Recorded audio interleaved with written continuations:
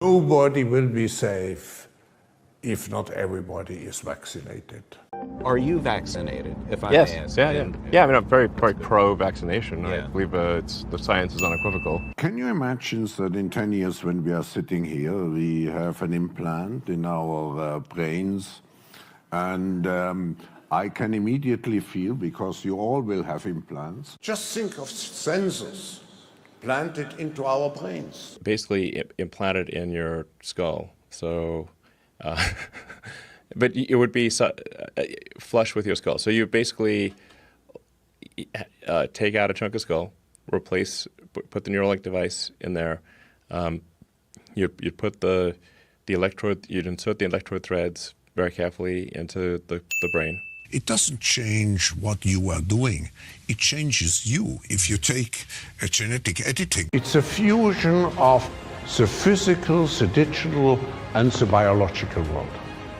That's really the essence of the fourth industrial revolution. A merger with biological intelligence and machine intelligence. An effort for man to merge with machine in a healthy way. Yes. To beat machines, you basically have to merge with machines. Most likely, yes. As work is changing, is a universal basic income really a solution to this problem? I think ultimately we will have to have some kind of universal basic income. And I think some kind of a universal basic income is going to be necessary. Decarbonization of the economy. Where are they traveling? How are they traveling? What are they eating?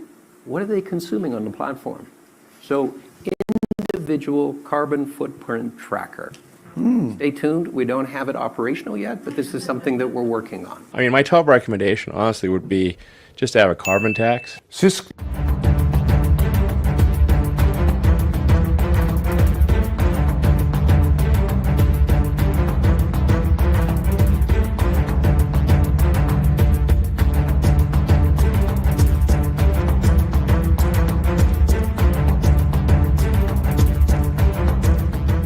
Welcome to the Daily Wrap-Up, a concise show dedicated to bringing you the most relevant, independent news as we see it from the last 24 hours. Thursday, January 23rd, 2025. Thank you for joining me today. I have a big show planned today. So really going to leave it very short to start today. I know a lot of you really do love the long, especially long shows for a show that's already quite long. But today especially, I'm going to keep it brief because I don't want this to be, to be honest, I want to make sure I get to everything I have today. And I, like anybody else, get tired after a certain point. So in general, as you can tell, we're going to be covering what's been happening over the last couple of days. And I'm actually really frustrated I wasn't able to get to a show yesterday because that was something that I kind of decided to put off the last show. I saw it toward the tail end of when I was prepping because it was just too much of a big topic to add last minute. And I just wasn't able, for a lot of reasons, to get to a show yesterday, which was frustrating because, I mean, of all things, this topic is something, we've been talking about for a very long time. Not just artificial intelligence, not just our mRNA, mod RNA, but the obvious intersection between the two. And I mean, as Catherine Austin Fitz is talking about, the control grid. I mean, that's what this is, guys. And let me put it as simple as this. Even if that's not what they think they're doing, that's how this can be still applied. And that terrifies me because of how obviously this is something that the power structures are rolling out. So we're going to go over what this was, the people involved, each one of them in their own special, uniquely terrifying way are people that even the conservatives and Republicans were calling out right before we could, just like everything else we're going to talk about today. I'm going to start with a bunch of things that I have to talk about today. Hopefully quick points, go through them as quick as I can, that are not as important as the larger topic we're going to get to today, which is going to be most of the entire show. The next show we do is going to be including a lot of how this overlaps, some points like that today, but foreign policy and what's going on with the ceasefire and generally in that larger conversation as well. But this has a lot of moving parts to it. The World Economic Forum overlaps, that Trump just spoke at Davos, how that, and on top of all of it, like this very muddied, incoherent, deliberately dishonest mainstream alternative media narrative that's just constantly trying to chip away at how flagrantly obvious all of this is. And even conservatives are more and more calling this out, which I'm happy to see because it deserves being called out. So before, just really in general, I recommend you if you, I mean, not this moment while you're watching right now, but if you have the time before or you're about to watch this and somebody told you, blah, blah, you know, I guess that doesn't make much sense since you wouldn't know I was saying this. The point is, get caught up on some of this information. What we've talked about in the past around Klaus Schwab and the World Economic Forum and the overlap of all of these, Whitney's long-term work, both for TLAV and Unlimited Hangout, about how this has been building, about how clearly each one of these people are involved in their own interesting way that intersects with warp speed, COVID-19, technocracy, transhumanism, and it just could not be any more obvious. Now, I'll leave it there to start because we have a lot to get to, but my God, this is some important stuff to talk about today, and I don't know how anybody can deny what we're going to go through from their own mouths, from their own agendas, from the obvious point that seems, again, the point I keep highlighting here, which will, of course, have some to end today because it's important to see the continuation of this. But how many people are continuing to not call out what has been the central focal point of seemingly the entire work, the body of work, as it rolls out right in front of them? And I don't know how else to see that other than this has been an ongoing long-term prep for where we are now. But I'd like to start with something very positive, obviously. Now, I included this in the show notes at the end of the show, at the top of the notes after the show. I didn't see this until we were done. And sure enough, this did happen right after, during my live stream. And that is the fact that Ross from the Silk Road, Ross Ulbright, was basically pardoned or commuted. Essentially, what's interesting about this is that this is something that is still being disputed around the partisan conversation. Like some people, even that what you would argue, even more right-leaning libertarian types seem to be of the mind this person deserves to be in prison or that he sold drugs. And it's amazing to me how uninformed people can be about such a basic topic because of all the propaganda around it. But I'm not going to get into all that now. We've talked about this in the past. The bottom line is this person is not a criminal. This is a person that, especially when we get into the top conversation about crypto a bit today, in regard to how it's the field, the whole ideology around what this is, it's supposed to be something that circumvents the power structures. And so in this concept, by creating something that is sort of a step away outside like the dark web or anything we're talking about in that field, that's something that is not necessarily legal just because they can't see it. But within this is where people then did things that you would call illegal. But then we get into the question about whether drugs themselves, so what does the government have the right to tell you what you can do with your body? It's a big conversation. That's not the point of this today. I just want to include that because it frustrates me that we're still having to chip away at that conversation too. This person deserves to be free. And I'm very happy to see Donald Trump do that, period. There's no caveat to it other than the ongoing general point about my worry that even positive things are being used by dishonest people in order to convince people that are also honest that they are honest when they're not. Now, that's just a worry. You can decide whether that's the case, and that doesn't apply to just Donald Trump. It applies to any powerful person that does that on a regular basis. And I am of the mind that's what they're doing. But this is a really good thing, and I'm glad that it happened. Didn't happen on exactly day one like was promised, but that's typical politics for you. Nobody actually believes that, but they love to make that the case. But this person made a good comment that I thought was relevant to bring up. He said, nice to see, and I think he's being snide about it, but nice to see you actually not criticizing something or skeptical. I can't tell. He follows me. I'm like, well, maybe that's, because look, are we really of a mind that there's not like an overwhelming amount of things to be skeptical and critical about today? Like the old saying, if you're not paranoid, you're not paying attention, or if you're not critical or skeptical, you're not paying attention. So I can't tell whether he's criticizing you or not, but I wanted to make a point because I really the thing is, yes, because almost everything I seem to come up against these days is worthy of criticism or worthy of ridicule because it is not what it appears to be. That's not everything, but again, I am very, very adamant, and you can prove it with the work we've done, that that's not some hypothetical statement. Every single day we see things that were pushed and screamed about bipartisan sides, left and right, that later turn out to be not the full picture. So there you go. And so that's the point. I simply said, this is what it looks like when real things happen and not just misdirection, misrepresentation, and hype. Glad you pointed it out since it happens so rarely. Two-party illusion. So I wanted to include that to start. One other person had a point. Said, you're the last person I expect to drive traffic to CNN, since that was the article I shared. And this isn't really relevant to what he's saying, but I guess it is because I want to make a point around that. I don't take offense to that. I mean, he follows me as well. And he said, it's almost more surprising than Trump keeping his word. I don't know why that would be the case. I think he's kind of trying to be funny. I said, I share it from the first place I see it reported, as always, as I always have stated, simply call that honesty. That's my opinion. And he said, you can do that. And, without basically giving the traffic and use the archive. I said, I look at it as a thing of integrity. I report the place I see it from first, whether that's InfoWars or CNN or Fox, which I hold in equally low regard. But I completely agree with your point. I can definitely do that going forward. So that's why I'm including the archive. But that's a fair point, right? I thought about it and said, yeah, that's actually probably should have been what I did right there. Nonetheless, isn't that a point that I think is important to kind of think about? Yes, I agree. CNN and all the rest, they're ridiculous and they're constantly lying. But for me, it almost feels dishonest to look at it and then jump to find something else to use that report. So because I don't know, I get both sides of it. But I think today more than ever, like I'm talking about with two-party illusion stuff and elections, integrity is worth erring on the side of, even if it ends up, you see what I'm saying? And I just think that's important. And it really isn't about CNN. I just think that's important to make that point. Now, before we get into everything else too, I will add from the title today, we're going to talk about a quick few other updates. Just ultimately that I think it's important, and I should have said this to start. I just forgot, and always things I write down and I forget.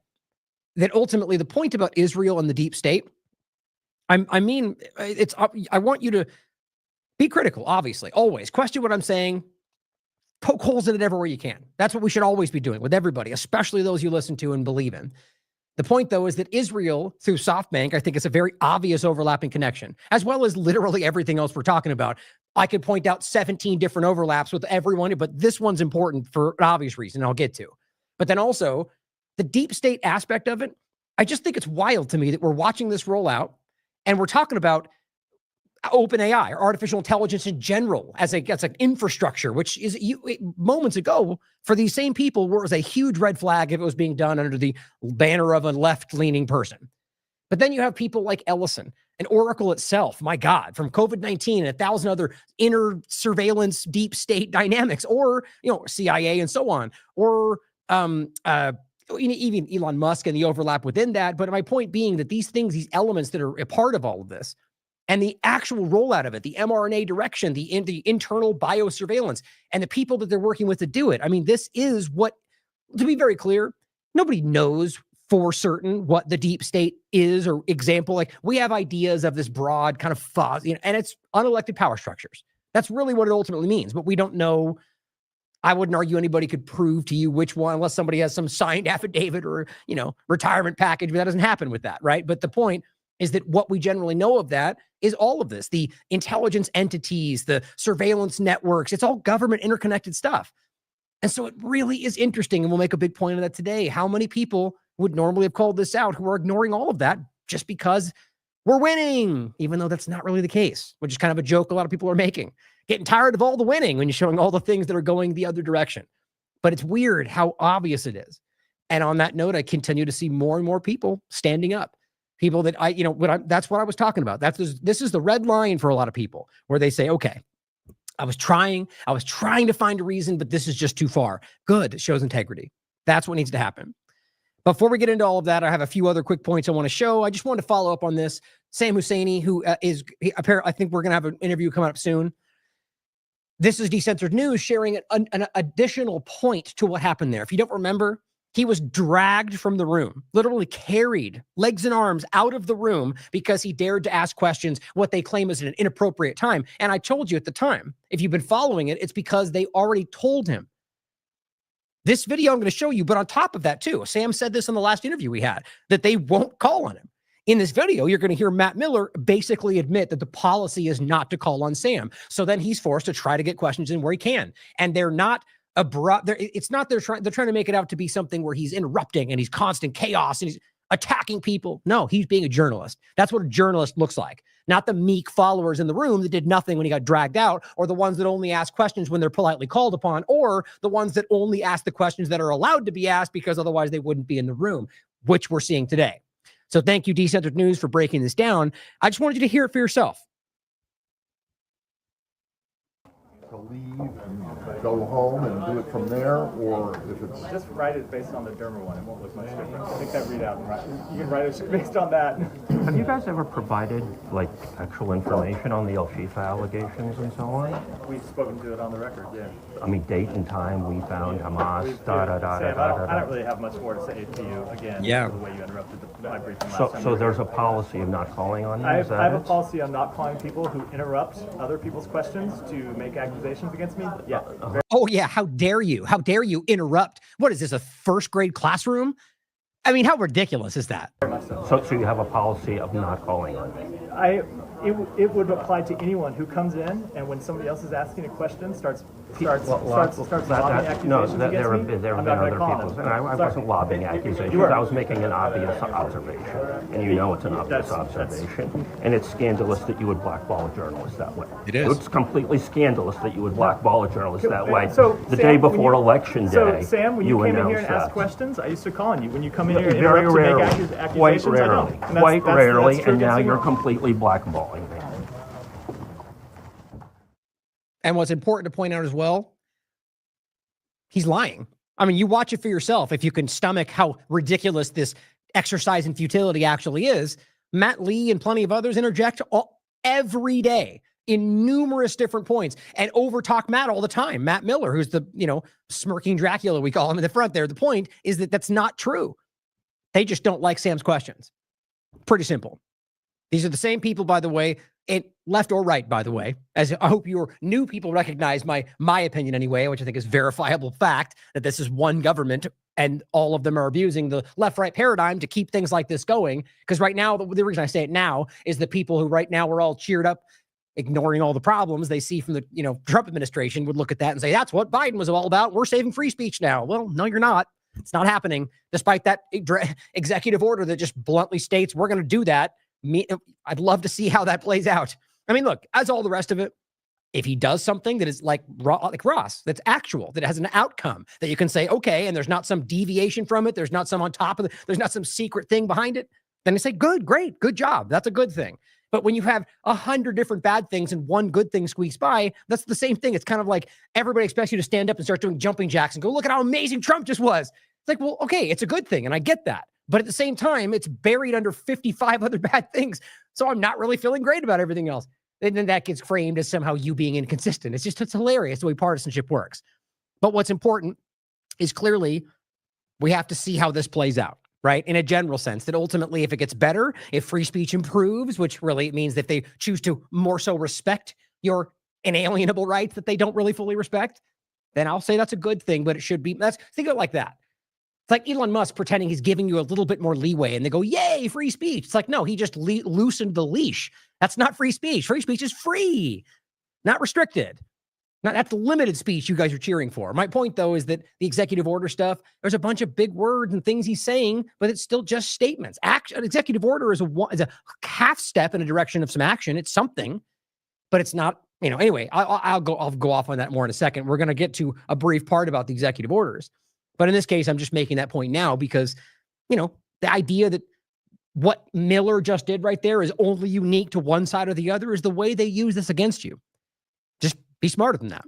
Now, another couple of points I want to show you. This is actually really interesting to me because there's so much going on and there's so many things happening that it's so much going to get lost. And this really frustrated me because we were just making a point about this from that Hustle BITCH guy that seemingly continues to lie about this in California and the fires being a lithium plant and that was a land grab, Maui 2.0. Here it is. That's what he said. And in the video he shared, it was explicit that it was a battery storage facility that were lithium batteries.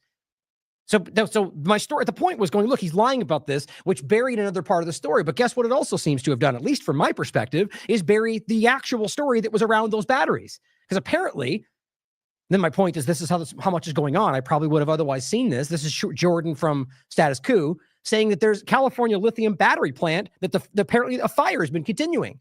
And it's lithium, and I guarantee this is causing all sorts of problems. And if you look at his report, people are having illnesses and sickness and issues, and it's like, God, every single day. Now, on top, whatever you think about the fire, that would change your opinion, obviously, on whether this was done. But even if it was done in some kind of deliberate way, which nobody should dismiss, who's to say whether this was meant to be burned or not? So it's hard to know if this was some deliberate thing. Regardless, it's causing all sorts of health issues. And I think it's important to highlight something like that and the lack of coverage of it from the corporate media while people are getting sick. So what's funny to me, or I guess sad, is that because this guy uses this for some other click share nonsense, stories like this get buried. Because otherwise you look at it and go, oh, that's that lithium thing. Well, this is the real part of the story. I just, I'm sure you can sense my continual, increasingly impatience with the partisan game, especially right now. Also, some other things you might have seen. Trump signs order. Now, I could have put this in the executive order part in a second, but I wanted to back it up with something next. Trump signs order to declassify files on JFK, MLK assassinations. Well, we already saw that. That kind of was floated the other day ago. But is this new? I mean, we heard this last time. And he released some files last time. What changed, guys? Did we suddenly expand our understanding? Well, we already knew most of this. And since then, even RFK Jr. said that the CIA killed his father. Guys, it's one of those stories like the reality of 9/11 or ISIS, Al-Qaeda being proxy armies of the U.S. and Israel. Like, most people seem to have come to terms with these things, just don't really like to say them out loud because some of the more blindly idiotic people in the world that pretend they're in the know like to call you a conspiracy theorist.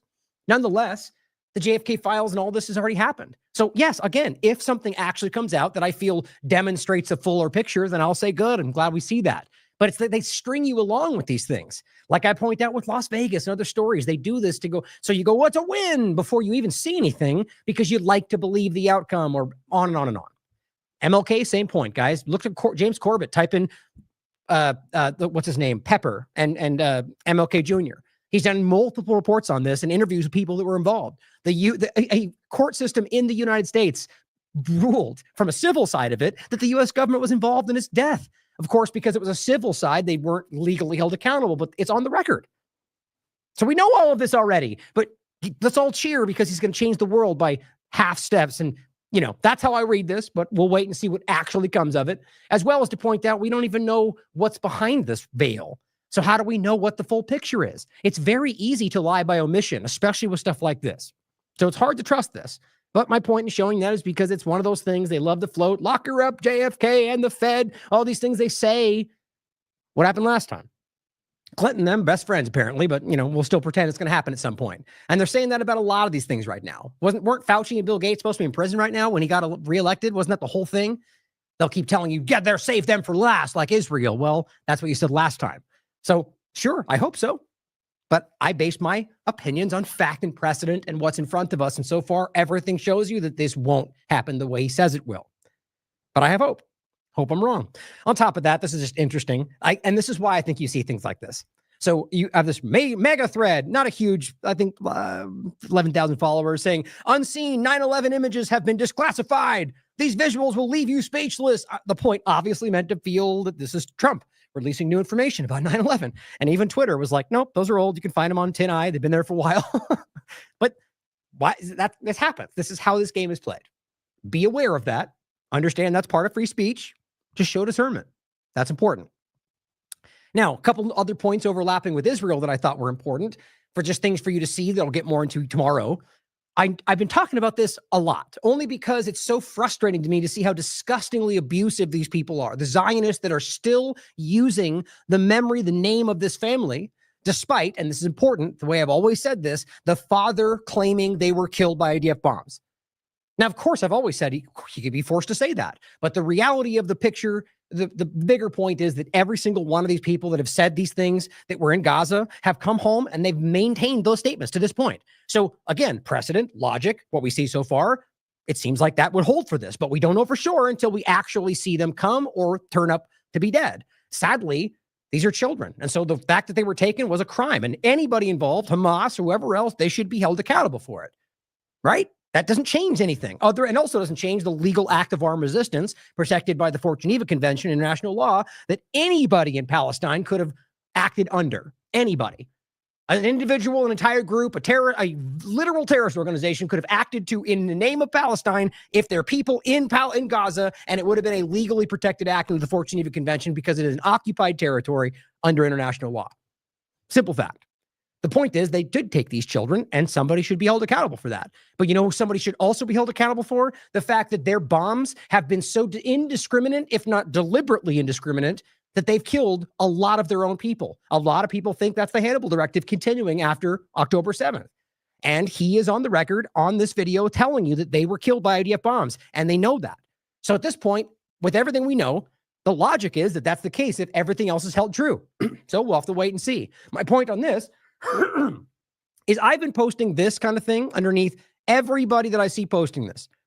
Think Aviva Klampus being like constant every other day, or Elon Levy did it for like a week straight, every day. What about these children? And they made articles about it because they're redheads and they think they're unique. It's about trying to manipulate Westerners. That's what it's about. And I simply said, all these Zionists continue to use the Bibas children for their genocidal propaganda, even though their father publicly admitted they were killed by IDF bombs months ago, which they verifiably know. They know he said this. This has been public. And the point is, even Dan Cohen, right there, the link, showed you that even corporate media was forced to acknowledge that, and they still lie about it. My point is today, a new article, because now it has to come to a head because they're apparently about to release everybody. Hamas says the Shiri Bibas and her children are dead. Many Israelis don't believe it. Well, see my point? What do you mean? At this point, the way you read this, if you read the article, they're making it sound like some new claim. It has been exposed, so it frustrates me. How long have I been pointing this out under all and posting it under all the prominent Zionist liars who all use these children to this very day, despite knowing this? It's disgusting. It's truly, truly disgusting, and it shows you the depravity of these people. On top of that, what also shows that, which overlaps with the current government in this country. How long, from the moment the ceasefire was even mentioned, before it even went into, quote, effect, whatever you think that means, as Israel's continued to violate it from day one forward, easily proven on video, that the U.S. government with Trump's administration made a deal with Netanyahu. That was reported through us because we read it through Haaretz, Ynet News, and through the mouths of people in the Knesset, even members of the Likud party that's Netanyahu's, openly cheering and saying, Trump said we could violate the deal in the second phase. Well, it turns out they're filing it way before that. But here is what even Haaretz wrote. Netanyahu's government and Trump administration greenlight Jewish West Bank terror. That's the leading Israeli platform. And as this person says, Haaretz publishes what we're not allowed to say. So the point is, guys, that clearly even Haaretz is telling you the Trump administration made an agreement with them to be able to occupy and annex the West Bank, which is what's happening right now. And on that note, I should have grabbed this too, as I talked about in the last show. Robert wrote an excellent article about that. The West Bank now is one of these focuses, but realize that it also includes other parts of this, so Syria's involved. There you go. Right? Lebanon's involved.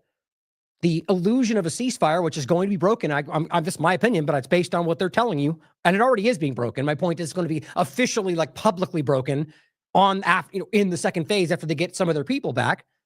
And that goes right back to Gaza then, which is already just deflattened and gone. But they're right now rounding up people in the West Bank. They're bombing the West Bank. They just shut off electricity to the West Bank. Guys, it's Gaza 2.0 starting all over again. So we'll get to that more tomorrow, but it sickens me that we're at a point now where this isn't the most obvious thing in the world. For most people it is, but the Trump administration making agreements with them to keep it going. And I said exactly what we reported before the ceasefire even began. It was all there to see if you're willing to look and not be blinded by partisanship. Now, on another note around this, Pete Hegseth, the rabidly prophetic Zionist supporter, pro-Israel, make Israel great again candidate, has been advanced through the nomination, even despite people from the GOP pushing back. What does that show you? Are you going to pretend like this is some Dem versus Republican dynamic when some of the Republicans are the ones pushing back and most everybody else, including, remember Marco Rubio just got confirmed 99-0. Where are all those Democrats that are supposed to be hating all the Republicans? The reality is, guys, they're all on one side, and it's not America right now. We need to start understanding what's happening in front of us. Glenn Greenwald points out, criticism of Israel is what's being censored. Now, this is Fire pointing out, criticizing Israeli government policy can now get you punished at Harvard. Now, there's another school I just saw, by the way, where they were also saying you're not even allowed to speak out, carry a flag. This is wild where this has gone. And look, you could argue you think Palestinian this or that. The point is, it still doesn't change the reality of what's happening. At what point did we ever pretend being told you're not allowed to say a word or hold a certain flag is, even a Nazi flag, as much as we could all say, yes, that represents hate and it's disgusting. In the past, it's been upheld. as you're right, even burning the American flag. And now we're at a point where they're basically rolling all that back for Israel, and we're still screaming free speech and liberty. Some people are. But today, Harvard adopted the expansive version of the viewpoint discriminatory IHRA definition of anti-Semitism, which basically means conflation with Zionism, or claiming Zionism isn't Judaism, which it is not, apparently is racist to them, denying the Holocaust, what, all these different things they put out there. Which the point is, whatever you think about that, you have a right to free speech and express whatever you think. Or if you just want to be hurtful, you have a right to do that. That's free speech. The point is that they don't like that. Now, who is they? Who do you think is making that happen? Israel. Glenn says the greatest amount of political censorship over the last 15 months in the U.S., legal, institutional, cultural, and online, has been aimed at punishing or repressing criticisms of Israel. Now, understand, he's not saying hatred for Jewish people. He's saying people that are going, Israel's bombing kids in Gaza. Oh, you're a racist. That's what's happening. Nothing is close, he says, and it's been cheered by lucratively branded free speech advocates. He sees it. Now, TikTok overlap. TikTok is now currently being censored at the behest of the U.S. government. The app is still functionally banned. They're removing free Palestinian content. Free Palestine. Free Luigi. Well, that's the CEO of the health conversation. Nazi lives do not matter, it says. Deleted. Do you hear the people say? The point is, Free Palestine is one that I think stands out to me, and there's even that's really circulating around it. But the point is, things that were once allowed are now being removed. Free Palestine or free anything should not be something censored. You have a free speech right, but it's also their platform and their terms of service. The point is that in this case, it's something that was the point. This is why it has to go away. We just talked about it. They're all on the record. Even Blinken said this publicly. Congressmen have been admitting this. I think Rolling Stone did an article about it. We got to stop the anti-Israel content. Okay. Now they take it and they pretend Trump brings it back. And then guess what? Now you're not allowed to say these things. I mean, it really does take a special kind of willful ignorance to not see what's happening right now. Here is naivete saying TikTok is dead. Free Palestine is now considered a symbol of hate. And it just shows you a live action shot of it. Free Palestine. And it shows the comment. Then all of a sudden he refreshes, it goes away. And then he gets the notification that says right here, the comment you posted. There, Free Palestine, comment removed. So they literally removed the comment. That's wild to me. Now, other censorship I'm going to show you in a second, but I want you to think about that. Right? What do you think is going on right there? And let's also remember that, where was it? Right here. I don't want to jump ahead too far. Yeah, right there. That the guy, the CEO of TikTok, was literally at Trump's inauguration. How does that even make sense with everything that they were talking about? It's not like anything changed, at least as we're told, right? They were going to ban it because CCP and surveillance, and then Trump just said pause for 75 days, brought it back around. Here he is, the inauguration, all good, right? So all that matters is you guys control the, that's what we've been saying the whole time. And honestly, I think there's much more going on behind this than we realize. I said that before, whether even amongst China and the United States governments, something's going on. What we're being told about this is not the reality, especially if we end up seeing Elon Musk somehow take more control of it. Either way, it is not what it appears to be. We're being manipulated, and it's very transparent to most anyway. Now, on another censorship point, I just thought this was interesting, and this is a very disgustingly sad image. If you haven't seen this, we'll talk about more. We already pointed it out, but in the next show, this little child was celebrating the ceasefire. Robert covered this in the article. What they basically did was pretend that there was a list they were supposed to get for exchanging for the ceasefire. Hamas said that there was some kind of an issue. They had delayed on making the list, and they ended up giving it to him, so many hours later. The point was that Israel claimed that because they didn't get the list, therefore they're going to keep bombing up until the last minute, and they were murdering people, children, civilians. And the point is that after the ceasefire moment, the time that it was supposed to go into effect began, they didn't start bombing immediately. They waited 15 minutes. They waited until just enough time until all these people ran out in the streets and said, hooray, ceasefire, and then they bombed them all.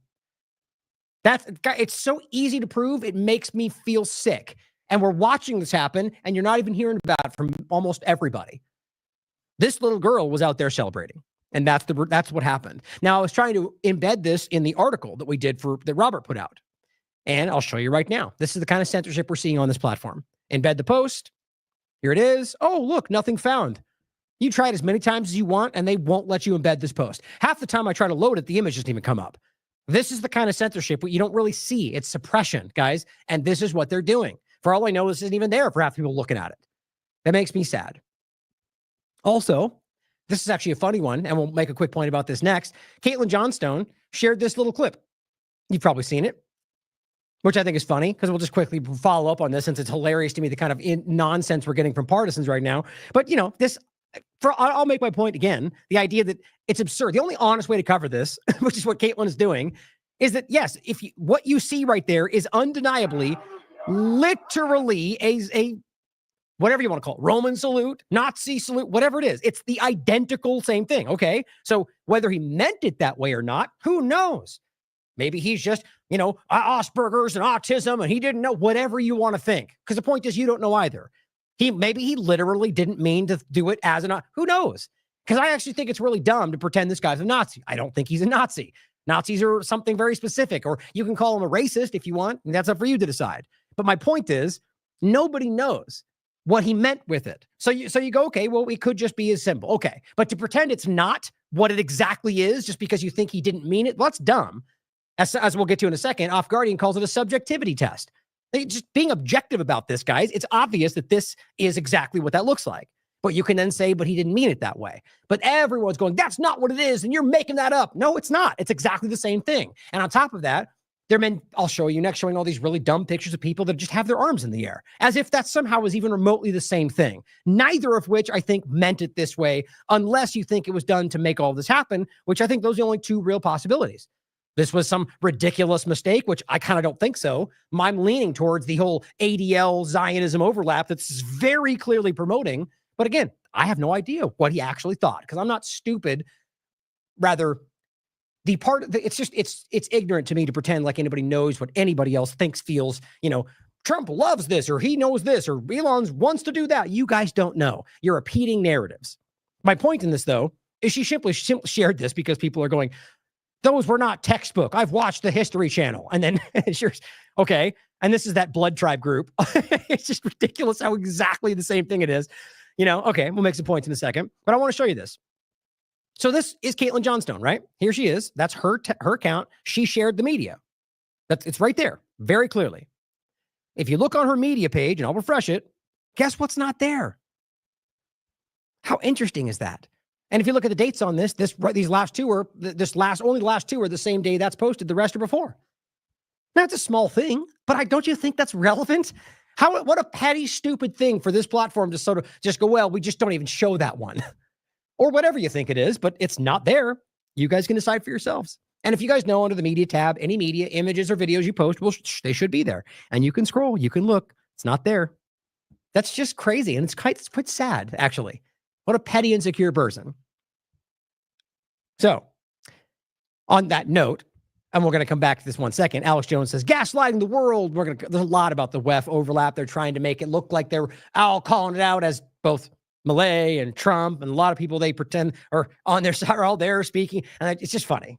Because it doesn't matter what they were saying. If it was Kamala and Biden, it would be like, they're part of it. And it's, you know how this goes. But he goes, Chancellor Olaf Scholz says that Germany supports free speech by banning free speech. Bombshell. And I said, sounds like somebody you know, bud. Doesn't that sound like somebody you know? Yeah, except you pretend he's not doing it. You know exactly who I'm talking about. But on that note, I just think it's funny. So this was the one I really shared when I first saw it. I just said, that's wild. It's just ridiculous. That it's obviously pretty damn aggressive for your heart, right? He slams his heart, he hits his arm, he bites his lip, and you hear him grunt when he does it. He turns around, he does it twice. Again, though, who knows what he actually meant? Or if it was done for this very reason, knowing the ADL would come and go, give him the benefit of the doubt, even though literally wearing a checkered scarf or a Palestinian flag makes you a Nazi in the eyes of that ridiculous platform. But this person goes, I think this is sending a love symbol. It's not a Nazi. It shows all these right here. All the Obama and Clinton and all the rest. And, and really not even, whether, funny enough, you could even pretend they're a Nazi more than Elon Musk, but still argue that what they're doing there is not the same thing. If you finally look it up, I grabbed the top two, and you can see that they're just simply talking and having their arm in the air. And, yeah, but who knows? Maybe you meant it that way. Just the same point. So it's equally stupid to pretend we know, but obviously to pretend that's even remotely the same thing as what he just did is also really stupid.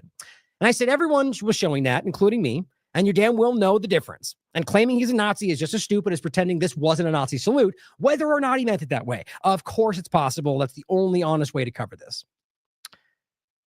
And then Caitlin doing the same thing responded to this, and he goes, so has Kamal and Hillary. It seems like a popular thing, saying they've done the same thing. But she goes, yes, all things are exactly the same as all other things. That's how we all live our lives. And again, you could just point it out. You know, you're watching them. So you've seen Elon Musk at the bottom, and here she's at the top. You don't have to hear her talk. But so that's right there. That's the thing. Arm in the air, making a point, and that's supposed to be, you know, it's intentionally dishonest, if not just lazy trolling. And then here's him doing his thing. Yeah, real close, right? And then lives a TikTok. Hey, AOC, care to explain? Look, I'm not of the mind they think that's a Nazi salute. What I'm saying is it's really silly of them to pretend that that is the same thing as what he did. It's a small point, but this is the level of dishonesty around all of this. And of course, even then it's funny because she shares the actual video, which literally shows that that's not what she's doing. Of course, cuts it to 4 seconds so it looks like that's a constant thing happening, and yet can't stop screaming about how you're cutting, which most people aren't even doing, Elon's, to cut out the part where he says from your heart, which he actually says at the end afterward, after 2 times of doing it, which is just funny to me. I just think it's so embarrassing. These people are in a grift forever because they're making so much money and influence off what's going on here. You know, I remember this account during COVID and doing things that I thought were somewhat important. At the very least, like in a comical way, still calling out things that were accurate. And look, even though it's not just because I agreed with certain perspectives during that time frame. I don't care if we were all talking about how the shots were killing people. If she was doing something, or he or whoever it is doing something dishonest and it wasn't accurate, I wouldn't have promoted it. But something shifted around this. And I think that's interesting to see. Not this topic, but, you know, post Elon Musk. Now, this one says, this is Jones doing the same thing. Bombshell video. Leaders of the Democrat Party pledge allegiance to Hitler. So obviously he's joking. I don't think he means that or thinks that, but they're playing into it. And of course, ADL says that it's not. Oh, thanks. I'm sure glad that he's taking ADL at their word. Isn't that what independent journalists are supposed to do? Groups like the ADL. But of course, they show the same thing. Wherever it is near. Yeah, right there. It's lazy.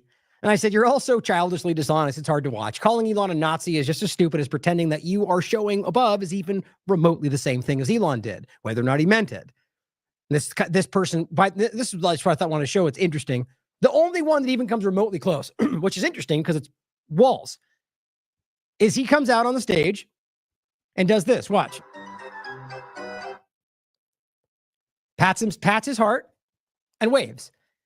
Now, again, that's the closest I've ever seen to what he just did. But that's still not even remotely the same thing. He taps his heart and he waves with his hand at like a 90-degree angle. It's just lazy to pretend like that's the same thing. But see, people are so desperate to hide from what they don't want to like, I think a lot of people are doing this because they're blindly supporting Elon. But I think there's a huge crowd of this that is so desperate to not acknowledge what this might show you. And what all that may be is that we're all being psychologically manipulated through some kind of larger agenda. I think that's largely most likely would happen. I don't think somebody could do that twice on accident. But I also don't think he's a Nazi. I think that's silly. But my point is, I think it's very clearly, well, you could argue through Zionism that you might as well be the same thing. That's a fair point to make, which we'll get into tomorrow or the next show. But nonetheless, clearly, it's just a game. And I just simply said you dunked on yourself here, man. It's not even close to the same thing, but so what? Now, on top of that, showing the woke right of it all, guess what? Evan Loves Wolf says, sorry, the conservatives told me they rescued free speech and cancel culture was over. Well, guess what? Sam Kuffel from CBS has just been fired for criticizing Elon Musk's Nazi salute or whatever you want to call it. Isn't that interesting? But you're not going to hear them freak out about cancel culture or anything like that because they're okay with it, which shows you the hypocrisy of the whole thing. Look for yourself. Now, it's interesting to me, though, because here's even New York Times reporting it, or excuse me, New York Post. Milwaukee CBS weather reporter Sam Kuffel fired after criticizing Musk. So if you read the comments, everyone's like, that's not what it was, and it's probably something else, and they just don't want to look because it's very clearly what it was. And it says that she worked on CBS, and she criticized him as a Nazi. And it says, it's basically cut to the chase. She says here, dude, Nazi saluted twice during the inauguration, which objectively is the case. Did he mean it that way? Same point. But to pretend it wasn't is just dumb. It really is. And then also says, it's a clip from Always Sunny. And he says, screw that old BITCH. He's a Nazi. And just kind of making a joke out of it, right?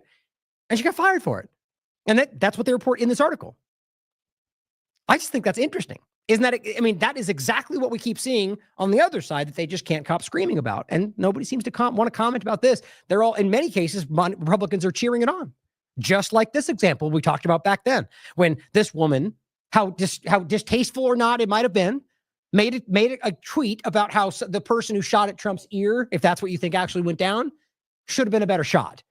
And yes, that's a insensitive joke. He's a human being. But they went after this woman, got her fired, and laughed and cheered it on. That's what happened. They literally, this person went there and filmed calling her out, lived with TikTok, made a big video about it, followed up, even called the location, and they fired her. That is exactly the woke right we're always talking about. Breaking, person no longer an employee. And they were a part of it the whole way, and I proved it on the show. While trying to kind of water it down afterward. That is the woke right. Now, on top of it all, after he does all that and the ADL comes in and goes, no, let's take a breath. We don't know. Elon could have been wrong. Give him the benefit of the doubt. And when have you ever heard them do that before? Benjamin Netanyahu says Elon is being falsely smeared. Elon's a great friend of Israel. He sure is. He visited Israel after October 7th massacre, the Hannibal Directive, of course, in which Hamas committed its worst atrocity against the Jewish people since the Holocaust. No, it committed against Zionism in Israel, as they stated, but you can lie about it all you'd like. He was since repeatedly and forcefully supported Israel's right to defend itself, otherwise known as genocide, and he sure has. Also, genocidal terrorists and regimes, this is where she's getting from. Oh, here he goes, the radical leftists. And it's funny, I was going to point this out the last show. The only way they can get you to look another direction right now is to fall back into the buzzword talking points, right? That's why he lurched into the pedophile, gangs and Muslims and European Union and there's very real stuff around that because and Democrat this and that, trying to get you to look anywhere other than he just censored a lot of people around the HB1 conversation or as 1B, I forget. But the point is, radical leftists are really upset that they had to take time out of their busy day praising Hamas to call me a Nazi. It's just lazy. Because most people I can see in Congress are not praising Hamas, whether or not they're supporting Palestine. That's pretty clear because it's politically inconvenient for them, even if they believe that. So he's making that up on top of most of it. There are a couple I've heard make some overarching statement, not, I support Hamas. Maybe they have. It's certainly possible. But it's also a group that's funded by Israel, so that should matter. But he's trying to make it out to be Nazis versus Hamas, as if they're the ones. They're not. That's a lazy argument. Zionism and Nazism are damn near the same thing, backed by the actual, you can even go back to Sabbateanism and one of the foundational elements, or the fact that they literally align themselves with Nazi Germany. It's literally in Wikipedia. Haaretz wrote an entire article about it. I'll cover that more tomorrow. And I have many times already. But what's funny, the radical leftists are mad because that's all you can do. That's the best you got. And clearly Benjamin Netanyahu is playing his role. And he goes, thank you. And then Kevork Almacian, who you should be following, he says endorsement by Benjamin Netanyahu is not the flex you think it is. How embarrassing. But of course, this is important because there's more lies on top of this going around, which all that serves to do, and I guarantee, my opinion, but I very strongly feel there's a deliberate action happening here, because if you pack it on all sides with things that you can actually prove are false, many people then bury it all like it's false. So this person shares, like a lot of people are, a fake tweet that says, what can I say? I got caught up in the moment, but I wasn't Sig Heil. Why would I pledge allegiance to a nation 80 years dead? Why would I lionize a subdued and failed state? MAGA is the future and will, in fact, succeed in all ways Nazi Germany failed to. Now, it's actually well done as a lie because it's not as clumsy as you usually see. You could argue that might even make sense because you could even argue you would say that and not even mean do the Nazi things, but just say we'll succeed because they're a terrible group. My point is it's not real. But it worked because a lot of people fell for it. And then they go, oh, it's fake. And then they start to pretend like the whole thing was a ruse. I think that's important. Musk did not post this. And I that recently popped up. I simply went through the effort, frustratingly enough, after I saw that, before I saw this, just searching for it on his platform, which is hard because I've already proven to you half the time you can search for something. And if they don't want you to see it, it doesn't even show up. But then they did the fact check. But even then, maybe they're just lying about it. My point is, based on my due diligence, I don't think that's a real tweet. But that's how it works. Now, Off Guardian, I'll leave with their point on this segment. The Musk Nazi salute is one of those subjectivity tests, like the blue dress that some people thought was white a few years ago. Except this is curated and engineered. U.S. politics has become two camps that will never agree on what they see because they literally no longer see the same thing. Really interesting to think about. Like psychologically speaking, we are being manipulated to that point. He says the Off Guardian says they live in partitioned realities. Very well said. That's important. Much bigger, especially then once we get into, I don't know, there's so many ways to frame it. An alternate reality, whether metaverse or digital ID, all these different where this is going, the artificial intelligence concepts that we're going to get into opens this up in a way that it becomes hard to even grasp, wrap your mind around. Now, another point I want to get into before we get further into that, two more things really. I want to talk about this January 6th follow-up, WHO, and some of the executive orders. Where are we at? Okay, that's not bad and then the rest of the show is going to be the focus on the main topic. So January 6th, as you already know, the failed false flag meant to blame Russia and you using the CIA-grown Azov battalion, or the other one I followed up with, it's probably down below, was always a government operation. This should be undeniable at this point. Now, what I want to follow up on is not that. Just include this so you can understand that, as well as the Nazi symbols and the Azov movement, which should be very interesting right now. And I'm not going to get into the shooting today. That'll be probably tomorrow as well in Nashville, or rather outside of Nashville. But interesting how this guy is in images with Nazi flags and doing a Zig Heil, and look at the timing. It's very interesting. Radicalization through 4chan or whatever we're talking about. It's like we're being played. I'm very convinced about that. That's not even to say this guy is part of something. Everything can be used, but these things are being manufactured. I think we can prove that today. But coming back to this. Oh, yeah, and the other article I think is important. Zionism versus Nazism. Israel's connection to extremist ideology and the ADL's history of faking Nazi marches. That's one of the main reasons I included that. And again, more of this tomorrow. But the idea of actually faking these things is something the ADL has been caught for more than once. In Chicago once. I mean, I've covered this already. More tomorrow or the next show, in case it's not tomorrow. The reason I bring it up is, well, first in the context of January 6th. So this is Alex Jones talking about this on the 21st. Infamous DC gulag dungeon keepers defy Trump's pardon of January 6th hostages. And this caused a lot of chaos. People were really upset. People were talking about action and legal action and physical action. Now, my point at the time was, well, hold on, like this just happened. Clearly, it does not just, there's a process to it. People have to be released. And I even argued still that I bet you they drag their feet just to stick it to them, because these are individuals that probably have a partisan perspective, because most people are played that way. And so I said, if they don't get released more tomorrow, right? This was on the 22nd. Well, then we should talk about it, right? Now, what did you notice? No, it just went away. Right? So it's not there wasn't this big, oh, they're still arrested, it's still gone. Okay, but there also wasn't, oh, looks like they're all released, everybody can relax. Which is what you damn well better do if you push nonsense like this, like we've seen before, like the drones, like the every other day about the inauguration, false flag attacks, and everyone's coming in the deep. It didn't happen. Well, then you better stand up and go, well, it looks like I was incorrect, which is what you can count on from this platform. I've done it many times. We're all wrong at some point. But my track record shows how often how unique that is in the long run of everything we've done. But yeah, I've had plenty of things that I've had to follow up on and say, oh, looks like that was wrong. I misread this, or that was wrong. Important though, because here's what actually happened. Now, to the best of my knowledge and what I'm looking as everything I could find based on, and the reason I'm even saying that is because today it just seems like some things are seeming almost intentionally very, very difficult to find. But here's what I found. Oh, and this is on the 21st too. And then I wanted to show this because this is what you were getting. He's going, shocking January 6th development. DC prison guards suspend the release. All they really said was that they were processing. It's the end of the day. We'll do the rest tomorrow. And that's how that got framed. This guy, everyone down below, we know who he is. Where does he live? That's the kind of thing that was happening. Crazy, guys. And so if you want to even talk about how January 6th could be engineered to drive people to carry out violence, which is what I believe it was, even though they didn't take the bait, thank God, not, other than some specific examples. That's what we're talking about. And Jones played his role just like everybody else. And so here we are doing the same thing, trying to get people in trouble yet again, it feels like. But, oh, wait, one more point, actually. And this is on the 21st as well. This is the kind of nonsense I'm talking about. Now, shouldn't be something you dismiss. Of course, it's possible. But this person goes, folks, it gets worse. Right. Based on what? A report going around. A report from where? Don't worry about it. Here's text on Twitter. Reports that Muriel Bowser is refusing to release the January 6th defendants because their bodies show signs of torture while in custody. Oh, maybe you're confusing that with what's going on in Israel. It says she wants the injuries, broken bones, and black and blue faces to heal before releasing them. Based on what? Think about that crazy claim, okay? And then guess what? Well, they got released, as far as I can tell.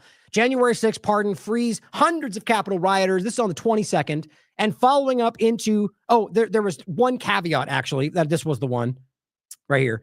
Final wave of January 6th prisoners released continue. Okay. So at the very least, I'm going to show you the one caveat that I was able to find, which I'll point out that I guess it's possible there's other individuals that have some other hitch, right? Also remember that Trump didn't even say he would release everybody despite statements publicly. If you read the information, they still have a carve out for specific, violent aspects of it. They made that clear. So if he just doesn't speak up again about it, these people will carry on thinking they're refusing to let him go, and he gave pardon to everybody, which I don't think is the full picture. Either way, at this point, it seems like everybody is being processed unless I'm missing something else. On top of that, here's the caveat. This one's from today. It says prosecutors not dropping charges of failure to appear. And I guarantee you this gets used. Now, that you could argue this is political games, certainly could be. But if Trump didn't explicitly pardon them for what this is, which he could do tomorrow too, by the way, then I'll read it to you first. So it says the two accused U.S. Capitol rioters, Polk County, remained in jail Thursday, and that is today, despite receiving pardons. And it says federal prosecutors indicated Thursday that while they are dropping all the charges related to January 6th, because that's what Trump signed, they are not dismissing charges of failure to appear in court, which is an interesting point, right? Because if the charge is gone, what does that even matter? That's what I would argue. But this is them being their typical bureaucratic manipulators. The point being that they didn't show up in court, so they still violated this, our authority based on something that we now say is invalid anyway. So my point is it shouldn't matter. They should be released. That's what I think. I honestly have very little respect for these kind of things anyway, but the point is that they're going to keep them because of this charge, which technically is correct. And so I think what's interesting is Trump is either going to do nothing and they'll make a big stink about it, or they'll pardon them tomorrow on top of that. But the overall point is all that big screaming hype about whether they're holding all the January 6ers and they're going to keep them because Democrats turns out to be another nonsensical hype push to get people all freaking out so they ignore what we're going to talk about today, amongst other things. I think that is damn well easy to prove. Now, on the WHO point, which is another one, by the way, all these I'm highlighting are things that are getting kind of blown out of proportion in ways that I think are meant to distract from what this really is, the rollout of this AI control structure that we've been talking about. But Whitney pointed this out. This was in regard to, and it's so funny how people desperately go after Whitney for being accurate. Weinstein seems to be obsessed with trying to dunk on her, as she calls it, even though he's consistently incorrect about what she says. Seems that he hasn't even read the work that he criticizes, which seems embarrassing. But that seems to be more than because he seems to be a smart guy. He would know that somebody would be able to read it and look and say he's wrong.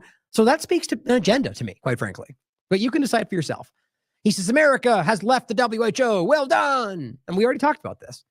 Well, all the point that Whitney made, Derek made, and the same point that we've talked about is, okay, well, I argue that's a good thing. But last time, all that happened was he pulled out of the WHO and there was millions going to them. And then money got redirected. And the point is, this is where people make claim that there's inaccuracies here. Now, to be more specific, under Trump's administration, Trump pulled out of the WHO, which is funny because then Trump did that, even though that's his administration too, but he did do the action. Then under his administration, more money went to Gavi, as I'll prove to you in a second, than was ever going to WHO. Gavi being the lead funder of the WHO, and that's Bill Gates. And that was through USAID. Okay, so the only point we're making, and you could argue that Trump didn't know that, that's certainly possible, but that seems to be kind of a wishful thinking tactic, because if it's Biden, well, apparently it doesn't matter. And even though we can argue he's senile, of course, anything that happens in any stretch, as far as you want to look in the administration, is his responsibility. Well, I would agree with that, but see how that doesn't get applied both ways. Whether he knew about it or not, that's Trump's administration. But I argue it was very clear that he was involved, and I'll read it to you directly from Derek's article, which the source material is there. So I really think this is more of like a misunderstanding for some of the people in the chats, because somebody in the chat actually, and I think I've included it, had a really well thought out, thoughtful response about, and you could read it. I hope you read it for yourself. It's long, so I'm not going to go through it now. That's why I even didn't get into it and like responding, because it's like, I'll read it to you. I don't think Twitter is the place to have these long form conversations. But nonetheless, the point is it's like we're missing the larger point, which is that however it happened, the only point we're making is that more money ended up in the hands of the WHO through Trump's administration than was originally going to the WHO directly. That's the only point. And yet it gets taken. I think people just have an interest in going after her to try to make it seem. And it's like not the person I'm going to highlight next, because you can read it for yourself. But largely the conversation is about just going after her to kind of make themselves look better. Typical. Oh, is this the... Oh, okay, it's right here. So Robert Malone shared it, supporting her, saying Whitney Webb provides a sober reality check. Which I'll be honest, I mean, I've said it already.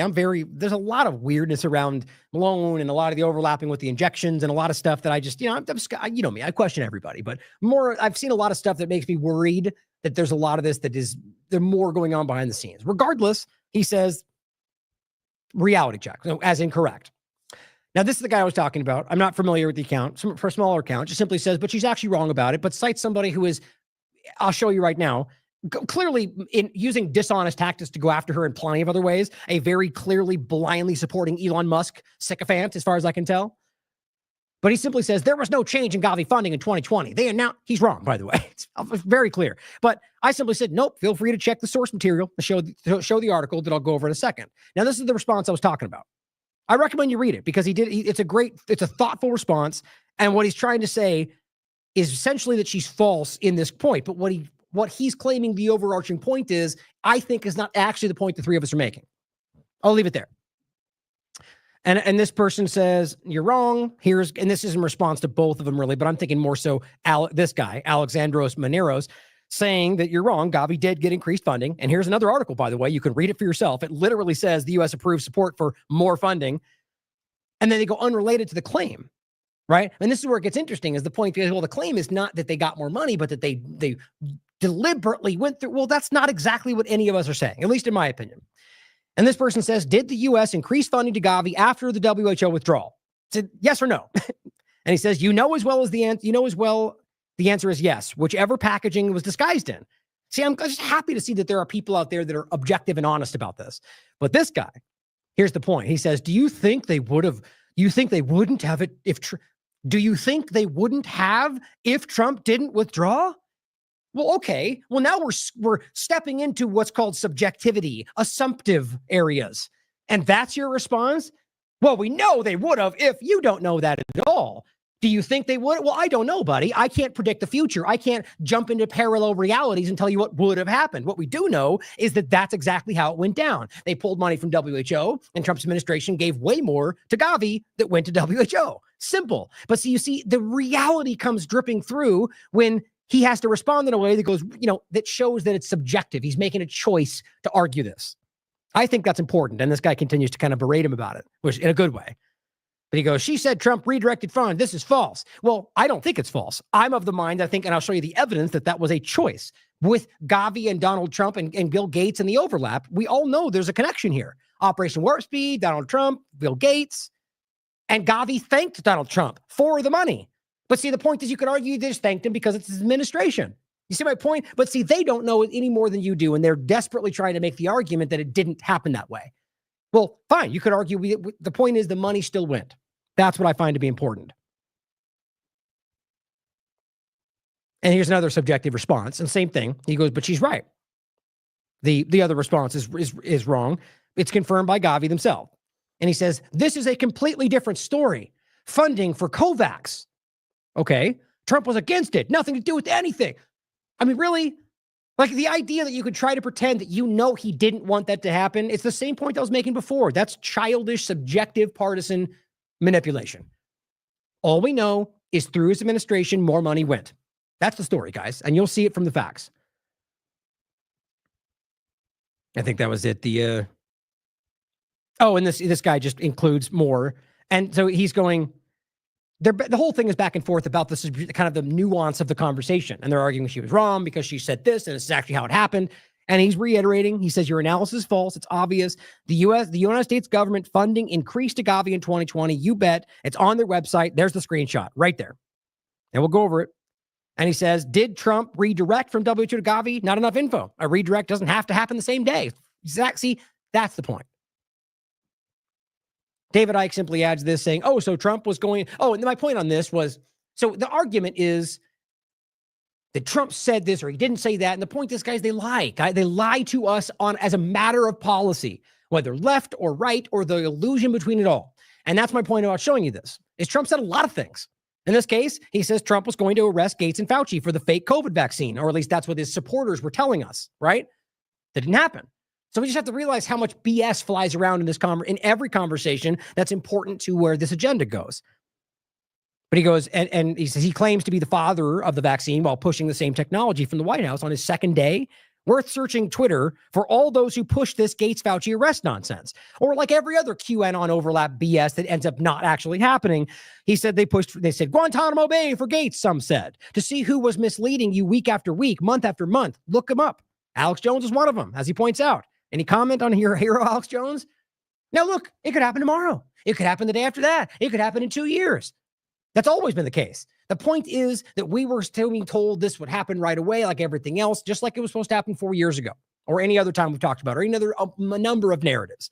At this point, I think it's quite obvious. After we had a great meeting with Gates at Mar-a-Lago and everything else, the evidence continues to show that's not happening. But yeah, you could always make up some story and say he only did that to make him comfortable, so he'd get him later. You're playing fantasy at that point. Certainly could be. But here's the article that Derek wrote, 2020, July 7th. Entitled, Vaccine Bait and Switch.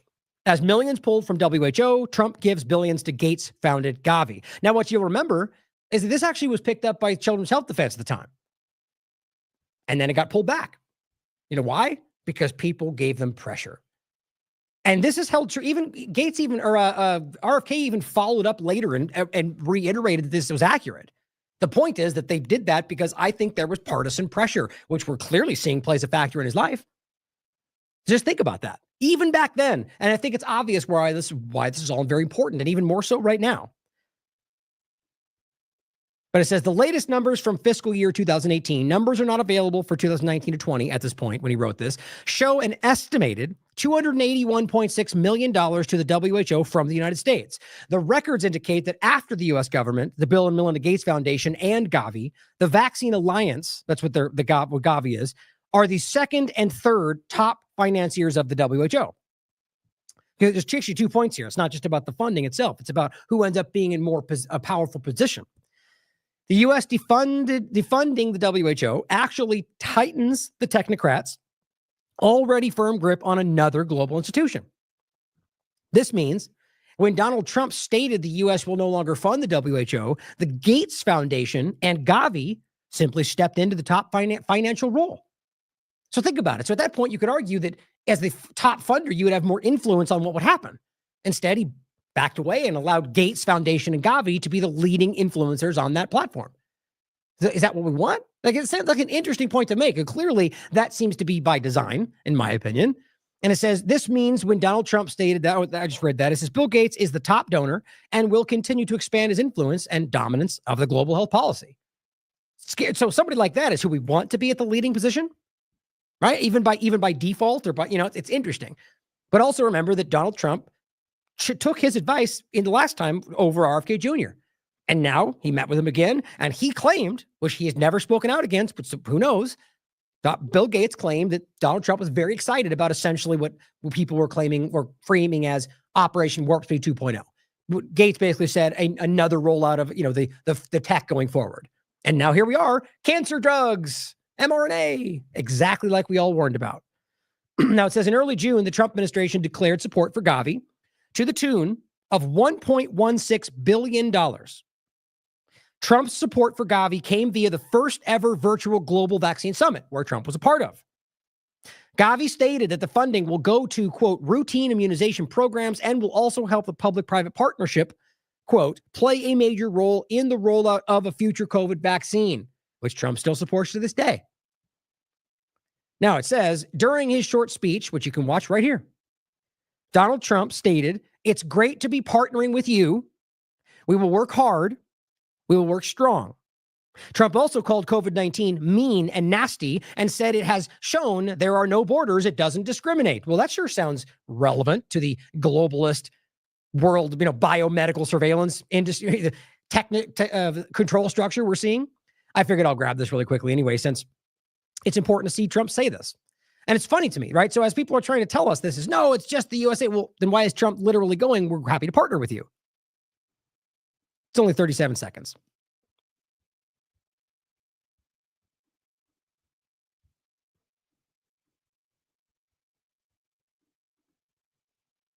Gavi operates with great transparency, and Boris Johnson is somebody with tremendous respect for you and everything you do.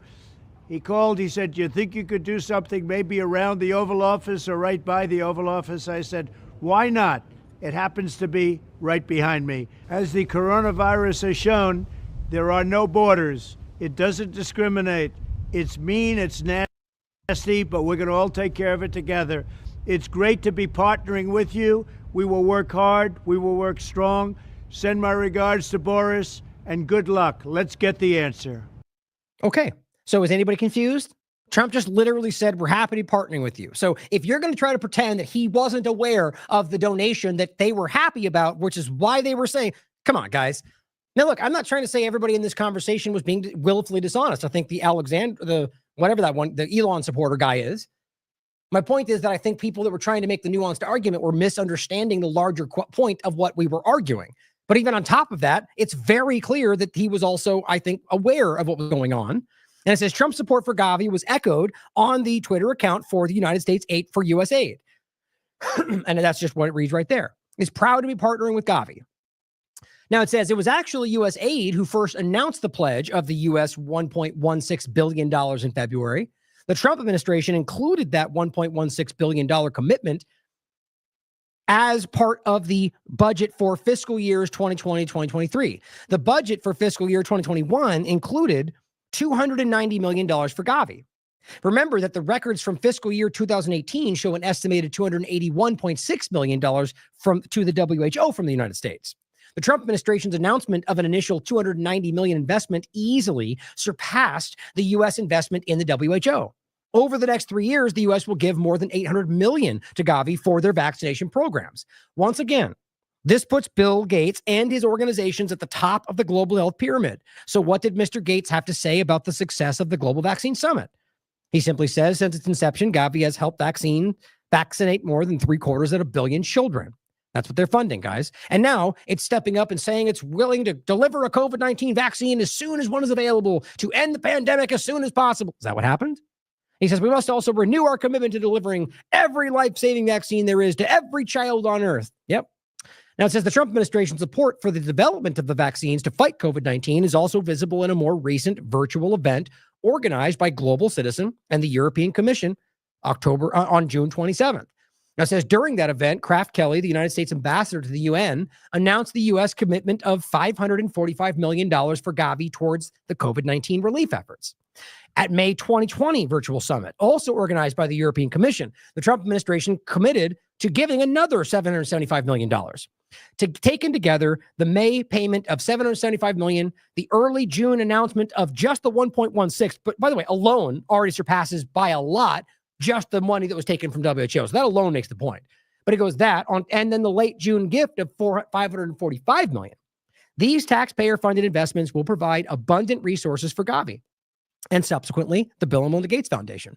These funds easily outweigh the paltry $281.6 million the U.S. was giving to the WHO. That's the only point we're making. You can take whatever you want else from it.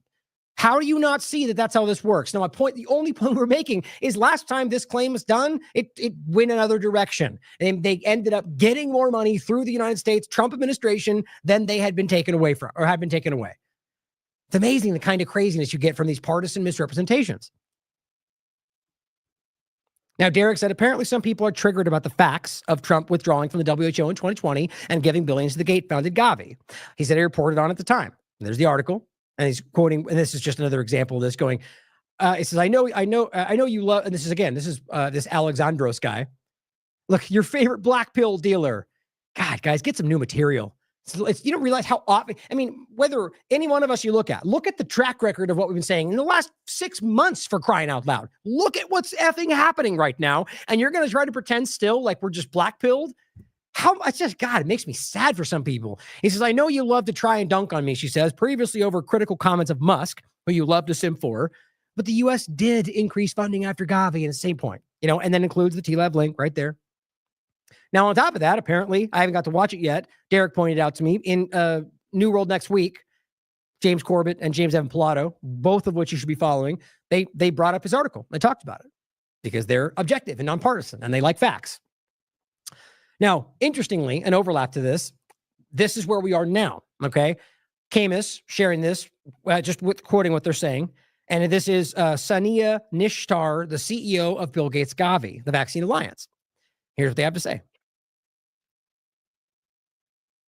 Going forward, we are entering our sixth five-year strategy starting 2026. We're accelerating our work. We will reach more children with more vaccines faster than ever before. And not just more children, more individuals, because we have vaccines we have the HPV vaccine for adolescents as well, and who knows, the TB vaccine is on the anvil. And we are significantly accelerating our work.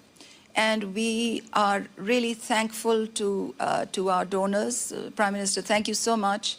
At the launch of our investment opportunity, the government of Spain announced that it will at least commit to a 25% increase. We're extremely thankful to you for that.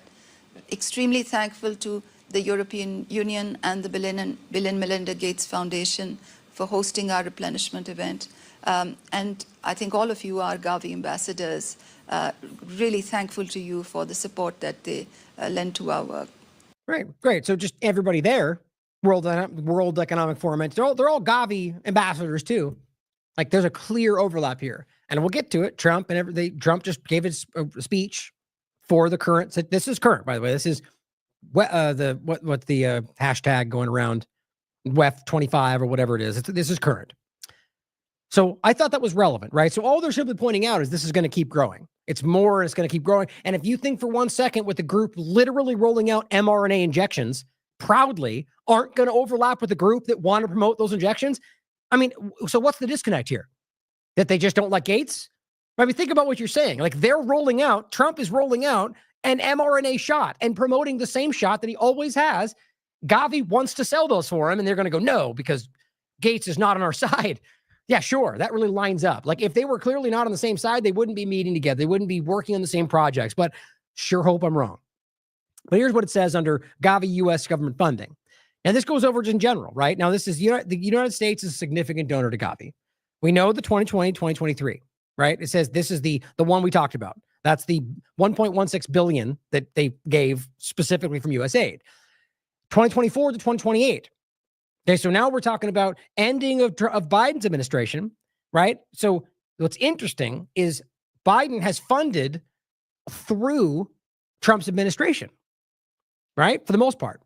So you can, again, if you understand the way I view this, and I think it's backed up by the facts that whether they have their differences and partisan wedge issues, these people are in one agenda, and they're using partisanship to keep you divided. My point is that it's important that if they need to fund it, they can't have Trump do it because then we'll call it out. So Biden funds it at the very last minute all the way through his administration for another $1.58 billion. Now, my point is if Trump didn't want that, he could revoke that because it's not all in one lump sum. It comes across so we'll see if he does that. And if he doesn't revoke it, I think that says something. I think you know what will happen. But it says it's the first ever 5-year commitment. First ever. That's my point. Why do you think that is? I think it's obvious what we're seeing right now. Then it goes on to point out on this 2020 supplemental funding is, overlaps we already talked about, Derek's article. But then it goes 2021 to 2025 work plan. The U.S. government continues to support Gavi's ambitious New York plan for 2021 to 2025, which includes immunizing an additional 300 million children and saving over 8 million lives, right? So the overarching point here, guys, is this is going through Trump's administration in multiple ways. If he wanted to stop the funding for this, he could. And I think that's a relevant point to keep in mind for where this goes. So it's funny to me how that stuff gets so muddied And the reality is, it's all, I think, at some level, not every person knows they're part of it, but at some larger level, trying to suppress information that highlights the problems of the person they want to be their hero, their savior. Now, this is where we get into the overlapping executive orders before we get into an article that starts this main point. And this is one thing we're going to get into in a second, but it's just because of what somebody shared. And this is Naomi Wolf saying, AI and cancer mRNA vaccines right out of the gate. Really? It's just like, and I'm just trying to make a point, but it's like a lot of this stuff. It's like, guys, damn it. I said, well, many of us tried to warn everybody a lot, waving our hands, doing jumping jacks well before the election time frame and got called names for it. And here we are. Now, I simply said, how about we just work together to stop it now? Right? Let's make this happen. And I just think it's so many people just don't want to see it. I'm not even talking about her, just people out there that just choose to ignore because it's uncomfortable. But Pauly said, the trouble is they'll be on the next thing in a couple of hours. Elon will do something in public and actually the actual danger to our society and economy, lives will be old news. And she's right. But what's interesting to me, this person comments saying, but CNN says Trump is okay now. I said, what? That's okay. That's what, I'm interested in the continual realization that they're all doing the same thing. That's my opinion, but I think it's pretty interesting when you see this. There's CNN, guys. Now, this article is about a lot of things. It says why Trump's 2 days in the White House feel like a full term. But here's what they say about this. More organized this time.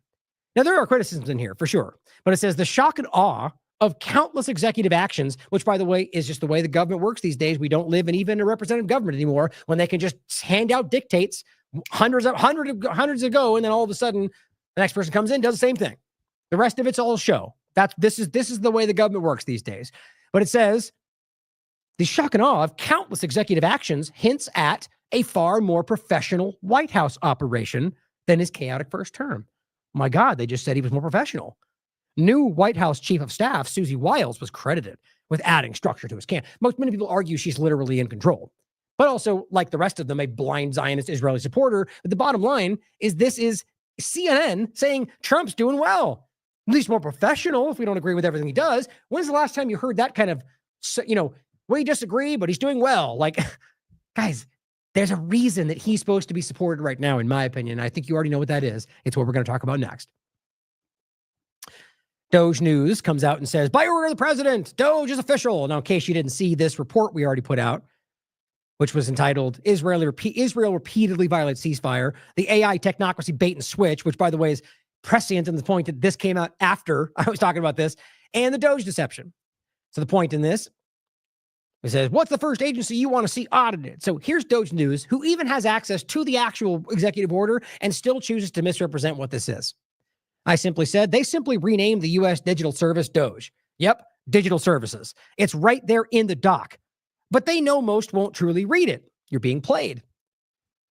Nobody even cares. It's crazy. Probably suppressed by Twitter. The bottom line is that that's not what it says, guys. It literally, no, who knows what could happen going forward. But right now, it's just the U.S. digital services that has now been renamed Doge. That's it. And on top of that, that they are openly involved in digital IDs and digital infrastructure. That's what that's what they do. And on top of that, you can read it, and it pretty much indicates that they're not going to completely get rid of, they're going to they're going to get rid of things they don't like, but they're going to hire on. It literally makes the point that it seems like they're not going to do it. Well, again, it's when action starts to happen, we can talk about it more. I guess based on what they say in there, I'll predict that all we do is see growth of government under the guise that will help reduce, create efficiency. We all know this, guys. It's really basic stuff. Now, here's another one. And this response says, can we do the IRS and then abolish it because we have a new agency, External Revenue Service? Oh, see, it's funny. The point was I just simply said the same thing, that they're using an external revenue service, right? So now you don't just have an internal revenue service. Now you've got an external revenue service just in case you're on vacation somewhere else. Or no, excuse me, it's about tariffs, but how much you want to bet that's how it works out. Now, Trump signed an executive order, you might have seen this, suspending all foreign aid for 90 days, right? Everyone said, see, he's trying to change he's going to stop all the wars. But guess what most people didn't notice? Way down in the fine print, except for Israel and Egypt and Jordan, who are equally involved with what's going on. Think about that, guys. So you're going to pull back and say he's the peace candidate and he's stopping the wars and he's not going to keep the Israel war going and all these lies and promises. And he's the first thing he does, No more foreign aid. Never goes, see, except for Israel. That's actually what just happened. It's just incredible to me. Buried in the fine print was that Israel and the United States Arab shield puppets regime of Egypt and Jordan are exempt from the order. So Trump made sure they would keep funding the genocide. Probably part of the secret deal they had. Craig Mulkiver points out U.S. Donald Trump on his first day in office has already perpetuated an act of genocidal complicity, signing an executive order to protect from sanctioning Israeli settlers, some of which have done some of those horrific, disgusting crimes since October 7th that you can even, that's the rape, the burning alive, the torture. But that's an act of genocidal complicity. Now, this last one, this is in regard to the, this one was called the Protecting the United States from Foreign Terrorists and Other. I kind of made a joke about this, but it's really, it's interesting. So if you read this, it simply says protecting the United States from foreign terrorists and other national security and public safety threats.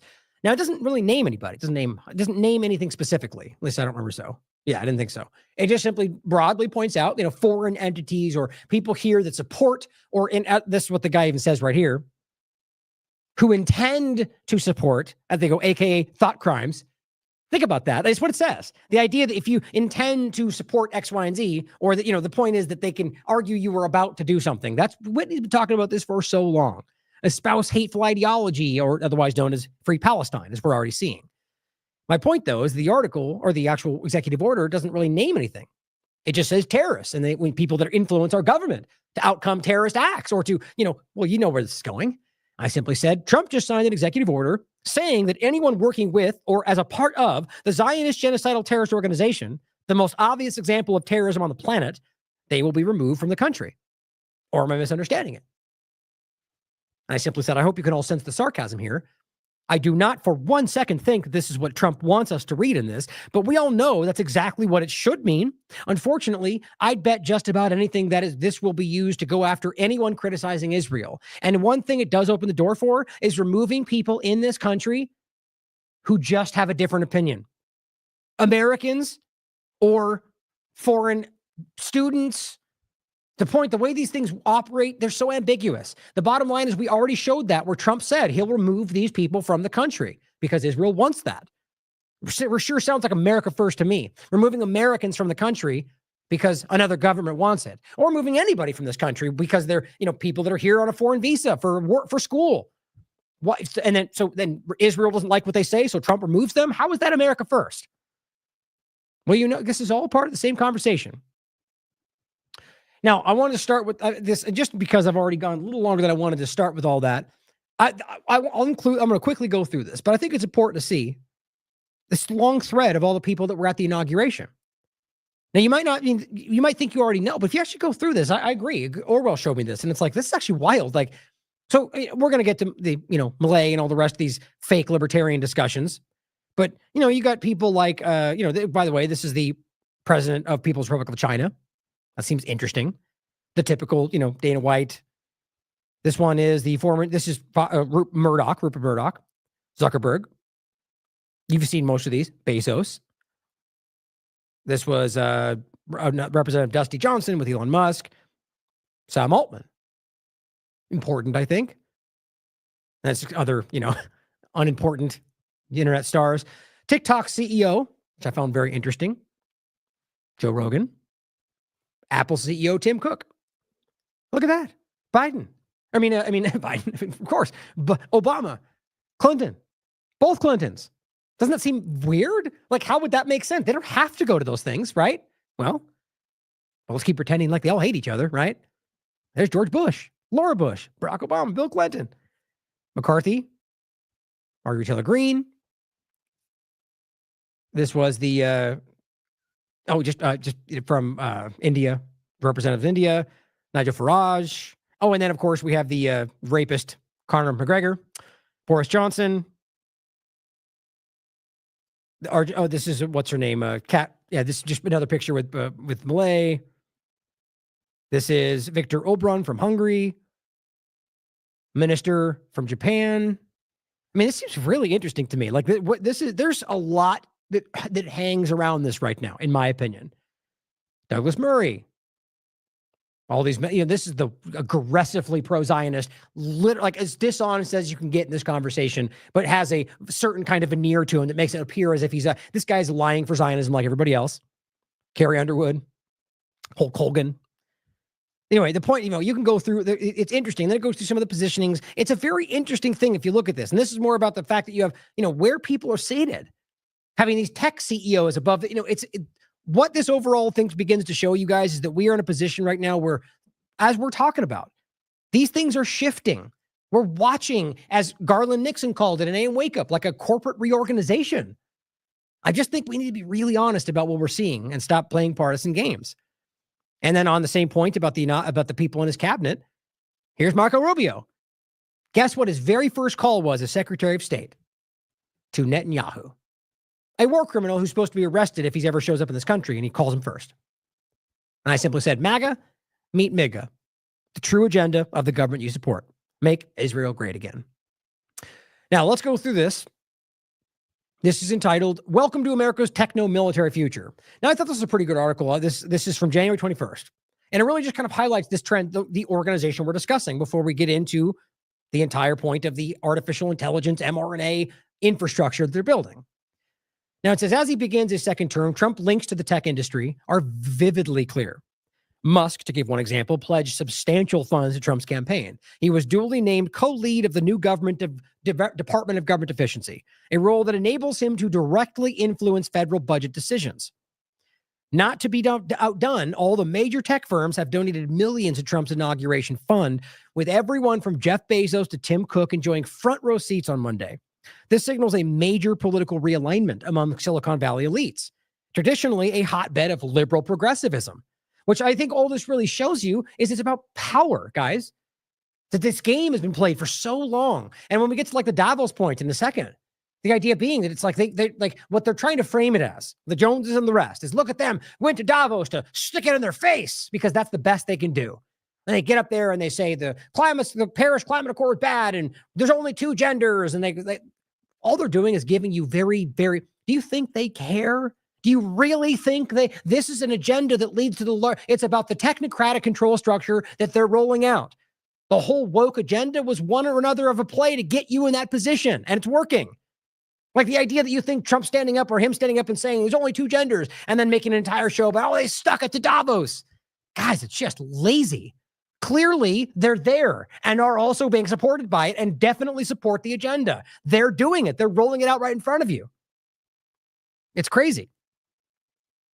But he goes on to say, all of them there, the signal is a major political realignment.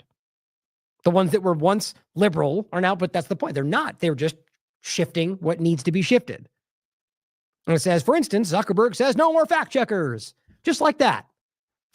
It's just silly, guys. It's me. Right now, this is about trying to throw you bones to keep you in line. However, this is about more than mere political opportunism, taking a winner and adapting to the new political landscape. Welcome, then, to America's techno-military future. With private sector giants behind it, the U.S. security state will become more deadly than ever, even as their reliance on federal contracts exposes both the hypocrisy of the tech bros and the continuity of Trump's policy program. It's kind of what we're highlighting, right? Is the idea that as this continues to go forward, you're only going to continue to see more contradictions to what they want you to think is happening and what they're actually doing. The question is how long people will continue to pretend it's going the direction they want. As long as they yell the right words. It says American military and intelligence capabilities have been outsourced to big tech. Whitney's been talking about this. Consider Amazon, a major provider of cloud computing services to both the Department of Defense and the CIA. No less striking, Amazon has actively developed AI tools for logistics, optimization, and battlefield analysis, further embedded itself in defense operations. Google's foray into military technology includes Project Maven, right? We've talked about that, which uses AI to analyze drone footage for surveillance and targeting. Despite internal protests, people were resigning or leaving the company because of it, forcing Google to withdraw from the project. The company continues to provide critical cloud services to the government agencies doing it. And for all we know, they didn't even stop. I mean, this is how this game is played right now. And it says blurring the lines between private innovation and foreign policy. That's the Palantir overlap, and that's what they get into here, guys. It's all one and the same at this point. Now it says, nor are the big tech firms alone here, with a new wave of what they're pretending are smaller companies emerging in their wake. They call themselves little tech. I mean, and this is one grandiose manipulation in my mind. It says, though they're actually worth billions of dollars, with their wealth often secured through lucrative defense contracts. Guess what one example is of what they're calling little tech? SpaceX and Starlink satellite system. Yeah, totally small up and coming group, right? Guys, for crying out loud, it's literally overlap with DARPA, and like they are the like military contractor that I can see right now. And it says, and they become indispensable for the U.S. military operations, providing secure, reliable internet in conflict zones, including Ukraine and a lot of other things we've talked about.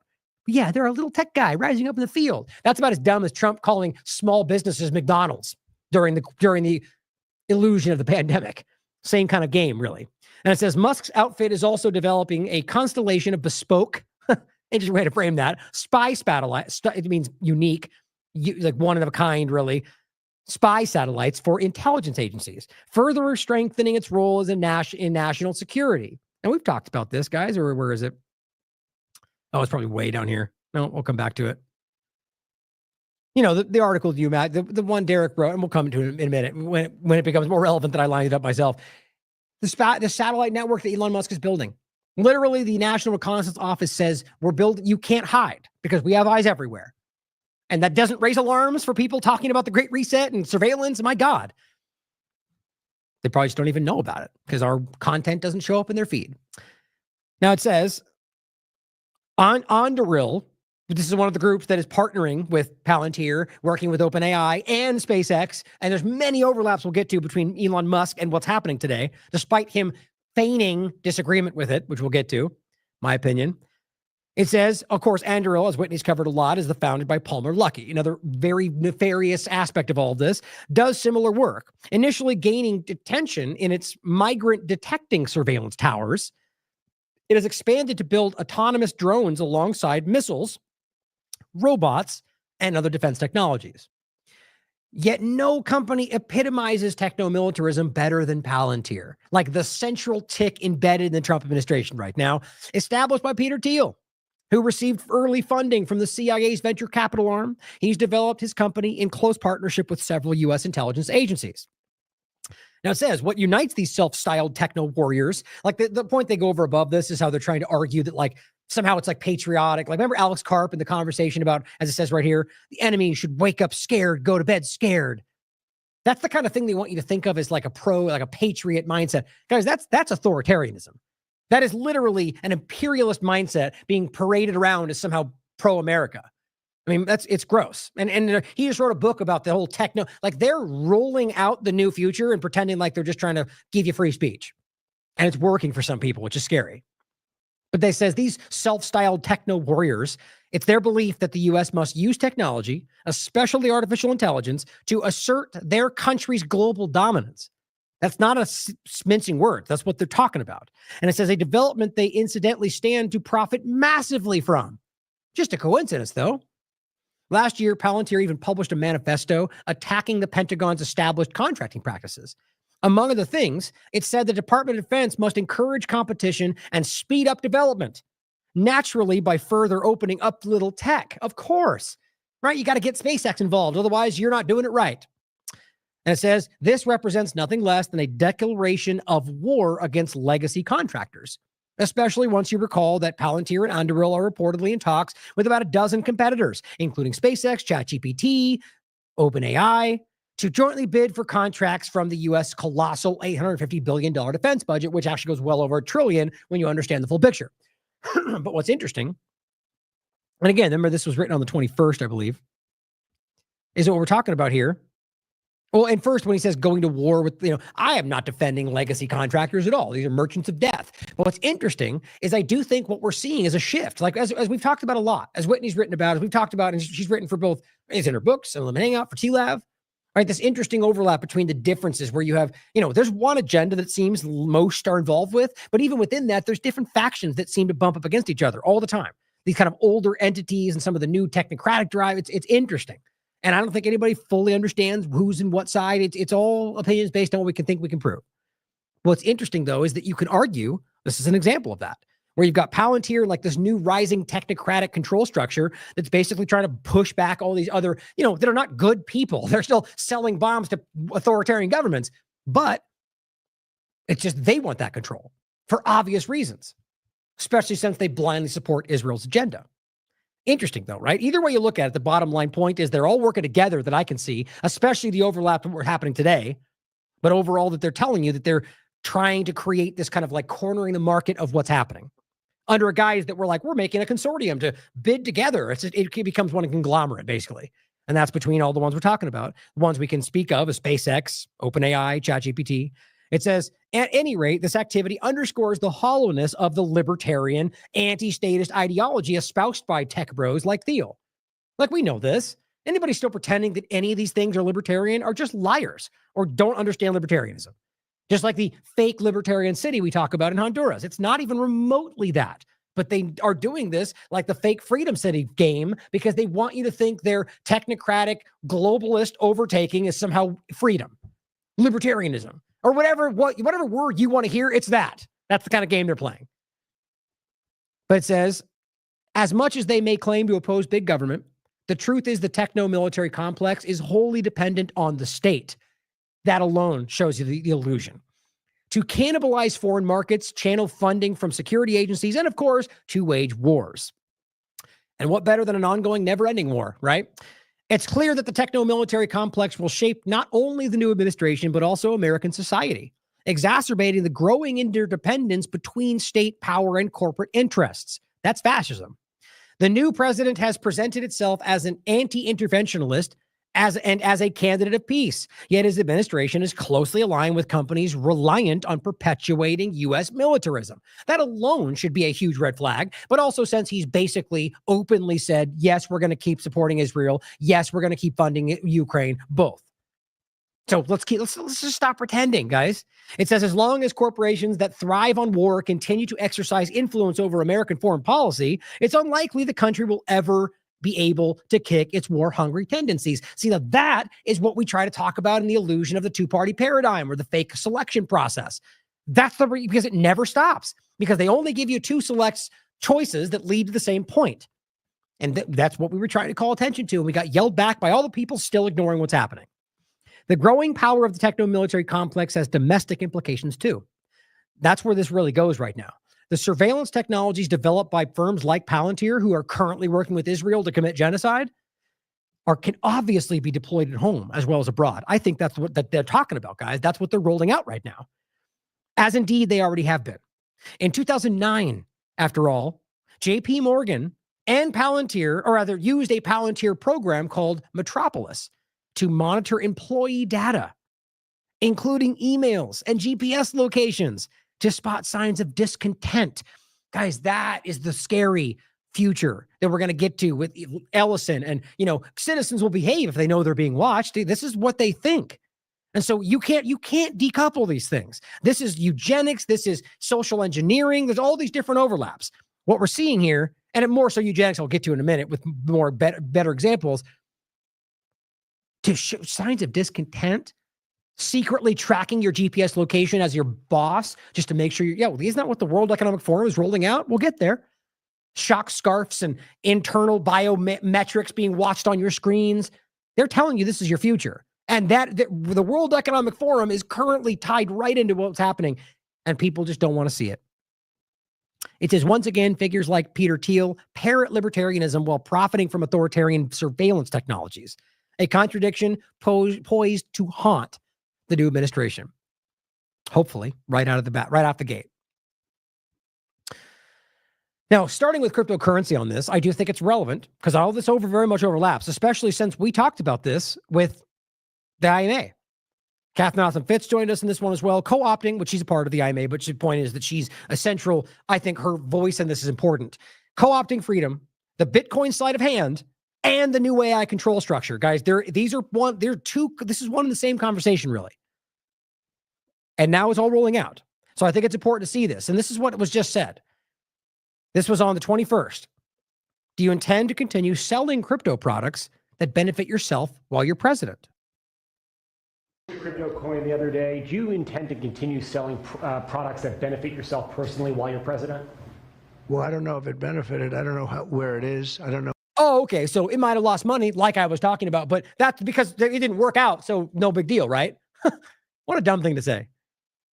much about it other than I launched it. I heard it was very successful. I haven't checked it. Where is it today? Hey, you made a lot of money, sir. Yeah, he sure did. How much? Several $billion, it seems like, in the last several days. Several billion? That's peanuts for these guys. Oh, okay, yeah, next question. See, that's what happens when you don't have people like Sam Husseini in the room. See the point? See the difference? Chuckle it off. It's about a funny joke. Oh, that's peanuts? Yeah, how funny. How about that amount of money could probably feed this whole country for, not even a joke, by the way. I think the world, according to WHO, for the longest time, could be fed, I think, by $30 billion. Now, that's not to say that anybody has to cough that up or be obligated to, but just think about what that means for how much money these people throw around. They laugh it off. And yes, guys, that's a gigantic conflict of interest. Wonder why he never signed his ethics pledges. Still nobody talks about that. I told you this would happen. Now we're going to get into a very terrifying part of this where you can see that Israel has his fingers locked in. They didn't even have to divulge that. And he's about to roll this out. Who do you think's involved with all this? I just think that's absolutely terrifying. And I'll grab, I don't know if I grab it later. I think I did. But here's just the article in case I don't have it later. And the point is, guys, how long have I been pointing this out? This was a month before that we got here.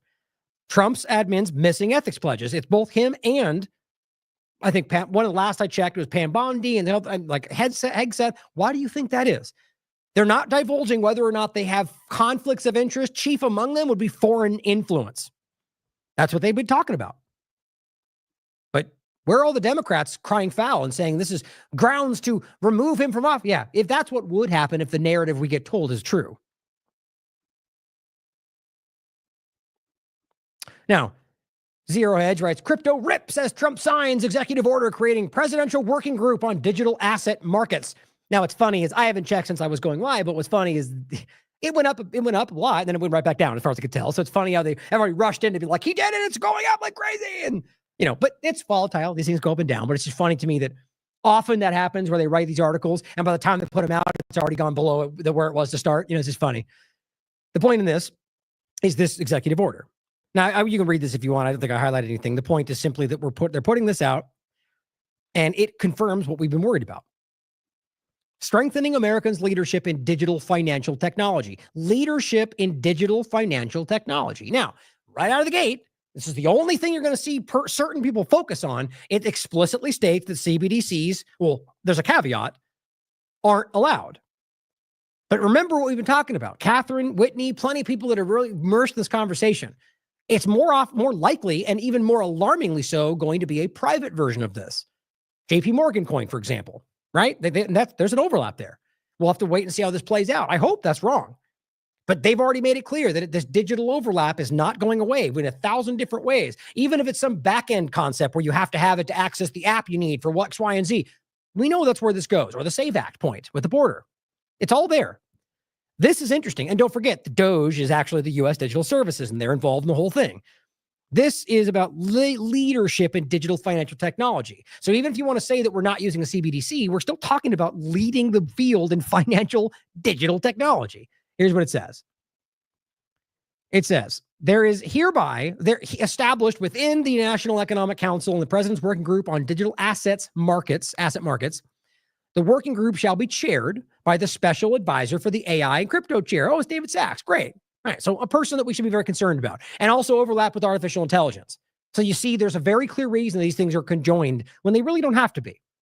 But it says within 30 days of the date of this order, the Department of the Treasury, the Department of Justice, Security, the SEC, and other relevant agencies, the heads of which are included in the working group, shall identify all regulations, guidance documents, orders, or other items that affect the digital assets sector. Within 60 days of the date of the order, each agency shall submit to the chair recommendations with respect to whether each identified regulation, guidance document, order, or other items should be rescinded or modified, or for items other than regulations adopted in a regulation. Only thing I want to highlight from that is regulation. It's, and as you read further down, the clear point is, and it says this says within 880 days, they'll recommend regulatory and legislative proposals that advance the policies established. So they want regulation. You damn well know it's going to work. This is not going to be an unregulated concept. So my only point is simple, is that talking about Bitcoin or any of these things, The reality of this field, as it was truly, as at least as I believe it began, is about circumventing power structures, peer-to-peer exchange without needing. That's how this was designed. A middleman. Now they're forcing themselves in the middle because they're using it. It's not about freedom. They want to frame it as. They're co-opting this like we talked about and forcing in regulations. Now, maybe that's what people think is inevitable. I don't want that. I don't want the inevitable statist society you all pretend is the reality. Anyway, it goes on to say the working group shall propose a federal regulatory framework governing the issuance and adoption of digital assets, including stablecoins in the United States. Guys, right there is the point. And this is what Mark Goodwin's talking about. There's clearly an issue here that's just kind of jumps over the CBDC game. I'll just show you what Mark said right here. He said, so Trump just, quote, banned CBDCs with an executive order, but the same executive order pushes private issued stablecoins to, quote, promote and protect the sovereignty of the United States dollar, which is supposed to be the opposite of how this works. See, this is what we've been warning about. Now, you're not going to hear this discussed from people that want to pretend that he's stopping the Great Reset while speaking at Davos, right? It's willful ignorance. Now, it goes on to say the working group shall evaluate, and we'll get into the CBDC part right here. But that's the point he's talking about in regard to the stablecoins. The working group shall evaluate the potential creation and maintenance of a national digital asset stockpile. Well, there you go. That's the Bitcoin stockpile, and propose criteria for establishing such a stockpile. Now, just the idea, first of all, saying this, we're asking for to evaluate how that would go. So it's not like we're doing this tomorrow, but it's still a step in the direction of what we were worried about. And it says potentially derived from cryptocurrencies lawfully seized by the federal government through its law. Oh, okay. So lawfully seized because before you took control of it, you pretended it was illegal. Very lawful. No, you're criminals and you stole this from Ross Ulbricht. You just let free. The bottom line is they're just taking money from other people that they stole for no reason other than they deemed it illegal, even though they're now using it. And now they're going to use that. Now we can get into a whole lot more here. I'll include, let me read that first, but I'll include the interviews I recently did because there's a lot to talk about in this that goes away from the conversation today, which is ultimately about where this really goes. And that what they're doing here is it's not in your interest, guys. Now it says prohibition of the CBDC. And now here's what I think is hilarious and concerning. It says, the first thing it says, underline. There's not even a link there. It just underlines it. Except to the extent required by law, comma. That's how it starts. Agencies are hereby prohibited from undertaking any action to establish, issue, or promote CBDCs within the jurisdiction of the United States or abroad. Okay. Except to the extent required by law. What does that mean? I mean, guys, it's obvious what that means. That's a wide open door should they want to. That may not mean it's going to happen. But what do you mean? So let's just say they pass they write another executive order, which I wouldn't even argue would apply. That's not law in my opinion, but so let's pretend. Let's use it the way they do it. That's the law today. Well then, okay, so they write an executive order. Now suddenly CBDCs are needed for law. Now all of a sudden, despite this, it doesn't matter anymore because, well, except to the extent required by law. And now law requires it, so it's moot. Doesn't that seem ridiculous? It's not even what it appears to be. And I mean, he didn't even need to do that. He could just remove this executive order. I don't know. I find that to be pretty ridiculous. And then it goes, except to the extent required by law, again, any ongoing plans or initiatives at any agency related to the creation of a CBDC within the jurisdiction of the U.S. shall be immediately terminated, and no further action may be taken to develop or implement such plans or initiatives. Now, as far as I can tell, I'm not aware of any current central bank digital currencies that are underway. All I know of are actual, very clear private coins that are just as problematic, if not far, far worse. So you can take this as a win.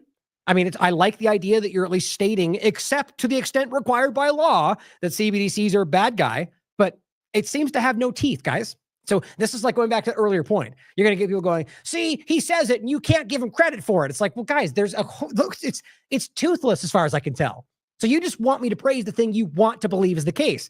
If he came out and literally did this in a way that was cemented as law, or basically did something else I thought was more definitive than a flimsy executive order that only applies to the executive branch, that doesn't even actually affect the world, I would stand up and say, good. See, just like I did with Ross. And I would still say this, if it goes forward, that will be good, but this is a completely toothless point.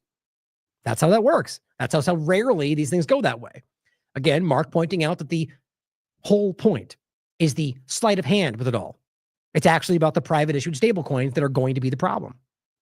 I'll include my interview with Mark, by the way. Here's the Mark Goodwin interview. Was Bitcoin a government operation and can't still be used to fight back? As well as my interview with Mitch Burcham, how the government commandeered Bitcoin and its decentralized future. They have a different belief about how it started, but ultimately have a similar opinion about how we should be using it to fight back.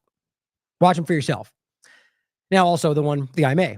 Again, Bitcoin sleight of hand and the new AI control structure. Now you're going to see how these come together. Now, just quickly to see, so you hear it from Trump's mouth. I'm sure you already all have, just in case. Donald Trump makes an announcement on the AI infrastructure.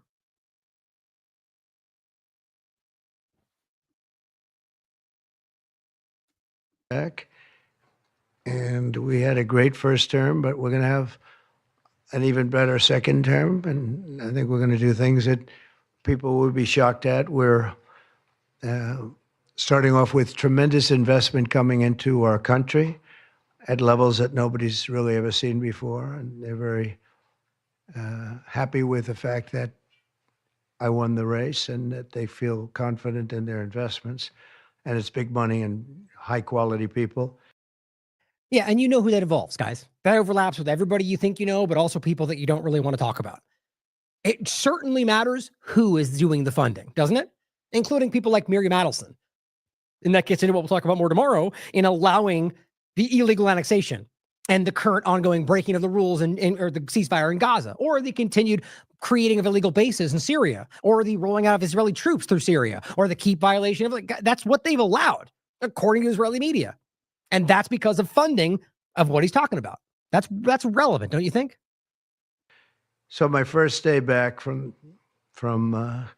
having a nice life, it's my honor to welcome three of the world's leading technology CEOs. And in the case of Larry Ellison, it's well beyond technology. He's sort of CEO of everything.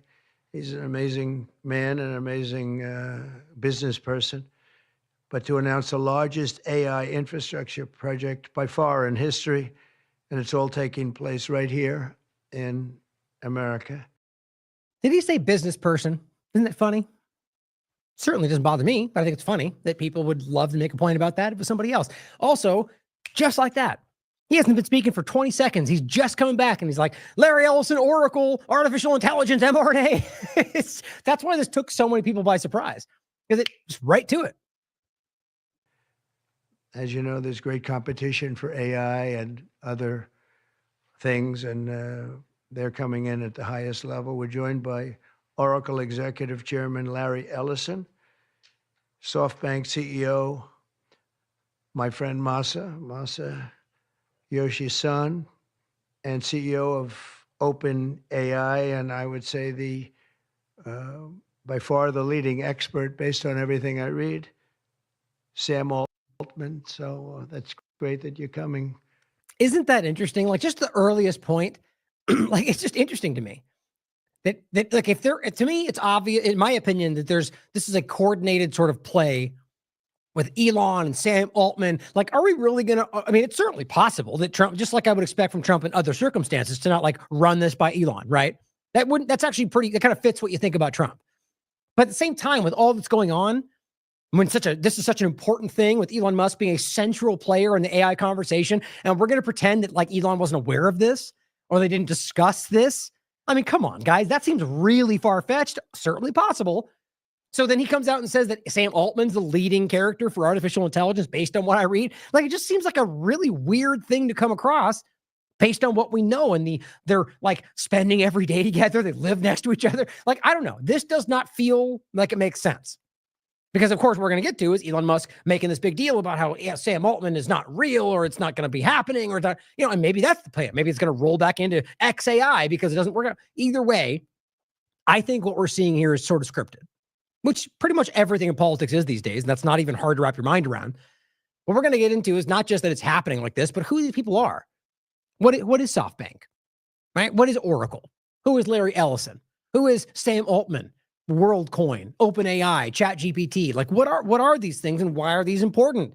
Like, first of all, just on the surface of it, things like Oracle and OpenAI, these are big. Like, if any of this was happening with a Democrat standing there, the very same people who are telling you this is about freedom and it's great and Trump's saving the world, they would be screaming about the Great Reset. And frankly, a lot of conservatives already are, which is making that point for us. But it's the team sport manipulators out there that just can't put this down. In together, that's a massive group of talent and money. Together, these world-leading technology giants are announcing the formation of Stargate. So put that name down in your books, because I think you're going to hear a lot about it. Interesting choice. Most of you probably remember, men at stare at goats dynamic, right? We'll get to it. Interesting choice, though, for this time, especially when we're talking about the overlap of neuroscience.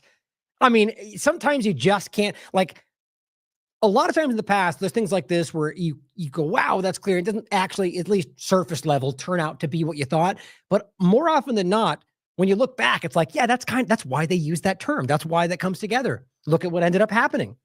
That's kind of alarming to me when you think about what the neuroscience things we've covered about influencing people's thoughts and feelings and actions. Catherine Austin Fitts is convinced that's currently part of the discussion. James Giordano from the State Department and overlapping U.S. government are clearly telling you not only is that real, that they were rolling it out during COVID. He's made this public.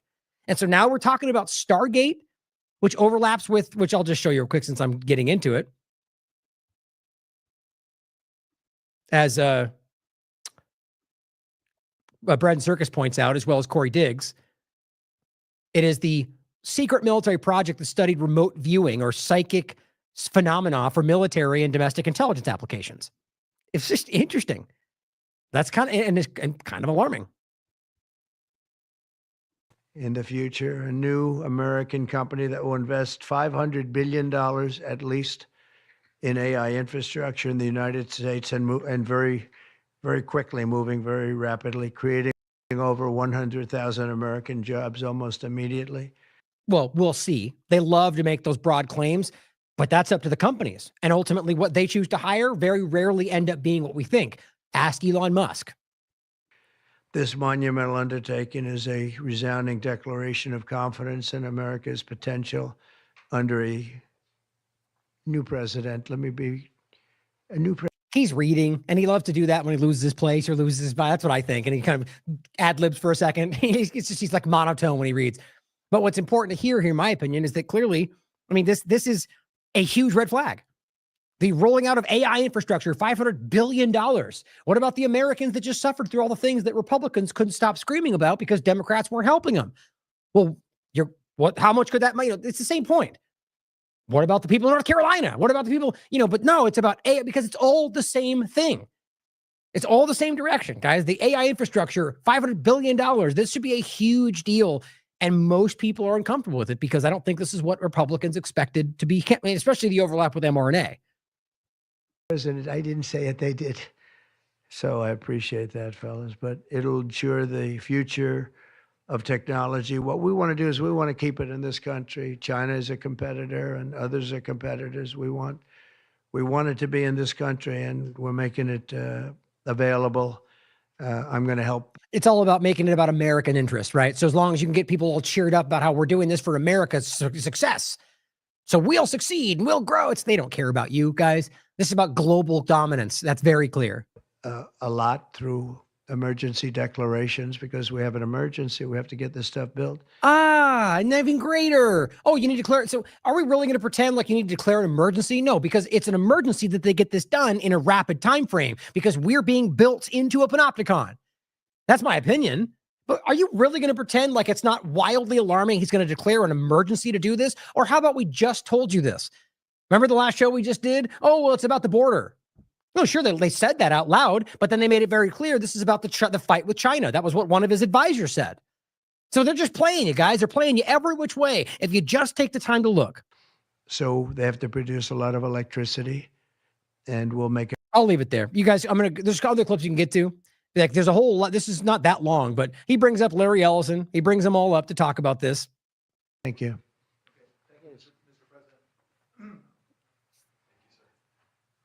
Mr. President, we certainly couldn't do this without you.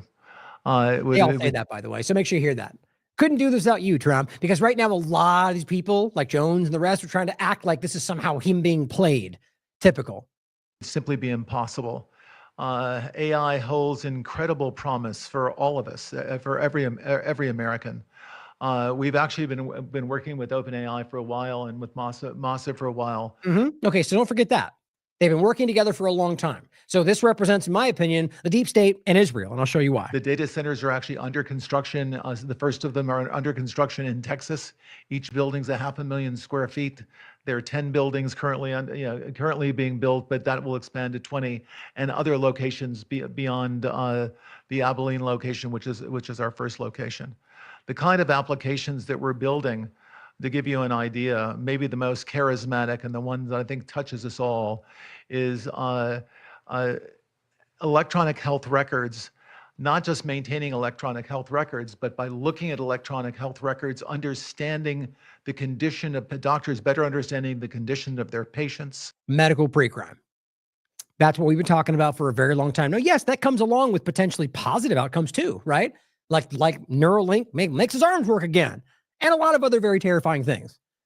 Maybe he doesn't know that. Who cares? The point is it's clearly being rolled out, and that's a problem. Now, I'm going to show you clips that everyone's talking about, and we've talked about before, of him with Oracle. And I'm also going to show you Whitney's article about Oracle overlapping with COVID-19, where this has been his focal point for a while, getting his hands on your data to use this to train these models and to be able to basically surveil everybody all the time, which is exactly where this has been going. And Elon Musk is building out the satellite network with artificial intelligence, as the US government just told you, during Biden's administration, because it's all one thing. Now, we can play more of that. I'll include the link for the video for you. I'll have some clips we'll get to in a minute. But again, here's Trump War Room. This is actually what it says for the podcast. Breaking: Donald Trump announces the formation of Stargate, the largest AI infrastructure project in American history. This project will invest $500 billion into the U.S. economy and create over 100,000 jobs. Promise made, promises kept. Like, first of all, this hasn't even happened yet, dummy. Like, you can't say promises kept if it doesn't actually come to fruition. But that's the point. All we deal with are words and statements. Paul, that's, again, there's studies about this these days. The U.S. political field is overwhelmed with what they just last said. That's all that becomes. Because tomorrow it could be, well, the Democrats stopped us and they still, at least he would have done it. You know, it's whatever. Either way, how is that a promise kept about even jobs? That's all you're talking about? You're going to skip right over the $500 billion AI infrastructure program? Come on. This is crazy to me what people will, but you know why? These accounts are not here to give you truth. They're here to shill for an agenda or a person. And here's OpenAI's statement. This was posted on the 21st, announcing the Stargate project. The Stargate project is a new company which intends to invest $500 billion over the next 4 years, building new AI infrastructure for OpenAI in the United States. We will begin deploying $100 billion immediately. This infrastructure will secure American leadership in AI, which means whatever strings are being pulled through the U.S. government is what that's talking about, in my opinion. Create hundreds of thousands of American jobs. We'll wait and see how that plays out. Because again, historically, this is not how this goes. I mean, with any industry we've seen, because they know how this works. They outsource, right? Or ask Elon Musk using some Visos. They get people that they argue, like that's how this game always gets played.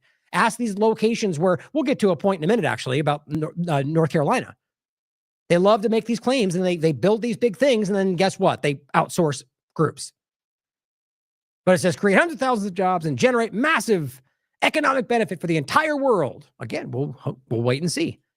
This project will not only support the reindustrialization of the United States, but also provide a strategic capability to protect the national security of America and its allies. Yeah, how's that working out so far? How did the war on terror work out? Oh, that's right. They aimed it at you. That's how this tends to go. You're their concern right now. It says the initial equity funders in Stargate are SoftBank, OpenAI, Oracle, and MGX. SoftBank and OpenAI are the lead partners. That's important. With SoftBank having financial responsibility and OpenAI having operational responsibility. So Sam Altman, operational responsibility. SoftBank, which is the Israel connection, having financial responsibility. ARM, Microsoft, NVIDIA, which we talked about, Oracle, and OpenAI are the key initial technology partners. And so Oracle being Larry Ellison and the surveillance deep state dynamic. The build out is currently underway, starting in Texas, and we're evaluating potential sites across the country for more campuses as we finalize definitive agreements. As part of Stargate, the group you mentioned will closely collaborate to build and operate this computing system. This builds on a deep collaboration between OpenAI and NVIDIA going back to 2016, and a newer partnership between OpenAI and Oracle. Now, there's another point you made as well, just about the general concept. Do we even want this? What is the outcome of this project? Sentient AI? Is that what we want? Is that what they're, I mean, that may not be the case. Maybe they're not driving toward some, singularity.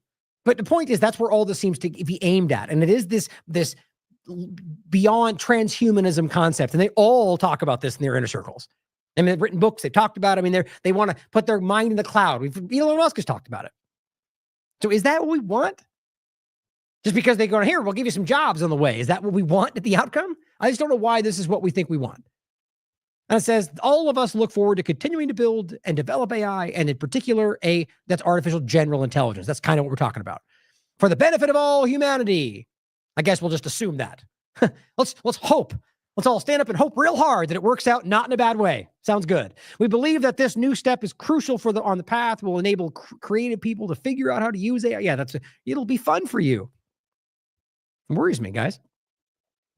Greg Brockman from OpenAI, he's the founder and co-founder and president. Thank you to President Trump for announcing this project today. Just want to show you it's clear. There's no way you're going to get this away from being Trump's responsibility. Now, Corey Lynn of Corey's Digs points this out. Everyone is gravitating around the mRNA storyline, which we haven't even gotten to yet. We're just going to start with the point about the artificial intelligence, and then we're going to cover it in two separate parts. But she's right, though, because what Larry Ellison highlighted, I should have just played that with the YouTube part. I mean, I got to do that real quick. And being able to, I'm not going to take a lot of time. I'm going to pass it to Masa, but care plans that are much better than they otherwise would be.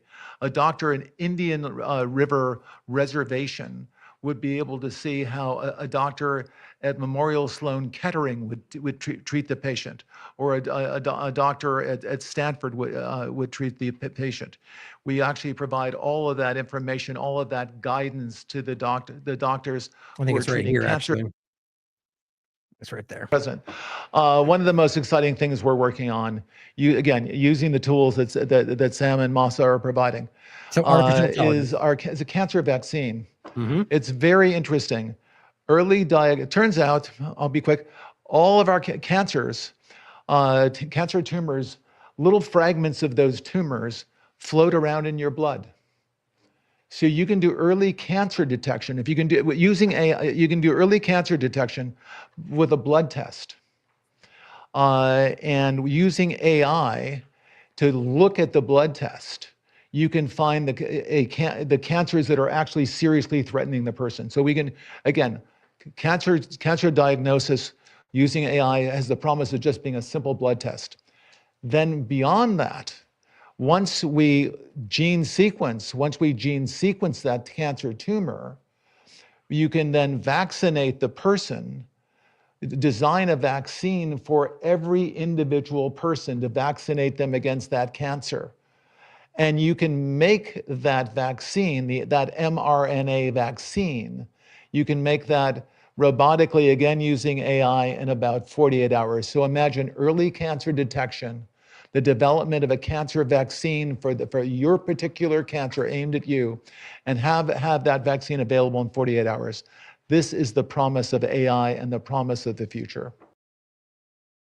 Can you believe that? Like, actually, can you truly believe on day 2, Trump rolls out mRNA? Like, nobody would have predicted that.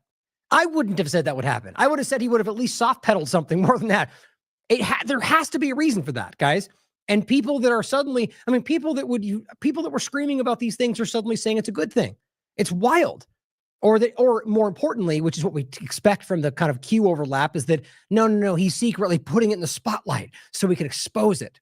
Right, by killing more children. So then you can go, see, it's bad. Oh, does that make sense? Like, same thing so he's supporting the shot to this very day to trick the Democrats, right? Is that the game? So he's allowing children to die this whole time. So it just doesn't make sense. And you know that. My point, though, is that think about that. mRNA, like maybe he said that it wasn't supposed to. It did kind of feel ad-lib there at the end. Very weird, but let's go back to this. So Corey's point is everyone is gravitating towards that because it's obviously, like her point is it's obviously not she thinks it's not the main focus. And I do agree. I think that the larger point with this is the Stargate point because it's they're interconnected. But on top of that, arguing that almost maybe the mRNA statement was made to take the attention. That's a very good point, actually, because nobody's confused about mRNA right now. It's been very much talked about. Now, the only point is that Trump doing it seems weird. That's why you're getting this kind of partisan narrative around it. But she says everyone's gravitating towards that storyline. I get it. But it's the massive surveillance data centers that should be at the primary focus. Once those go up, they can do whatever they want. The custom jabs are a distraction. Now, I don't think she means in the sense that it's not important or that it's not real. Simply that they're using something they know would catch your attention in order to to bury the lead, essentially. So I'm hiccups all of a sudden. But here's what she said. Honestly thought it would take longer than 24 hours to prove my point. But here it is. Trump announces Stargate AI infrastructure project with colossal data centers. The irony, calling it Stargate, the name of a former CIA remote viewing project. They're building massive AI data centers for full surveillance in the digital control grid, partially under the guise of saving people from cancer. It's crazy. But the overall point she's getting back to is saying that this is, that the AI infrastructure is important to this part as well. So it's like, this is the real fight right here, guys. And this is what we've been talking about. So I agree with her. And then this is just Brent Circus is pointing out it. You can this little video if you want to watch it about the Stargate. And here's the Wikipedia screenshot saying it's a secret U.S. Army unit. And this is where they get the point from. You've seen the movie, they Men Who Stare at Goats. That's kind of what this is meant to be a play on. And it's really about them trying to tap into some kind of psychic phenomenon and stuff like that. It's a terrifying overlap, actually, for what we just talked about with neuroscience. But here is the actual report. This is just one, again, like I've talked about. Highlighting is gone, so we'll go here. What I talked about before, I'm not even familiar with the platform, really. I think I've seen it before. It's called Tech Dogs. But it's just the place that, it's one of the articles I saw first, and I read through it, and it seems to be encompassing. Now, this is what it says about the overarching, the bigger picture. It says, on his first day back in office, President Trump announced and outlined numerous plans and executive orders that would immediately benefit the tech industry. Not America, per se. But it says, this wasn't much of a surprise, considering how vocal Trump's support for the sector was even before the election day. Furthermore, his inauguration was attended by tech and world stalwarts like Musk and Bezos and Zuckerberg and Bernard Arnault and Sundar Pichai from Google and Tim Cook from Apple, Sam Altman, TikTok, everybody else. Crazy, guys. That's I think, frankly, unprecedented. And it says, adding to his first day's revoke of ex-President Joe Biden's 2023 AI executive order that looked at monitoring rapid growth of artificial intelligence technology. So I find that interesting. You could argue that's Biden concerned about it. I don't believe that. I think I think it's a tit for tat game. Good guy, bad guy, right? Good cop, bad cop. I think that's how this is played. But either way, it's interesting that the very people that are talking about the secret Democrat, woke UN WEF agenda, which is all what we're talking about here, even though it's not one side or the other, Biden has an executive order that sort of says, well, let's monitor this. Let's make sure we're doing this right, even though I don't believe that was their intention. And then Trump removes that and rolls out the $500 billion plan to roll it out as fast as possible. It's just so many points right now that crazy. It says Trump revealed a rather big AI project that ropes in some of the biggest names in the industry.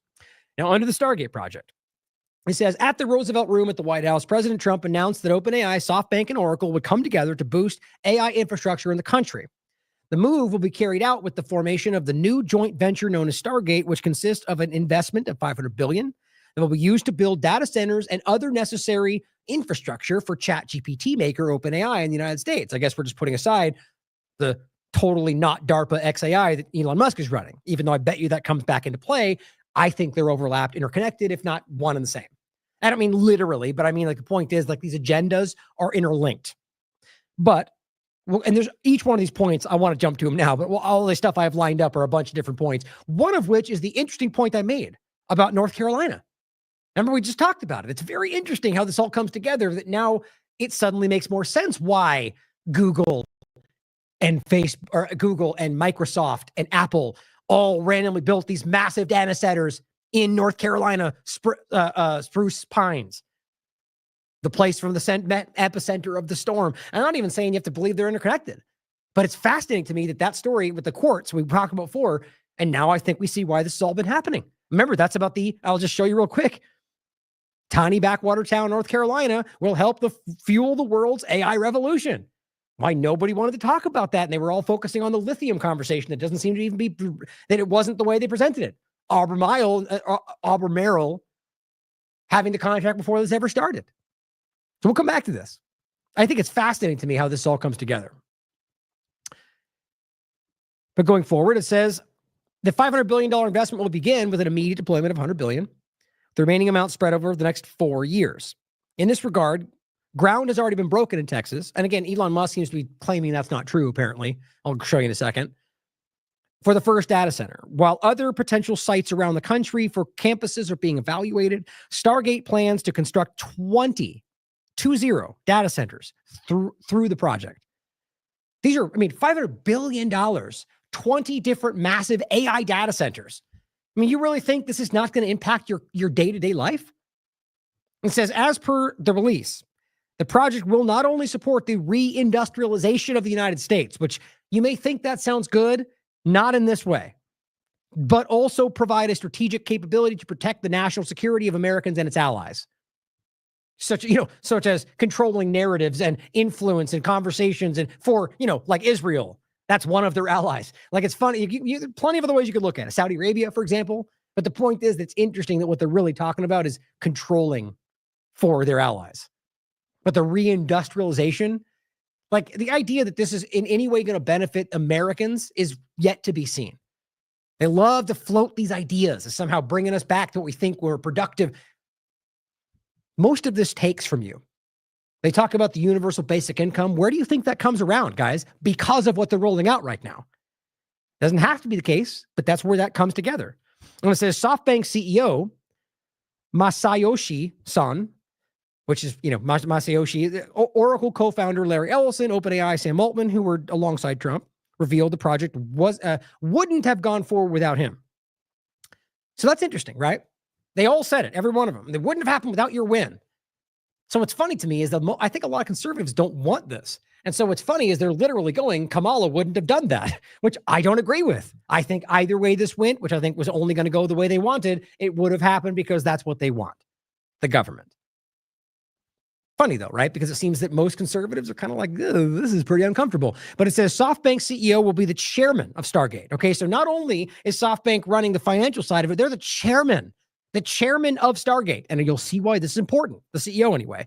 Stargate's initial technology partners include ARM, Microsoft, NVIDIA. We've talked about all this over there. Building OpenAI's existing partnership with a primary backer, Microsoft. The release mentioned that OpenAI will continue to increase its consumption of Azure. So we've talked about all this. Microsoft, Bill Gates overlap, Azure, the quantum computing dynamic that's overlapped with all. These are all problematic things that we've been highlighting forever. And it's like you just jam together like the most red flags in one conversation. And yet we're pretending like this is not what it is, right? Trump War Room says, jobs, we did it. That's it. Wild. Now it says under the agreement, building on OpenAI's recent new large Azure commitment, that's Microsoft, that's the quantum computing dynamic, which will continue to support all OpenAI products as well as training. The very group that Elon Musk just told you is going to end the world. That's crazy. The new arrangement comes with changes to cloud computing capacity. Where Microsoft was the exclusive provider of data center infrastructure for OpenAI to train and run its AI models, the new model will offer Microsoft a right of first refusal for new cloud computing capacity requirements of OpenAI. Microsoft is not just Bill Gates. The point is, or even explicitly, the point though is that there is a connection there. And if this wasn't Trump overlap, they'd make that point. Now it says, despite the new developments, the key elements of the partnership between the two remain in place for the duration of the contract through 2030. I guess it's just a coincidence that this very much part of the Great Reset, World Economic Forum, Sustainable Development Goals, all that Trump's totally not involved in, even though he just spoke at Davos for WEF. I guess it just is a coincidence that the plan goes right to 2030, right? How many things can you truly ignore? Despite the new developments, the key elements of this partnership between all of them, including Trump's administration, remain in place for the duration of the contract through 2030. This includes Microsoft accessing OpenAI's IP, enjoying exclusivity of OpenAI's APIs being deployed on Azure, and Microsoft remains a major investor in OpenAI in terms of funding and computing capacity, along with revenue-sharing arrangements. Sounds great for them. Now, SoftBank. Didn't know what I'd find. I mean, I think I've talked about them in the past, but this I just found really standout. SoftBank has significant connections with Israel through various investments and partnerships. The company has invested in several Israeli tech firms. Additionally, SoftBank has taken a stake in Our Crowd, Israel's most active venture capital firm. So remember, they're the financial side of this whole venture. They're running the finances. You could literally argue this is Israel through one of a million different startup in tech overlaps or financial fields that are influencing through this. Now you could decide for yourself, but if you can't by now recognize how that's not something that can be dismissed, I'll show you yet again how clearly they state this is what they do, and they do it for the state of Israel. Not they being just people in these startup companies. Many of them overlap almost all with Unit 8200 and their intelligence aspects. But it says the strategic partnership aims to help promising Israeli startups grow into international tech champions. We already talked about Israel's global cybersecurity infiltration, right? Or the infiltration in tech around the world, or their stated purpose around all of this. So the point is, SoftBank has taken a major stake in one of the most active venture capital firm, and their stated goal is to grow that startup group that is influencing for Unit 8200 intelligence their control over the market. That's their statement. Furthermore, SoftBank has appointed Yossi Cohen. You've heard of him before. The former head of Israel's intelligence service, Mossad. How many of these can we ignore? SoftBank's Vision Fund 2 has also invested in Cybereason, a U.S.-Israeli cybersecurity firm that Whitney's talked about, that we've covered on the show. I guess it's all just coincidence, right? So again, SoftBank running the financial side, SoftBank chairman, the CEO of the entire project. You starting to get concerned? I hope so. Now, I'll include an interview with Whitney from 2023 entitled CIA Mossad Linked Surveillance Systems Quietly Installed Throughout the United States in 2023 and well before. So now you're adding the artificial intelligence overlay to all of this with everything else we've talked about, and it's far more than just surveillance. And here is an article that Whitney wrote in 2020. Cybereason announces new plans to accelerate access to U.S. government networks ahead of 2020 election. And it says a cybersecurity firm tied to Israeli intelligence Unit 8200, coincidence, right? That simulated a series of terrorist attacks occurring on the U.S. 2020 election, has announced a new hire with deep ties to the U.S. intelligence and defense communities with the goal of gaining greater access to U.S. government networks. And here we are. And now even more is happening.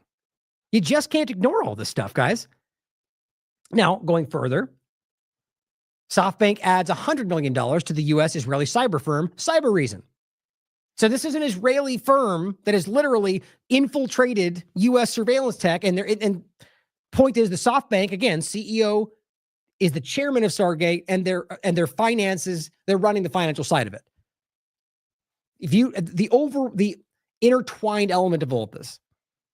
So if you're not picking it up by now, the idea is that if you have an Israeli intelligence entity that is working its way through all these things into this country, then you give them control over some massive artificial intelligence program over all of it. I mean, this is the point. This is what we're calling the technocratic panopticon.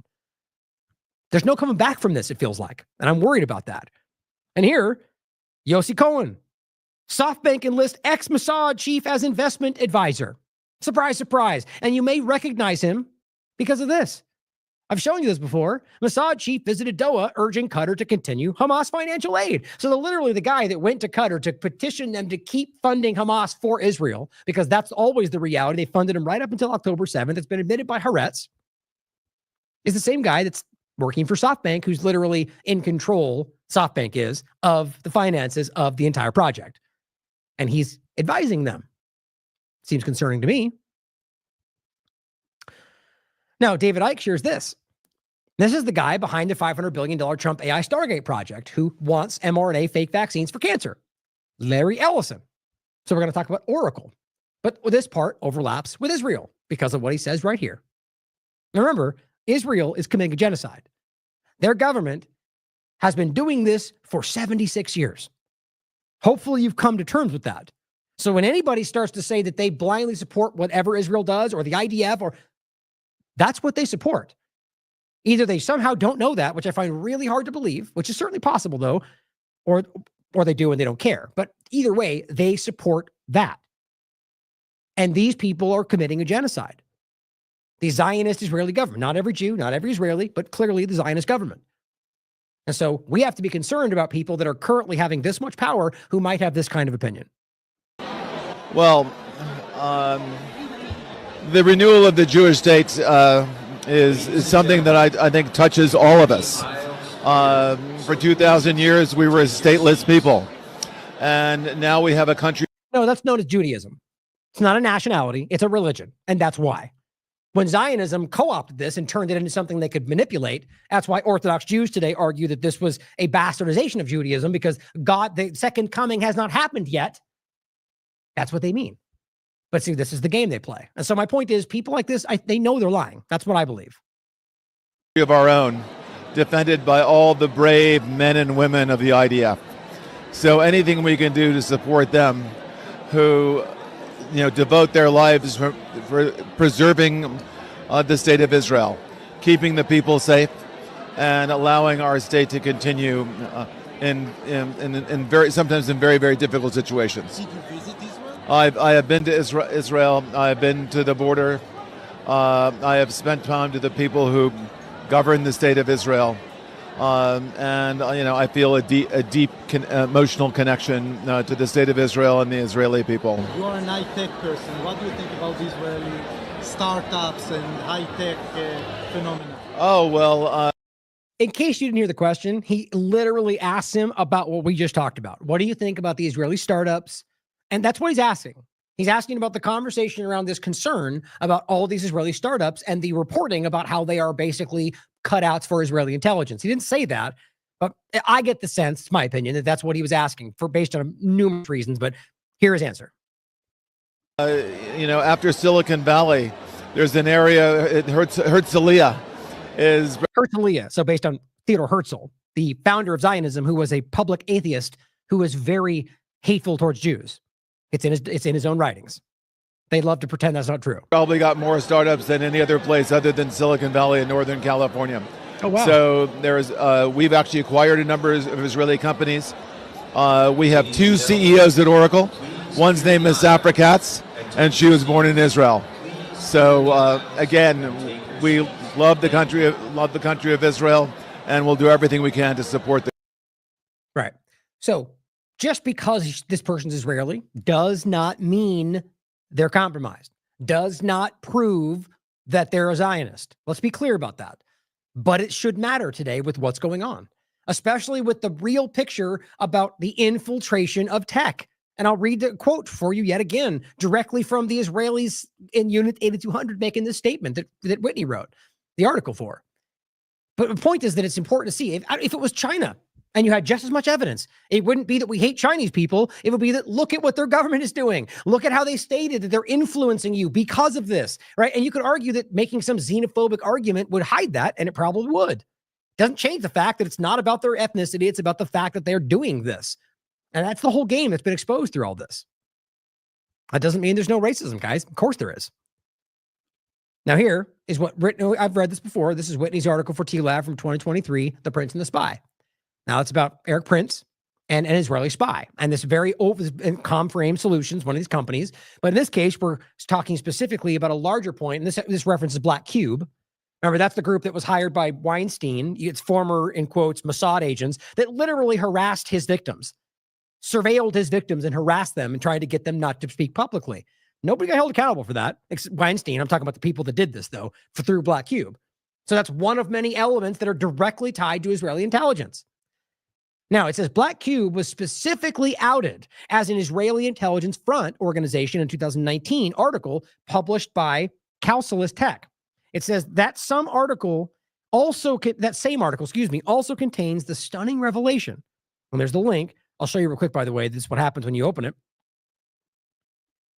Hey, Israel blurs the line between defense apparatus and cybersecurity. Oh, look, it's not going to happen now. Oh, there it is. I don't have any ad blockers open right now. That just happens to me anyway. Says, sorry, web ad blockers. Well, too bad. I have it on this article anyway. But it says, stunning revelation that many Israeli companies, including Black Cube, have been founded as fronts for Israeli operations, intelligence operations, since 2012 in the United States. It states that, quote, since 2012, cyber-related and intelligence projects that were previously carried out in-house by their intelligence group in the Israeli military, in-house, in Israel, and in Israel's main intelligence arms are now transferred to companies that in some cases were built for this exact purpose, but other cases are real companies, but they're still used that way. The article also adds that, in quote, in some cases, managers of development projects in the Israeli military and intelligence arms were encouraged to form their own companies when they took over the military and or intelligence projects. So they literally get tapped to take over an actual intelligence project, and they're then convinced to make a company to work it through. I mean, this is reported blatantly by sources that this is people in the Unit 8200. It's very clear. Now, they've written articles with, Startup Nation and all these different things, like the idea that they're just building out the tech industry. Well, you just heard from him. Like literally that maybe, if not even larger at this point, is the one that they're doing in Israel. Like you have to consider these things. Now, it's not just bad because it's Israel. It's a reality of what is driving this bus at the moment and how we can see what they're doing in the world. On top of that, what they've been doing for 76 years. And it should matter to you if you're not blinded by partisanship. Because it's not about left or right, guys. It's about murder. It's about genocide. Now, Julian Assange adds that we've played this before already. This was shared by Afshin Ratsani from Going Underground. And this is just simply showing you Israel is currently using artificial intelligence to murder people, to assassinate people. Just understand, as they roll out an Israeli influenced, if not controlled, artificial intelligence infrastructure in the United States. Here's what he had to say. From prison, I see that artificial intelligence is being used to create mass assassinations, where before there was a difference between assassination and warfare. Now the two are conjoined, where many, perhaps the majority of targets in Gaza are bombed as a result of artificial intelligence targeting. The connection between artificial intelligence and surveillance is important. Artificial intelligence needs information to come up with targets or ideas or propaganda. Right. And so, of course, they could frame it as we're just doing this to help you with X, Y, and Z. And maybe they are. Maybe that's part of it. But then they can also use that data for damn near whatever else we're talking about. And maybe the person that designs it doesn't even mean it that way, but then somebody else does, right? Like the point is it's irresponsible, naive to pretend like this is not going to become a problem. Like literally everything else they've ever rolled out for the interest of America, guys. Like I shouldn't say it like that, but just, the point is that we see all of these projects in living memory, like anything about wartime or anything about, it always ends up being used in some way against us, even if there was a positive outcome in some cases. That's what we have seen. We need to learn from our own history, or as they say, we'll be doomed to repeat it. Talking about the use of artificial intelligence to conduct mass assassinations, surveillance data from telephones, internet, is key to training those algorithms. Yep, exactly. And that's why you're going to roll out this mass infrastructure. Now, on the back of that, don't forget, Palantir, that we just highlighted, is working with Israel as we speak to commit genocide in Gaza. Peter Thiel's Palantir, Israel agrees, strategic partnership for battle tech. Alex Karp right there with him. Clear, guys. That's Peter Thiel and Alex Karp, Palantir right there, telling you that they're working with Israel on January 12th, 2024. An objectively obvious genocide. They still don't care about that right now. And last time Peter Thiel got asked about it, he couldn't even, it was pretty uncomfortable. Clearly, he does not want to talk about it. So let's not forget, Lavender's the one that gets more attention. The AI machine, this is 972 magazine from Israel. Lavender, the AI machine directing Israel's bombing spree in Gaza. That's both of these I'm going to show you are what Assange is talking about. But there's this one which came out first, November 30th. A mass assassination factory. That's a direct quote from an IDF member doing it. Inside Israel's calculated bombing of Gaza. One of them, Habsora, one of them is Lavender, right? One is for buildings, one is for people. And they are mass assassinating this society. Now, Azure. DARPA selects Microsoft to continue the development of a utility-scale quantum computer. Reported February 8th, 2024. Okay, so what I'm highlighting here, first of all, we've talked about Azure more than once. The point is that DARPA is an interconnected aspect of this. And another point I'm going to make is why I think that it's actually more interconnected than we realize through XAI and Elon Musk and how this all comes together. If not both, training the same thing. The point is, this is showing DARPA working with Microsoft and Azure, which is part of this group that's currently working with OpenAI. Now it says, United States government renews funding to Microsoft Azure Quantum based on recent results and detailed plans for building a quantum computer, a program run by the Defense Advanced Research Projects Agency. So DARPA is literally running the program that is through Azure. I think that's relevant. Now here is Whitney's article about Oracle and how this all comes together, which also overlaps with DARPA. Like, I think DARPA, clearly, as historically pretty obvious, is a central thread through a lot of these defense advanced research projects, clearly. But this is called Google and Oracle to monitor Americans who get Warp Speed's COVID-19 vaccine for up to 2 years. Now, guys, this is quite literally what I think, like, an early part of what we're seeing right now. And you know what? Frankly, like we talk about in the past, it very well could be that this is already done. And this is just about normalizing us with this reality, which I don't think is the case. I think there's a lot more to be done. But nonetheless, look at what they were talking about in 2020. Whitney wrote this for The Last American Vagabond on October 15th, 2020. Here's what it says. During an interview with the Wall Street Journal published last Friday, and this again was 2020, the quote, captain of Operation Warp Speed, career Big Pharma executive Moncef Slaoui, confirmed that the millions of Americans who are set to receive the project's COVID-19 vaccine will be monitored via incredibly precise, direct quote, tracking systems that will, quote, ensure that patients each get 2 doses of the same vaccine and to monitor them for adverse health effects. Now, that's not VAERS. That's not anything we've heard about.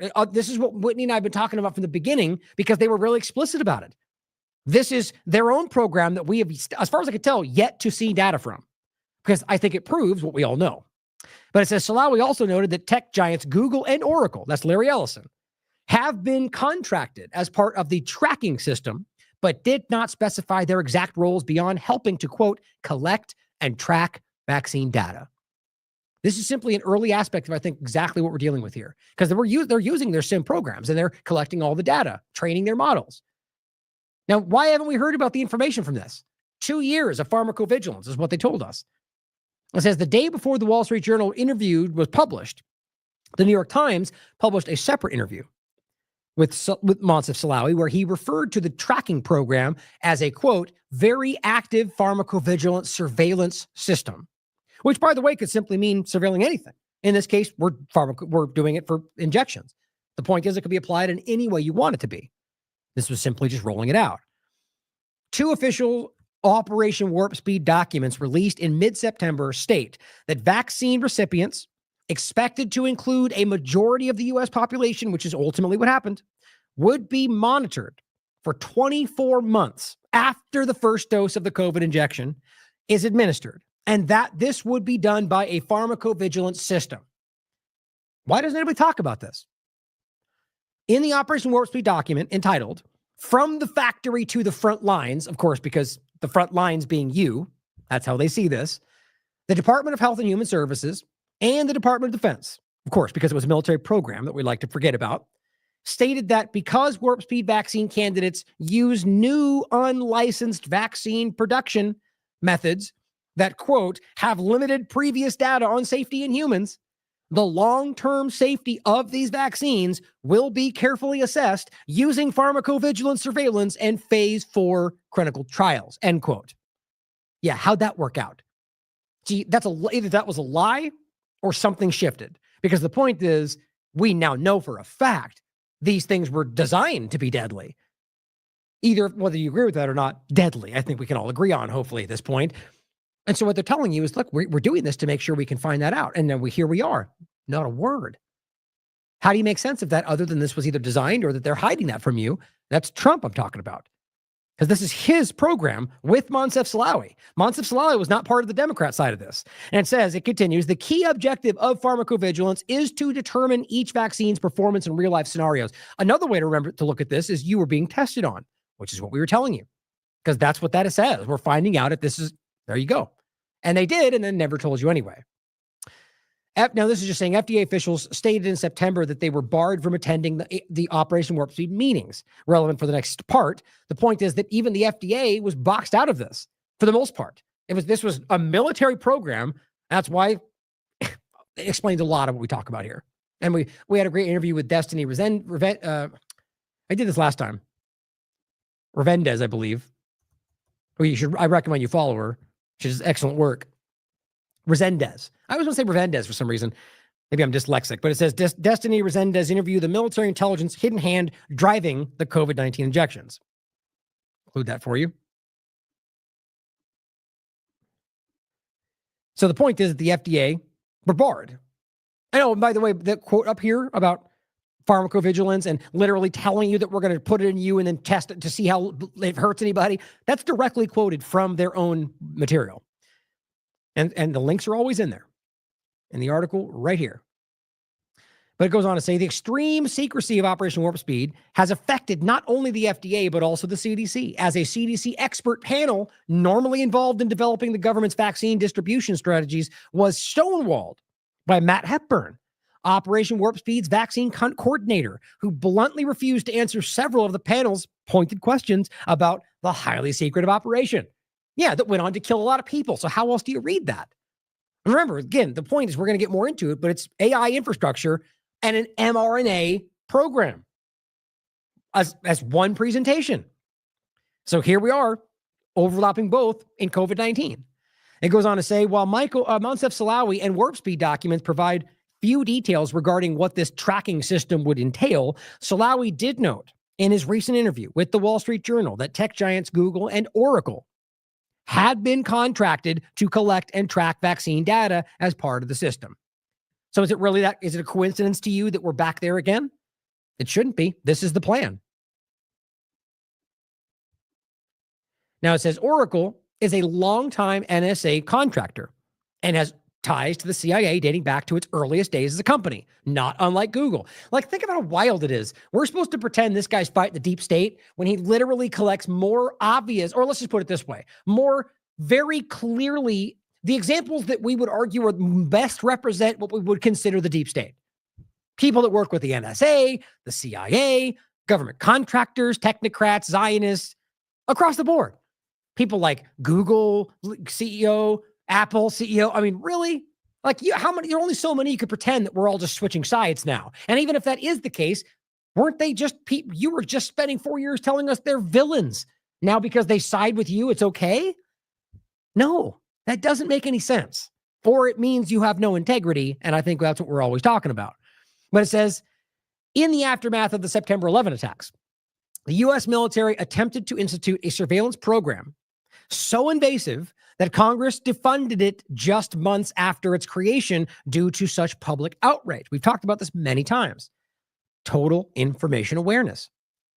The program sought to develop an all-seeing surveillance apparatus managed by the Pentagon's DARPA. Seeing a connection here? And officially argued that invasive surveillance of the entire U.S. population was necessary to prevent terrorist attacks, bioterrorism events, and even naturally occurring disease outbreaks before they could take place. Well, gee, that's exactly what Larry Ellison just said.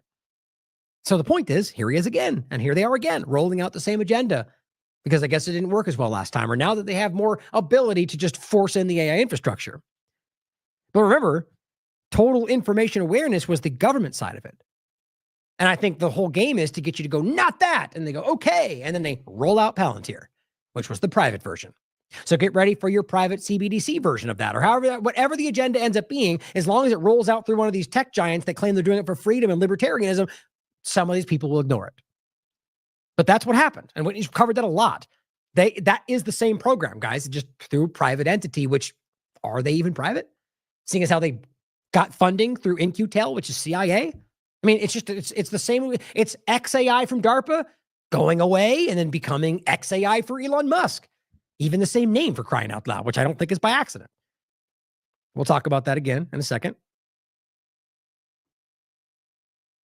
Going forward, it says,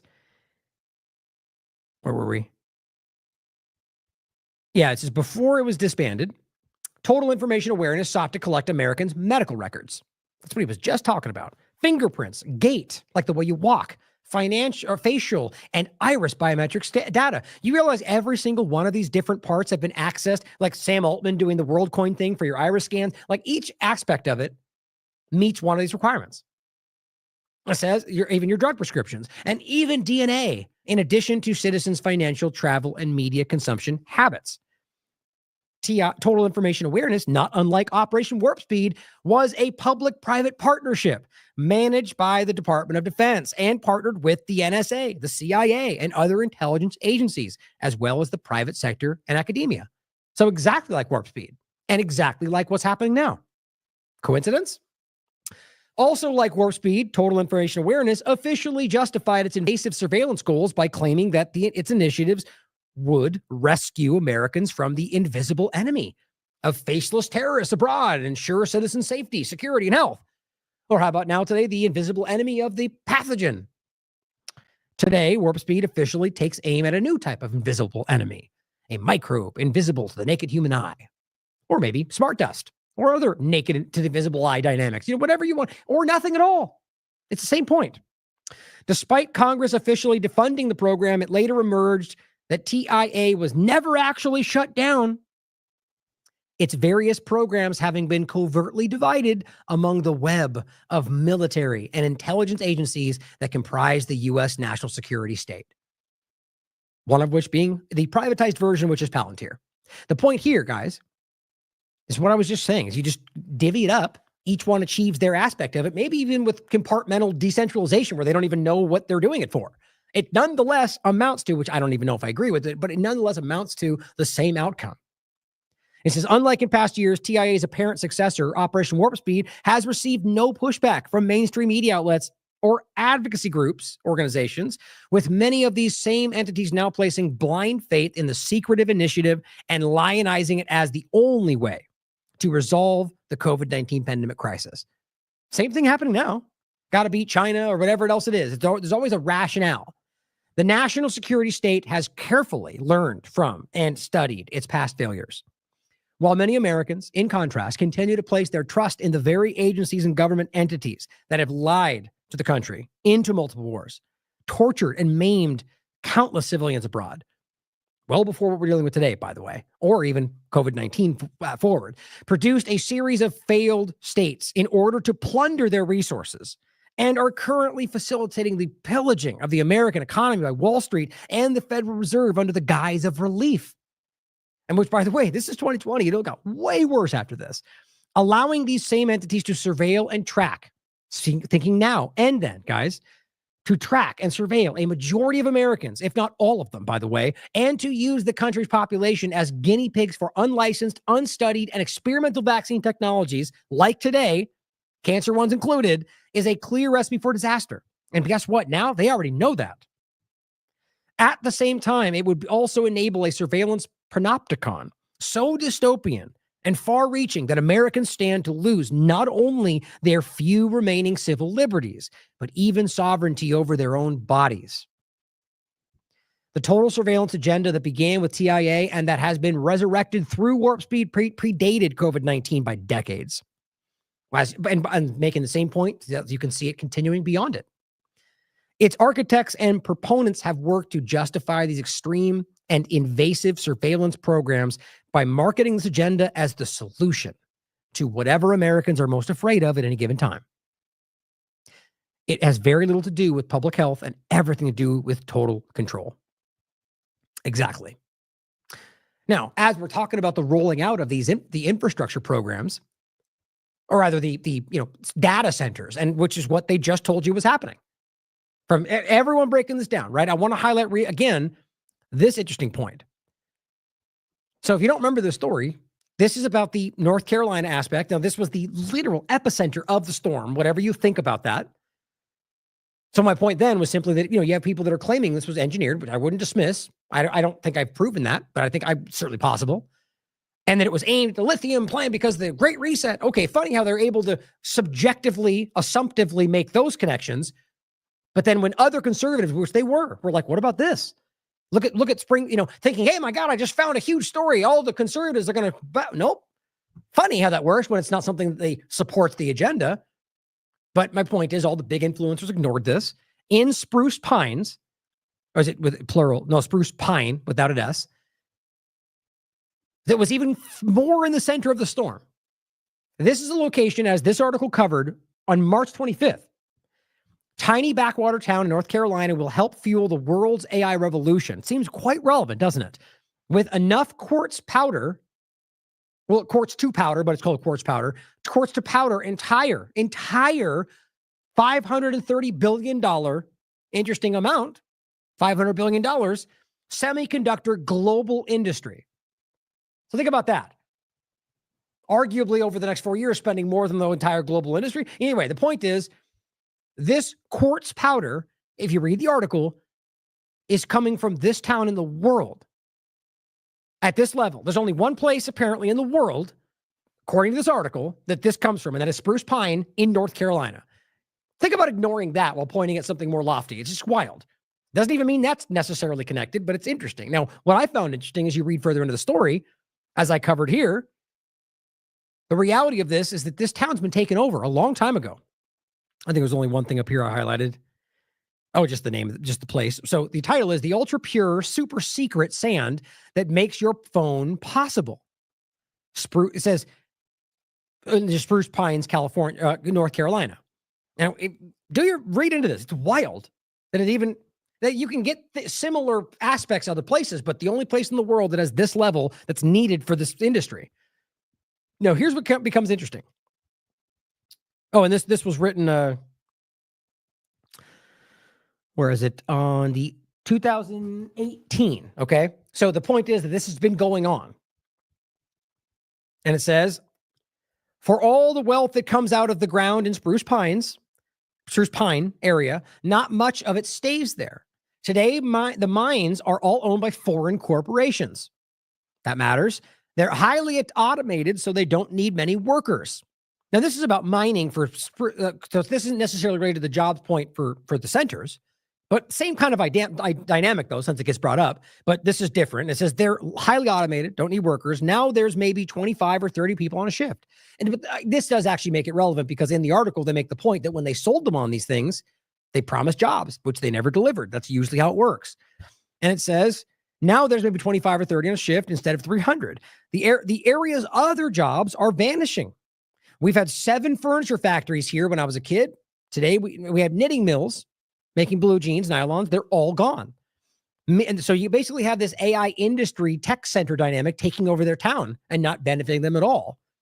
And it says median household income in Mitchell County, where Spruce Pine sits, is just $37,000 a year, well below the national average of 51,000. 20% of the country's 15,000 people, counties, 15,000 people, almost all of whom are white, live below the poverty line. Fewer than 1 in 7 adults even have a college degree. People find ways to get by. Glover has a side business, the person they're referencing, simply growing Christmas trees on his property. This other person running a website nearby a community college. One of the few new sources of jobs are several huge data processing centers that have opened up in the area, attracted by the cheap land. Google, Apple, Microsoft, and other tech companies have all opened up server farms within an hour's drive of this town. Now, I think it's really interesting. How much you want to bet there's other people in this list that we could talk about? It says, in a sense, Spruce Pines quartz has come full circle. It says, when you talk to Siri, you're talking to a building here at Apple Center in Spruce Pine. That's wild. So I genuinely think I genuinely think that ultimately this is about the building out of this that's been happening for a long time. And there's more going on than we realize, and we're just being, psychologically manipulated all over the place. Now, here's a couple of clips that relate to this before we get into more of the specifics of the actual Ellison part, but then the mRNA part as well. Polly shares this. Larry Ellison, who just did the huge AI data center deal with Trump, one of them anyway, explains what he wants to use the data for.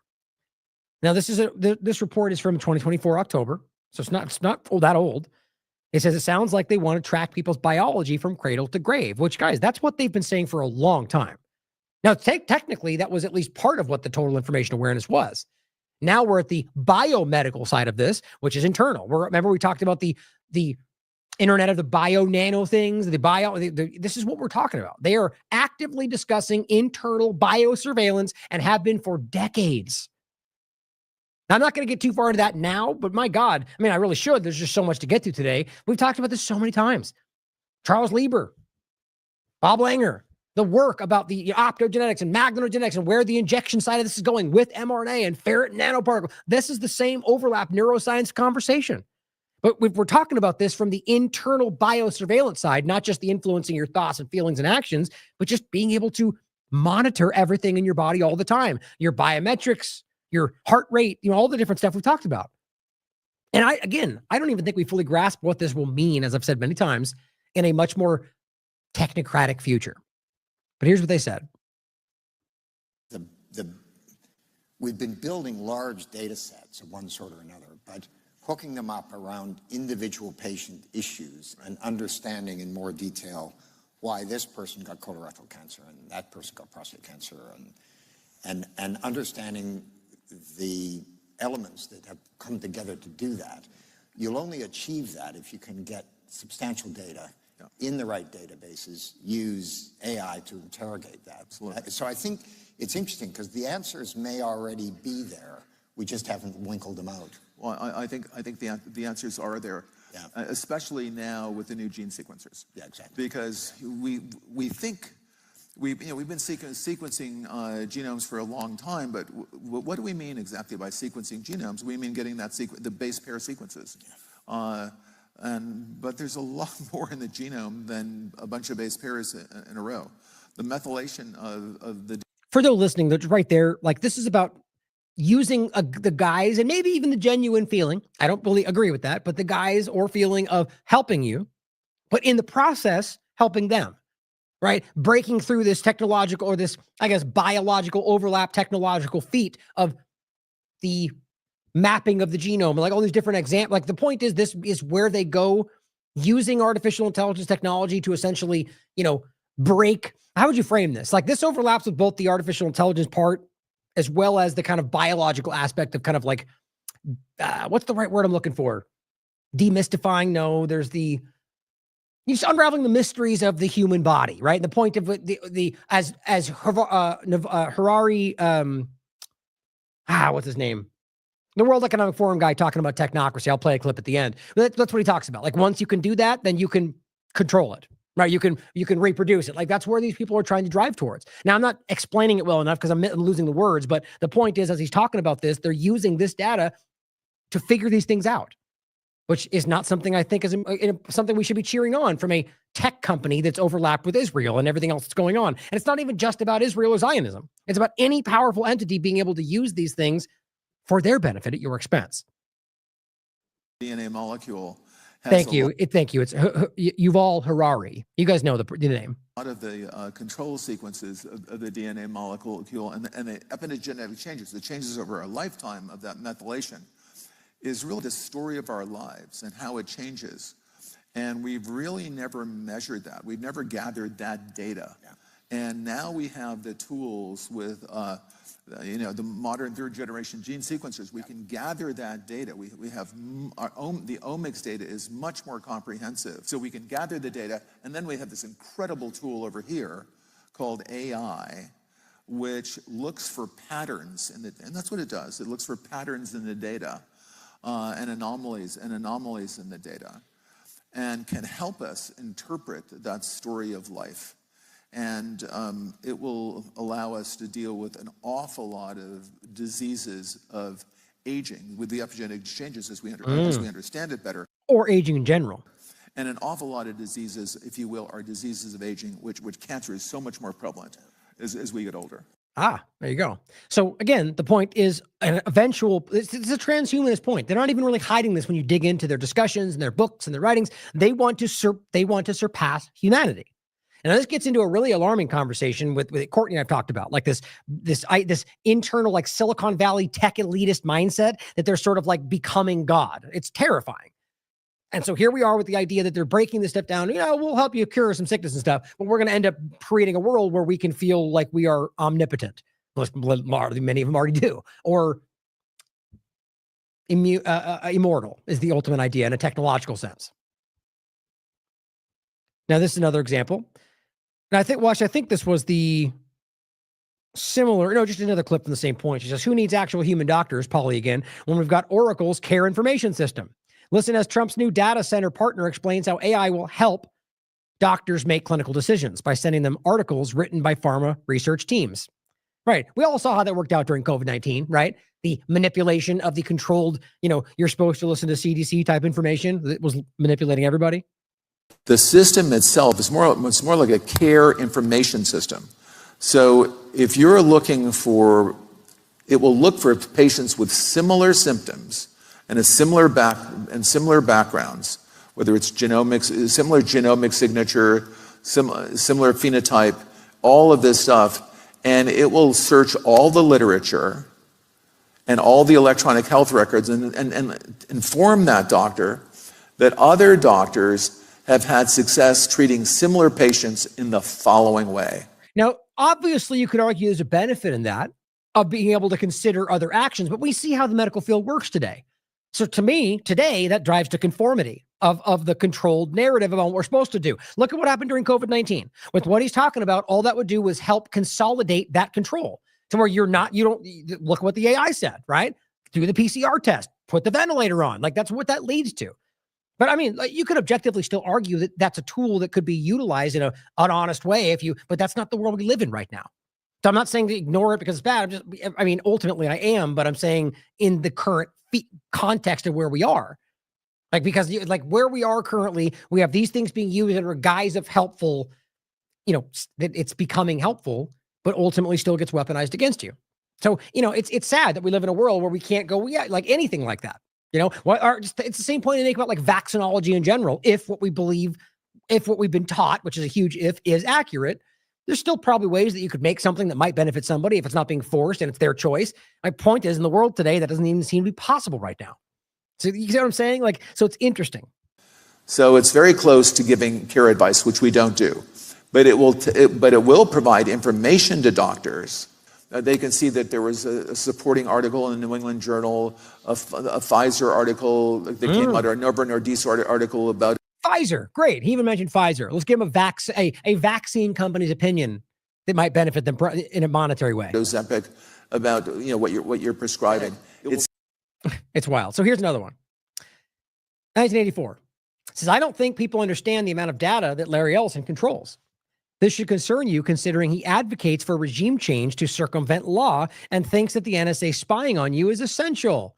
Right? Didn't Donald Trump just tell you, get the CIA involved now? Another intelligence aspect of all this that we used to all acknowledge at least somewhat was the deep state.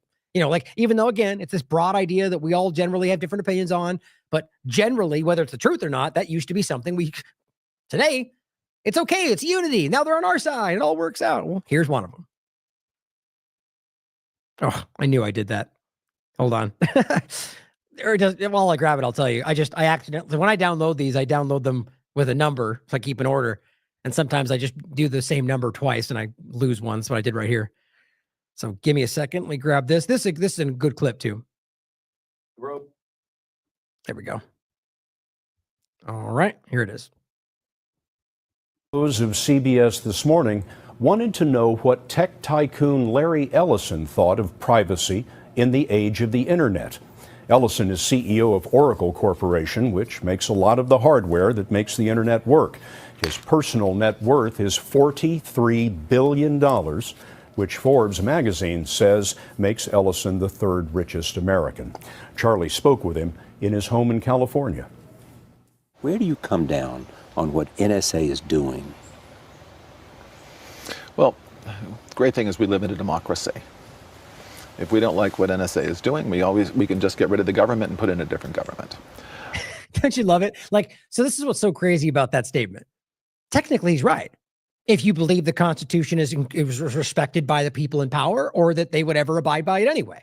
But what's funny to me about it is that's the kind of thing you're getting from these fake libertarian, fake freedom lover tech elitists. They're just trying to, it's like they're laughing at you. Whether it's real or not, or like in this case, I argue accurate. The point is he's saying it because he knows you'll like it. He doesn't think that. You think he actually, like, these people are the actual ruling structure in the sense of the technocracy as I see it today.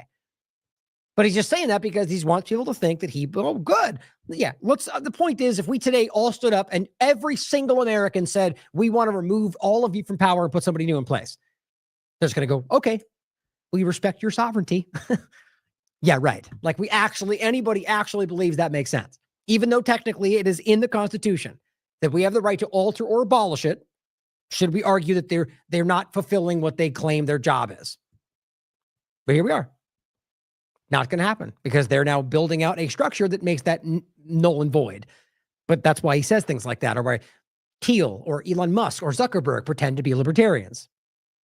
I think actually, we've been collecting this information for so long, and long before NSA was collecting it. Let me tell you who was collecting it. Think about that. American Express. We already know this. Bank of Visa. Likely for those same groups, by the way, but nonetheless. All of your credit card data, we have, and all of your financial records. This whole issue of privacy is utterly fascinating to me. Who's ever heard of this information being misused by the government? In what way? Well, I just hear you clearly. You're saying whatever the NSA is doing is okay with me. It's great. It's great. It's essential. By the way, President Obama thinks it's essential. Wow. Okay, the illegal action that they lied about and denied until it was proven, and they still lied about it, is essential. Right? That's what he's telling you guys. This is the guy that's about to roll out with others, with an Israeli bank aspect and other complete deep state elements, a control structure for artificial intelligence with $500 billion of your money. This is what he thinks. You realize the data control that comes along with what they're doing. This is terrifying, and it gets worse. It's essential. With the next clip. If we want to minimize the kind of strikes that we just had in Boston. Of course. It's absolutely essential. But what point would it be alarming for you in terms of government surveillance? At what point would your red line be crossed? If the government used it to do political targeting, if the Democrats... Too late. It had already happened before he said that. And on top of that, what he said a second ago is, when had everybody ever heard of the government abusing? Are you serious? If you don't see by now, this guy is either that, I mean, he can't be in this position and not be aware of what we're talking about. That's what I believe. So I am convinced this guy is absolutely trying to walk down. That's why he started the way he did, guys. And now here he is. Like, the government would never abuse its power. That's basically what he said. And then that it's essential that they do this, being that that's scary. Democrats used it to go after in terms of government surveillance. At what point would your red line be crossed? If the government used it to do political targeting, if the Democrats used it to go after Republicans, of course. If the Republicans used it to go after Democrats. In other words, if it became we stopped looking for terrorists. It's already happening. And we started looking for people with on the other side of the aisle. I mean, even how about the FISA warrant discussion? I mean, there's a lot of examples of this kind of stuff, right? Abusing those positions to go after, or, any number of things, or assassinations around the world. These have happened.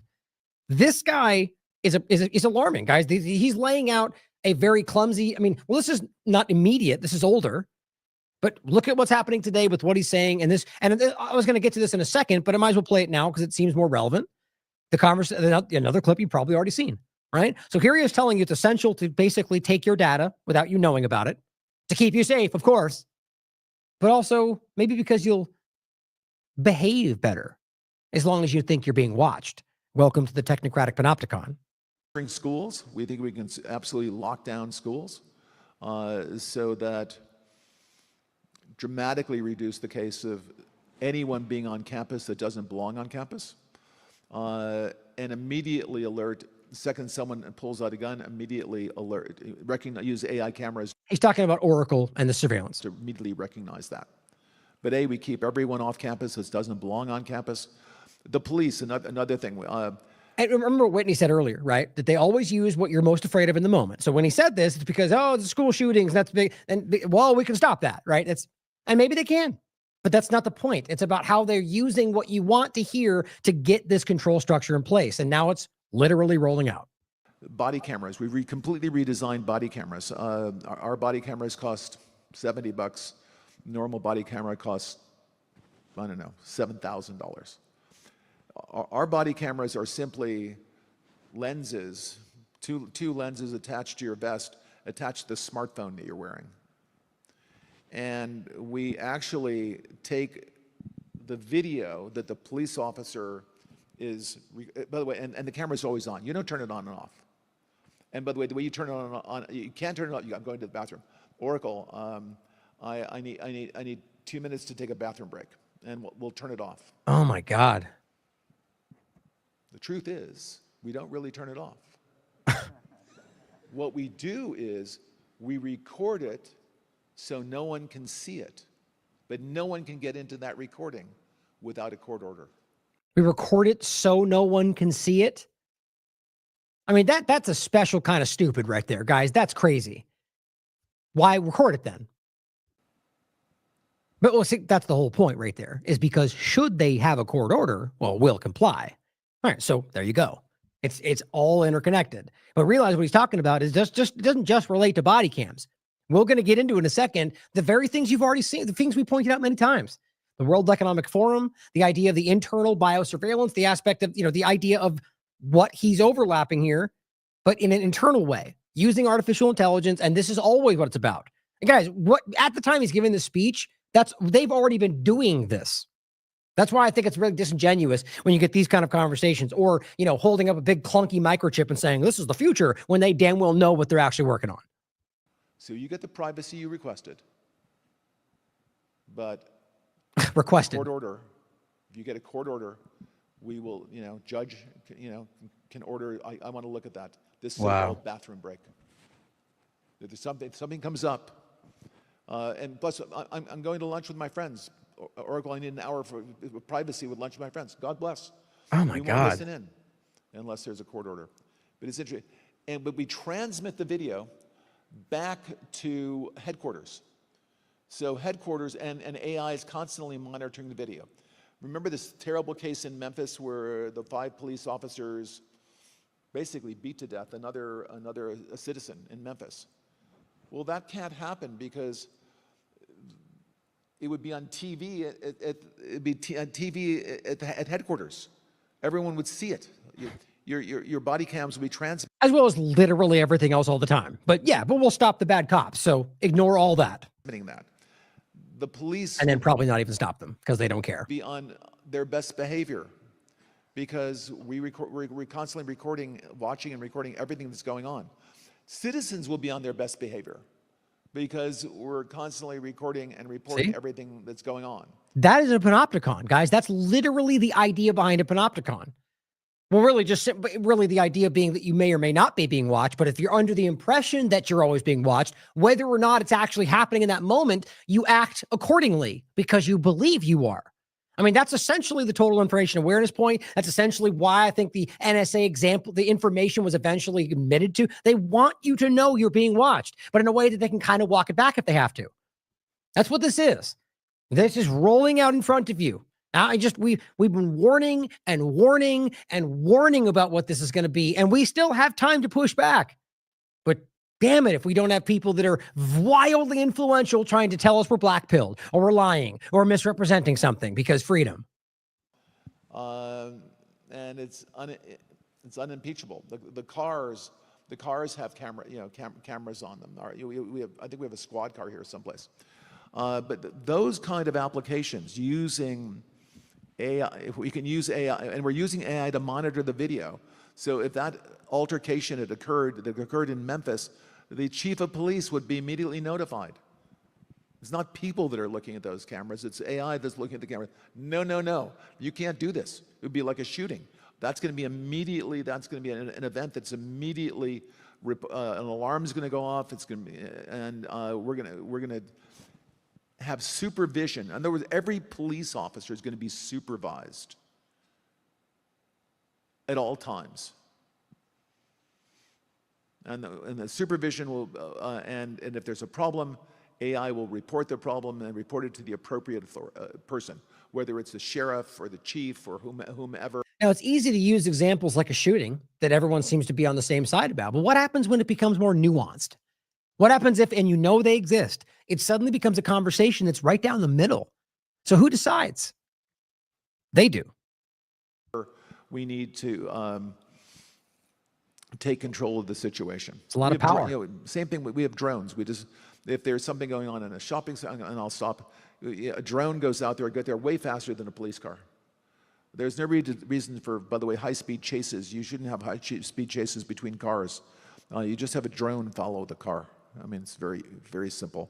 And the new generation of autonomous drones. Mm-hmm. Spotting forest fires. A drone spots the forest fire, and the drone. Yeah, there's only a few 30 seconds left. That's the general point, right? That I wanted to give you the full clip because mostly there's like a 1-minute clip of this going around because it's just very important to hear what he's talking about and how that really comes together.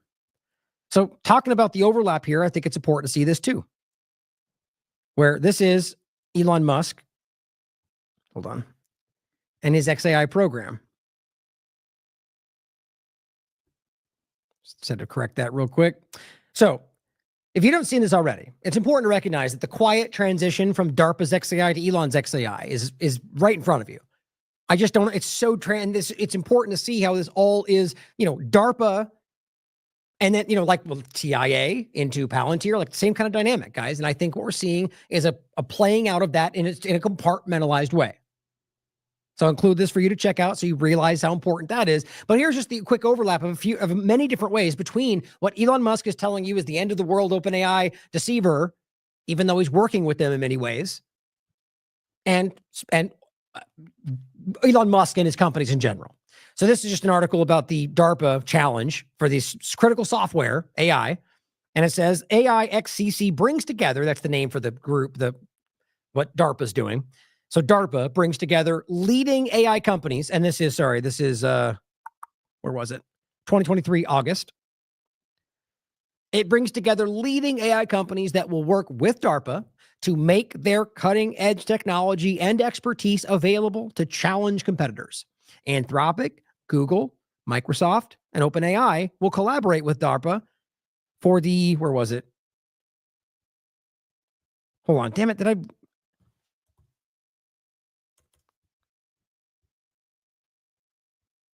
There's multiple examples, but I think I didn't grab the...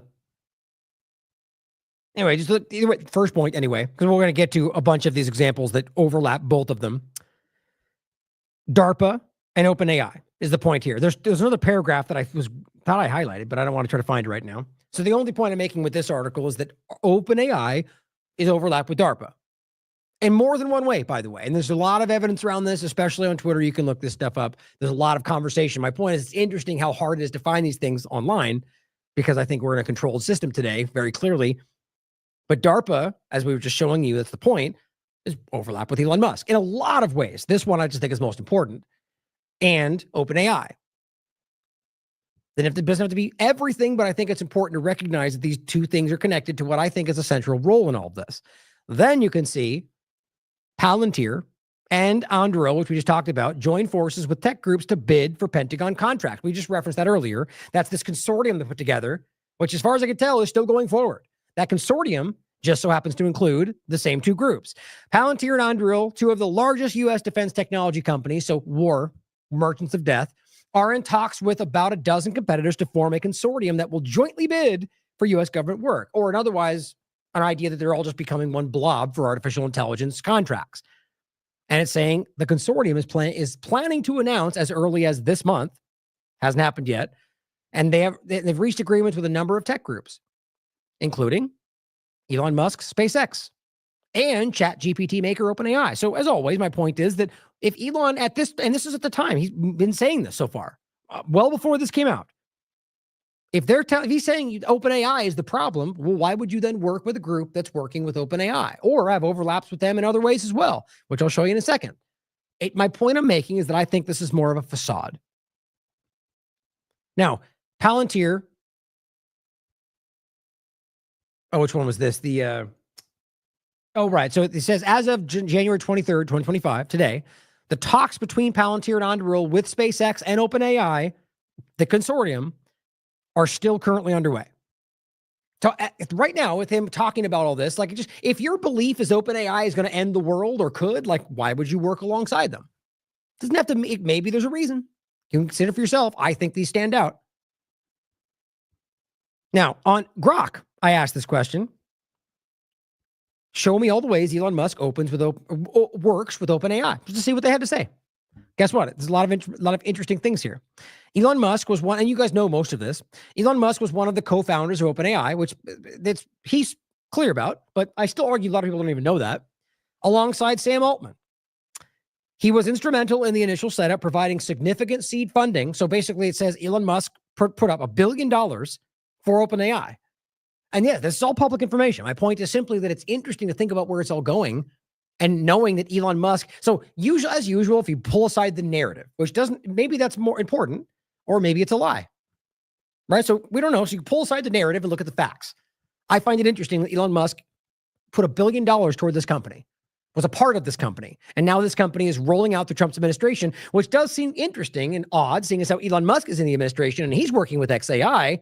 So why'd they go this way? Well, maybe because there's more connection than they want people to see. So they're playing out this Elon Musk doesn't agree. I just don't feel like that makes sense. But you can decide for yourself. And it says, Musk has been credited for coming up with the name OpenAI and recruiting key talent. But as usual in the past, we've already got examples of him making claims like making the name, and that turns out to be a lie. So who knows? Maybe that's a lie too. Board of directors. Musk served an OpenAI board of directors until he resigned in 2018. His departure was reportedly due to a potential conflict of interest with Tesla AI development and because he wanted more control over OpenAI. Now, the argument is he wanted to do it in a way that helped the people and wasn't about the ending of the war. I don't think any other examples in his life other than narrative make sense. They love to give him this fake persona, but I think I'll play this clip again in a second. It just doesn't add up with who I think he really is. But that's for you to decide. So my point is, what you have in the facts is that he wanted control. He funded the money. He was part of the company. And then he backed away from it. That's what we know. The rest is narrative. Now it says, more recently, Musk has engaged with OpenAI through legal means. He filed a lawsuit against them and Sam Altman in March of last year, accusing them of abandoning the company's founding mission of developing AI for the benefit of humanity. I mean, how would you legally prove that you're doing this with the interest of not benefiting humanity? Like, what's a provable metric of whether you benefit humanity? It's subjective, is my point. Courts of law don't usually engage with subjective. So to me, it seems like knowing it won't, it's about putting forward the statement. You're not helping humanity. This is my opinion, but look at what's been going on. Doesn't that feel a bit contrived? Like a lot of stuff happening now? And it says particularly after OpenAI's partnership with Microsoft. Microsoft, who's also currently a part of the new rollout with Trump, who Elon Musk is a part of. It doesn't make sense. The lawsuit was later withdrawn in June, only to be refiled in August. Maybe there was a discrepancy, or maybe he just wanted to keep it going, and it doesn't seem to add up to me. Musk's legal actions also involve allegations of antitrust violations due to overlapping board memberships between OpenAI, Microsoft, and other entities. Then it says public criticism. After leaving, Musk has criticized the direction of the company, especially its transition from nonprofit to profit model, a capped for-profit model. That's interesting, and I'll show you why. He also founded his own AI company, which I argue is just DARPA's XAI program. It's very obvious. It ended started months after they ended theirs in DARPA. It's silly, and it stands for Explainable AI. And Grok is literally there saying, "Explain this post right there." It's silly. Now it says, which can be seen as a direct competitor to OpenAI. That's the narrative. Musk's public statements and actions suggest a competitive stance, particularly after he left the company. Then it says, OpenAI has responded to Musk's legal actions by releasing emails and documents, which you can look up for yourself, showing Musk's earlier support for, in fact, turning OpenAI into a for-profit company and his attempts to merge OpenAI with Tesla or gain more control over the organization. Look at that. So it starts to look like if there's any honesty to this deviation between the two, that he got kind of pushed away because he wanted the Model A. You can decide for yourself. But it's interesting how often the story doesn't add up with what Musk's, the ideologues swear is the case. It says, this indicates a complex history where Musk was once deeply involved in strategic, you get it. Interesting. Now, under the post from OpenAI, announcing the Stargate project, Elon Musk says they don't actually have the money. Okay. So didn't Donald Trump just literally say so how do you make sense of that? And then here is, I honestly think this is a theater. That's just my opinion. Here is what this clip says, where he's talking about OpenAI with Tucker. Concerned is Sam Altman about annihilation, do you think? I think in reality he's not concerned about it. About annihilation is what he's talking about. So that, again, so you're talking about a group that you're okay with the world being annihilated, but we'll work with them here and there because, that doesn't make sense to me. I don't trust OpenAI. I started that company as a non-profit open source. The open in OpenAI, I named the company. Yeah. OpenAI as an open source. And it is now extremely closed source and maximizing profit. I don't. Yeah, okay. You just heard from Grok, which is his program. There's emails and information already proving that he wanted to go that direction, and that didn't. So there you go. He is presenting the idea that he was the one fighting for the altruistic direction, even though that's simply not true, at least at the beginning point. Kind of hard to keep missing these guys. Greg Reese put on a great clip breaking a lot of this stuff down. He's lying. So too do a lot of these fake personas in the public eye. I understand how you actually go from being an open source nonprofit to a closed source for maximum profit organization. Well, but Sam Altman got rich, though, didn't he? At various points, he's claimed not to be getting rich, but he's claimed many things that were false. And so have you. And now apparently he's going to get $10 billion of stock or something like that. I don't trust Sam Altman, and I don't think we want to have the most powerful AI in the world controlled by someone who is not trustworthy. That seems like so we want you to do it. How much you want to bet that happens? fair concern. Yeah. But you don't think, as someone who knows him and has dealt with him, that he is worried about the possibility this could... Oh, gross. He's not wearing socks. I hate when people do that. How in the world do you wear shoes without socks? Anyway, that was Tucker, by the way. But so this is important, I think. It's just simply dishonest, I think. Now, here's Greg Reese in the clip that I showed you. We played this before. Now, you know what? We're going long today. I'm going to play it. We don't have that much more to get to. I just think it's important to see this on the back of what he's saying, guys. There's a lot of dishonesty here. And Greg Reese, formerly of InfoWars, that broke off because, like a lot of other people did, because that platform is not honest. This is an objective reality as far as I can tell, how often we're seeing deliberately misinforming, like statements from the drone conversation or from the inauguration or from January 6th or whatever else we're talking about. Right now, completely shilling for Elon Musk and Trump despite trying to pretend otherwise. This is why it's important, guys. This is why people are leaving that.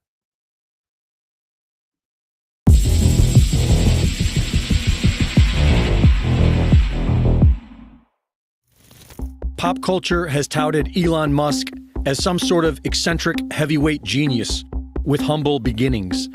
But this is demonstrably false.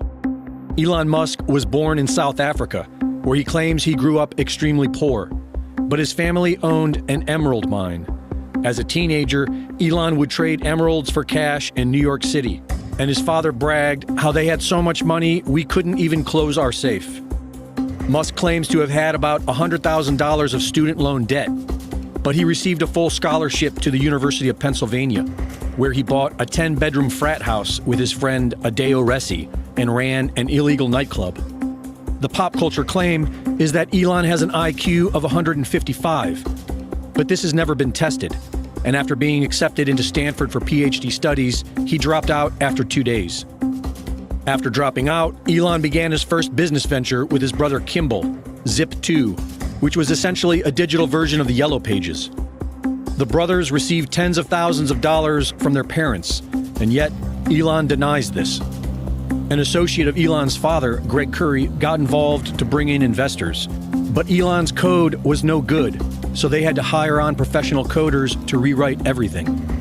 Zip2 was then sold for $307 million to Compaq, who later shut it down without ever earning a profit. Elon made $22 million, bought a $1 million McLaren F1 supercar, which made mainstream news, before he totaled the uninsured vehicle. Musk then went on to create an online bank, X.com. He partnered with banking expert Harris Fricker, Edward Ho, and Christopher Payne. All three ended up leaving the company after accusing Elon of lying to the media about the quality of their product. Elon claims he founded PayPal. Before the company was named PayPal, it was known as Confinity. It was founded in 1998 by Peter Thiel and Max Levchin. After losing millions of dollars, Elon's X.com was bought by Confinity in a merger in 2000. All Musk contributed at Confinity was his own power struggle. He made himself CEO and pushed to change the name to X.com. The executive team successfully petitioned to fire Musk while he was away on vacation. Part of Musk's resignation agreement stipulated that all references to founders of the company will be removed from their website, allowing Elon to claim credit, which so far is all he has ever achieved. Peter Thiel then rebranded the company as PayPal, went public, and sold to eBay for $1.5 billion. Elon made $180 million from the deal, which he then invested into Tesla, SpaceX, and failed company SolarCity. Elon falsely claims to be the founder of Tesla. Tesla was founded in 2003 by Mark Tarpenning and Martin Eberhard, who developed the Tesla Roadster. When Tesla Motors began looking for venture capital, they approached Elon Musk, who had the fake credibility as PayPal's co-founder. Musk joined with the condition that he be named chairman of the board. In emails, Musk was upset that the media was not giving him credit for Tesla Motors and went after Martin Eberhard, replacing him as CEO. He then forced Eberhard out of the company and rewrote the company's history to have himself listed as an original co-founder. Martin Eberhard, the man behind the Tesla Roadster, was promised the first Roadster off the assembly line. But Musk screwed him over on that as well and sent that car into space. You can tell it's real because it looks so fake, honestly. So who is Elon Musk? Elon describes his father as being an evil, abusive man. His father, Errol Musk, has been accused of being a pedophile and fathered a child with his stepdaughter, who is 42 years younger than him. This spoiled, narcissistic failure, son of accused pedophile, wants to put computer chips in everyone's brain so that we can merge with artificial intelligence. His girlfriend is now bragging how this could all lead to a communist utopia. And strangely enough, former Nazi and head of NASA, Wernher von Braun, predicted a man named Elon would conquer Mars in a 1952 novel that he wrote. Which is odd, because NASA has partnered with Elon's SpaceX to work towards colonizing Mars. Elon Musk, like everything else in today's modern society, is a fraud, a fake genius, just like fake philanthropist Bill Gates and his fake vaccines. Brought to you by the fake news. Here's a pro tip for dealing with the mainstream media and all of pop culture. Assume it's a lie and research everything. You can tell it's real because it looks so fake, honestly. And I'm glad he said that. Of course, the point is assume it's fake, but do your research, right? So basically question everything while considering all possibilities. It's exactly the same point. It's important, guys. I mean, as he says right there, Elon Musk has always been a fraud and has all the appearances of an MK Ultra puppet. You can decide for yourself. The point is dishonesty.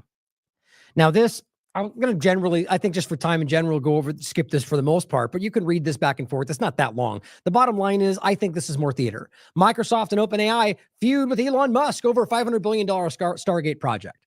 And he's saying they'll start SoftBank as well under $10 billion secured. I have that on good authority. Gee, I wonder how. I wonder who he's talking to about SoftBank. What connections does he have to, I don't know, Israel? It says, wrong. As you surely know, Sam Altman responds, want to come visit the first site already underway? Like, he must be able to know this one way or the other if it's Donald Trump's plan, guys. So it just seems wild to me that they're even pretending like this is back and forth or the same kind of thing. On 24 hours of Musk and Sam Altman's public exchanges. I just think we're being played just like he's laying out right there. Now, another thing I'll include, James Lee did a kind of a breakdown. It's interesting on top of well, first in general, Derek wrote an article about this. You probably already heard. The guy from OpenAI who died.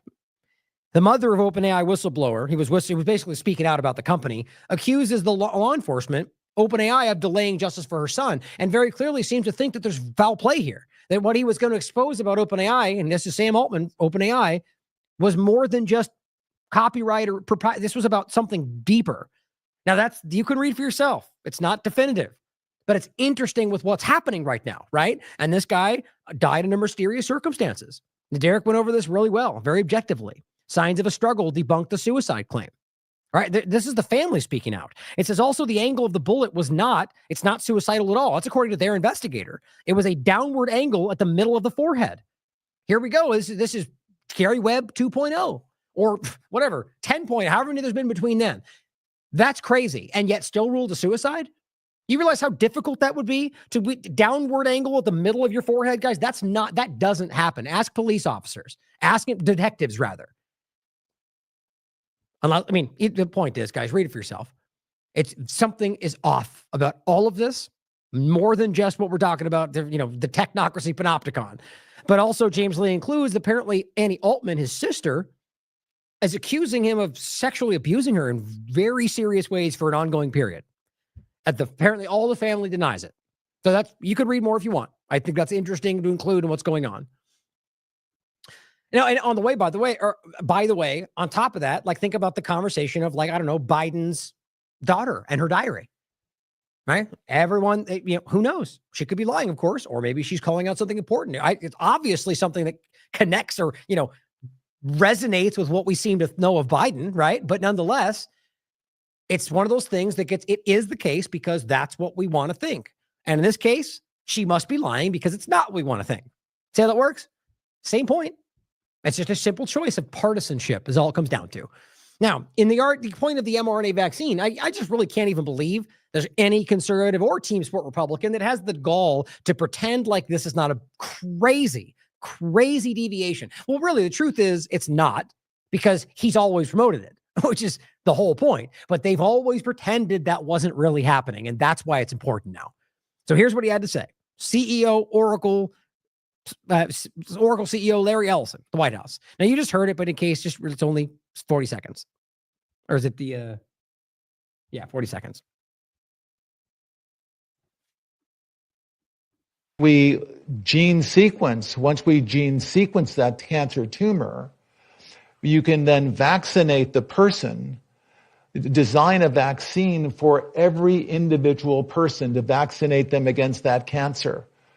And you can make that vaccine, that mRNA vaccine, you can make that robotically, again using AI, in about 48 hours. So imagine early cancer detection, the development of a cancer vaccine for your particular cancer aimed at you, and have that vaccine available in 48 hours. This is the promise of AI and the promise of the future. There we are. Dang it, I was trying to find, I think I might have opened them already.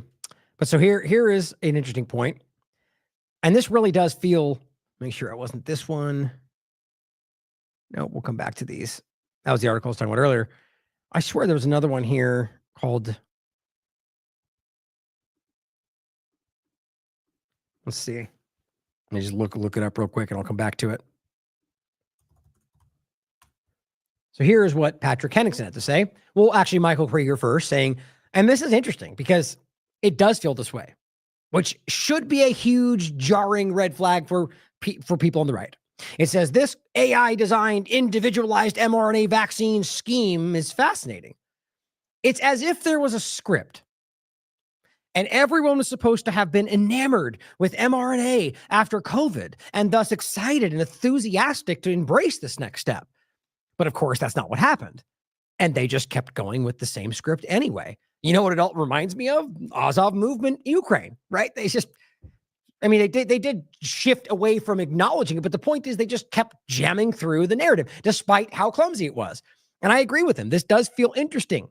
And Patrick says exactly, the supposed mRNA technology is a fraud. It was never operationalized. It's the equivalent of vapor war in technology terms. And no, it was never shown to actually do what they claimed it would with fake COVID vaccine, despite all of the hype from controlled opposition profiteers like Malone, latest attempt. So it's interesting. I mean, obviously, this should be they roll it out like we know it works, guys. And that's what we've been screaming about. Now, I wrote about this or covered this many times. This one was simply saying a study found, a peer-reviewed study in a very highly regarded journal, that the actual platform itself, on top of everything else, the spike protein and the mRNA, all of it has their own issues. Quite frankly, this thing is a weapon. I mean, it is, whether you think it was designed that way or not, it's hard. I think, you know how unlikely it would be for you to design this and accidentally make every single thing as deadly as possible? That seems crazy ridiculous. Study finds mRNA platform itself was driving myocarditis. And don't forget, I mean, I'll include those too since I'm bringing it up. I was just talking about this to somebody else. Oops, I didn't mean to go to that page. I was hold on. This one and the other one, I'll include both. Can't type. There we go. So the first one, and we've talked about this, or actually technically this one's the first one. Ralph Barrick, right? The U.S. funded, and right down here in his own academic curriculum, you can see openly funding research on rabbits to make basically coronavirus-induced myocarditis. That's what it was. Crazy that we can't connect those dots. And it says U.S. funded research on, quote, coronavirus-induced myocarditis. Now, again, the conversation of whether you think viruses exist or not, it's an important one. But realize that that doesn't have to define this conversation. We could be talking about bacteria, or if you think that isn't included, we could talk about virus-sized transistors that Charles Lieber was working on at Harvard in 2011. I mean, literally, these things are out there. Or that all of it was a big ruse too. That's certainly possible. My point, though, is that it was being publicly stated. Coronavirus-induced myocarditis. And then I went on to cover even more that turned out there's more documents about them trying to turn that into an aerosolized aspect of it. And then this, I guess I'll grab all these since and bring it all up again. But so it says, did U.S. government work on a myocarditis-inducing virus, then work to aerosolize it? The facts argue, at least what they presented as the facts, is yes. And we can't have that honest conversation about that. Or dual use, new aerosolized mRNA delivering nanoparticles can vaccinate or they can eliminate. That was what was this, British Medical Journal or Nature? I forget, a main article. We covered it then. And they weren't saying they could use it to kill you, but they stated that it could be used to raise your insulin levels or drop it to zero, which, by the way, could kill you. And my point is they could do this to affect whatever they wanted, to effectively vaccinate you or to effectively eliminate you. And that is what dual-use technology is. This was 2023. What they're talking about with Ralph Barrick goes back to the 90s. So realize that all this is the connection of the research, or at least the stated research, that goes right through COVID-19. And then there was another one, this one right here. mRNA platform is dangerous dual-use technology. And then we talked about self-spreading mRNA and altering evolution with nanotechnology, which they promised to do right through the COVID-19 timeframe. About 20 years before, 2002, they said, we will alter evolution with nanotechnology, a U.S. government document. And here we are. Let me include those really quickly so you guys have those for the show notes. So all of this obviously matters, right? The idea of this research and where it goes. And so here we are where they're developing or driving forward more mRNA platform designed drugs. And on top of that, what that really means is not only is the platform and everything else involved with it going is a dangerous thing, but that ultimately they're now making treatments for something that the thing they gave you caused, which is what we all should be talking about in this concept, which most people are. As Toby Rogers says, AI is irrelevant to this process. Now, whether you think that or not, it's interesting to consider the different opinions. He says, if you want to genetically sequence a tumor, do that. If you want to develop an injectable mRNA product based on that sequence, do that. You don't need AI for either of these processes. So what the hell is he talking about? Well, if you agree with that, which I think is a fair point, it's because AI is the direction, it's the plan. So they're just using this to justify the other, which is like Neuralink and being able to walk again, even though it's about something much darker. Catherine Austin Fitz simply says he's pitching a line, Ellison, to justify trillions of taxpayer money to private companies to make more billions. It would be hard to just say we're going to rob more money since there's already 21 trillion missing, or even harder to say we want you to pay us trillions to chip you. Hashtag mRNA grifters. See? A lot of clear evidence out there. What I'm showing you, but also people that, have been studying this, have been highlighting this, have been warning about it. They see it. Now, I said it's great to see everyone discussing mRNA shots causing cancer in light of the new Trump administration pushing for mRNA cancer shots. TLAV, on that note, has been on this topic since 2022 and before, quite frankly. But here was the ones that I brought up. 2022, peer-reviewed study finds mRNA jabs suppress immune system and increase risks to cancer, other diseases. So I just want to highlight, as usual, demonstrate our value of how far ahead we are on some of these topics, as it was not unique to us. Plenty of other independent media, honest, nonpartisan independent media were highlighting this early. Or this one from 2023. New modified RNA, mod RNA cancer jab will also destroy your immune system. This is the one they're rolling out, guys, or one variation thereof. It's the same discussion. We've been following this progression. This one, 2024. Peer-reviewed science finds mod RNA injections, Pfizer and Moderna, cause cancer. Much worse. More than one study has found that. So here we are where they're rolling it out, and here's the Swiss Policy Research breaking this down in very, very clear. It's undeniable. And now they're going to be giving you something to solve the problem they created. That's how this tends to work. Ask Big Pharma. Now, Mary Talley Bowden, MD, points out, notice how all the MAGA media influencers are staying quiet on AI-driven mRNA vaccines. Call them out. Now, when I say that, I'm talking about the ones you might expect, right? The people that are the central team sport players that are out there screaming about the narrative, but constantly being dishonest. I think there's a lot of conservatives that are calling this out. WikiLeaks points out, please understand why you can't vaccinate against cancer. Cancer produces antigens in buckets. The immune system doesn't respond because it thinks the cells are yours. Producing more cancer antigens just tires your immune system, which, what do you know, seems to be a focal point of everything they do. It's more complicated than an Oracle database.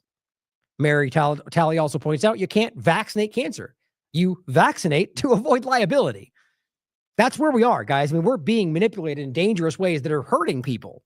But overall, the point is that clearly everything they do seems to lead to the what makes you more sick for the outcome. True Stream Media says, does anyone know how they plan to safely test personalized mRNA vaccines? It's a very good question. I gave my shot at guessing at the, slightly, trying to be facetious, but I really do think this is where it goes. They'll likely feign some testing process that'll, of course, necessitate DNA, biometrics, your firstborn child, and, of course, a digital ID to access the special app designed with it. I'd also think if they care to test it at all, big if, they'll likely already did it in 2020 without our knowledge. So, same point. But, the point being that these things tend to end up that way, where, now it's not a digital ID. You just need to have this to get the app done, to be able to access the information that'll help your life. That's how this works. Edward Dowd, of all people, says, and this is interesting because you're seeing a lot of these people that are pretty strong Trump supporters, or at the very least, whatever you think, it's interesting to see people. I shouldn't even say it like that. It shows integrity to me. Somebody who is willing, it's a line. Now, whether I think the line should have been drawn earlier, that's my opinion. This is somebody standing up and saying, this is Mario Knopfel, by the way, Mr. Elon Musk, basically the mainstream alternative media, mainstream media version. Just dumping out the narrative, and it's just and pretending to be all independent media. He says, from cancer detection to custom vaccine in 48 hours, really just praising this whole thing like it's a positive thing. Edward Dowd says, sounds super rad, bro, but count me out. Individualized mRNA vaccines to cure cancer? What an absolute load of shit. Good for him. Dr. Jane Ruby wants to make sure you don't forget that Donald Trump was on it the whole time. In on it, she says. The point is, he has never stopped shilling for this. So if you ever pretended like he doesn't mean it, you're making yourself feel better about the obvious truth in front of you instead of being honest with yourself. To get the shot, the vaccinations are so important. This is really going around now. They have to get their shot. Today we're on the verge of another get your shots. American medical miracle. This is one of the greatest miracles in the history of modern day medicine. Oh, I had to look down and remember what that word was. I have modern day, checks notes, medicine. That's fantastic. But think about that, guys. He's never stopped really saying the same thing. How do you misunderstand this? Pfizer and Moderna have announced their vaccine is approximately 95% effective. These vaccines are all Relative risk reduction, which ultimately ended up being about 0.08%, difference between 95%. We went over this so many times. It's a lie, whether he knew it or not. also very safe. A medical miracle. Lie. We have delivered a safe and effective vaccine in just 9 months. Incorrect. What we've done is historic. Don't let them take it away. Don't take it away from ourselves. You're playing right into their hands when you sort of like, oh, the And that's how easy it is. Like when he talks about the biometric system. Well, Clinton couldn't do it. And they go, well, we'll do it then. Damn the Democrats. That's how easy it is. And many fall for it. Don't let them take it away from you. Take one away from you, that you've been killing their children with dangerous shots, or whether you know that or not. Like, I do strongly believe he knows it. I don't know how you couldn't at this point, especially with his own audience telling him that's the case. But you can decide. vaccine. If you don't want to take it, you shouldn't be forced to take it. No mandates, but except the fact that the state of emergency that he rolled out was what allowed them to do it. It's all a game of shell. It's a shell game, guys. It always has been. Take credit, because we saved tens of millions of lives. So isn't it funny how they all, well, we want to cheer because he didn't force it, but then they go, damn it, he just said the lie again. You know, it's like, just own it, guys. He's being dishonest. Both the president and I are vaxxed, and did you get the booster? Yes. I got it too. Gross. Okay, so... Don't. Some friends of mine, they wanted to say, I said, don't come tonight. Let's go another time. It's pouring. Woody Johnson, a great gentleman. You ever hear of Johnson & Johnson? He owns the place. I tell you what, this guy's got cash like nobody's got cash. Johnson & Johnson. Boo. You get the point, guys. It goes on and on and on. I'm just trying to get through the end of this before it gets too late. Doctor, I believe it's doctor. That's what it stands for, right? Alex Eck. Because somebody who, by the way, I've more and more as this gone forward, like we have different opinions on plenty of things, but I've come to see that he really does have a stance that I believe is driven by integrity. And even pushing back on in circles around the conversation that I think he's discussing, because other people that's what you have to do. If you're in a stance, and especially a contentious one, and you got people that are pretending to be on your side, they're saying things that are not, that deviate from what you, then call it out. That's what people are afraid to do in partisanship. So I just wanted to point that out, because recently I reached out to and said that. I'm like, I just respect the stance you're taking on this. It's important, right? Because there's a lot of nonsense and pushback. So he says, in this case, different conversation though, about what we're talking about today. He says, is anyone surprised that President Trump, the initiator of Operation Warp Speed and the self-proclaimed father of the COVID shot, who's recently partnered with the likes of Peter Thiel, Elon Musk, and several other biotech investors and executives, is announcing a $500 billion in AI infrastructure and the development of an AI-driven mRNA vaccine for cancer? Like, how is that surprising to anybody with the way that goes forward? And it says, in my opinion, it's not surprising at all. I don't think anyone in government will create lasting positive change for health and freedom, irrespective of whether or not they're actually trying to. It's an interesting point, and I agree with that. I don't think they're trying to, but I argue the same thing, that systems designed in a way to whether or not they want to, it's not going to be allowed to happen, which shows you that we don't live in the system we think we do. That's what he's talking about. He says, we are the ones we've been waiting for. That's what I like that message. His message is, you are the one that's going to save you. You have to empower yourself. This guy says, is there a possibility that you don't know the entire story? God, I'm getting tired of this. Now, of course, the point is he's saying, he's considering something. He's not saying, I know what's going on. The point is, this guy's unwilling to consider the other side, the fact that maybe you're being played. But instead, he just goes, are you sure you don't know that maybe there's a reason it all makes sense? Got it. So you're giving him the benefit of the doubt. He says the first obstacle to learning is thinking you know everything. God, what he's doing is it's embarrassing that he's basically talking about what he's doing and not even realizing it. He says ignorance is not knowing, but willing to learn. Stupidity is refusing to learn. Alex says, This is why I stressed my opinion. I don't claim to know everything. And he goes, there are so many possibilities. AI and mRNA are simply tools, no different than a computer or a gun. Yes, technically you're right. But didn't they just kill a whole lot of people? And don't they keep lying about it still? Are you really not aware of that?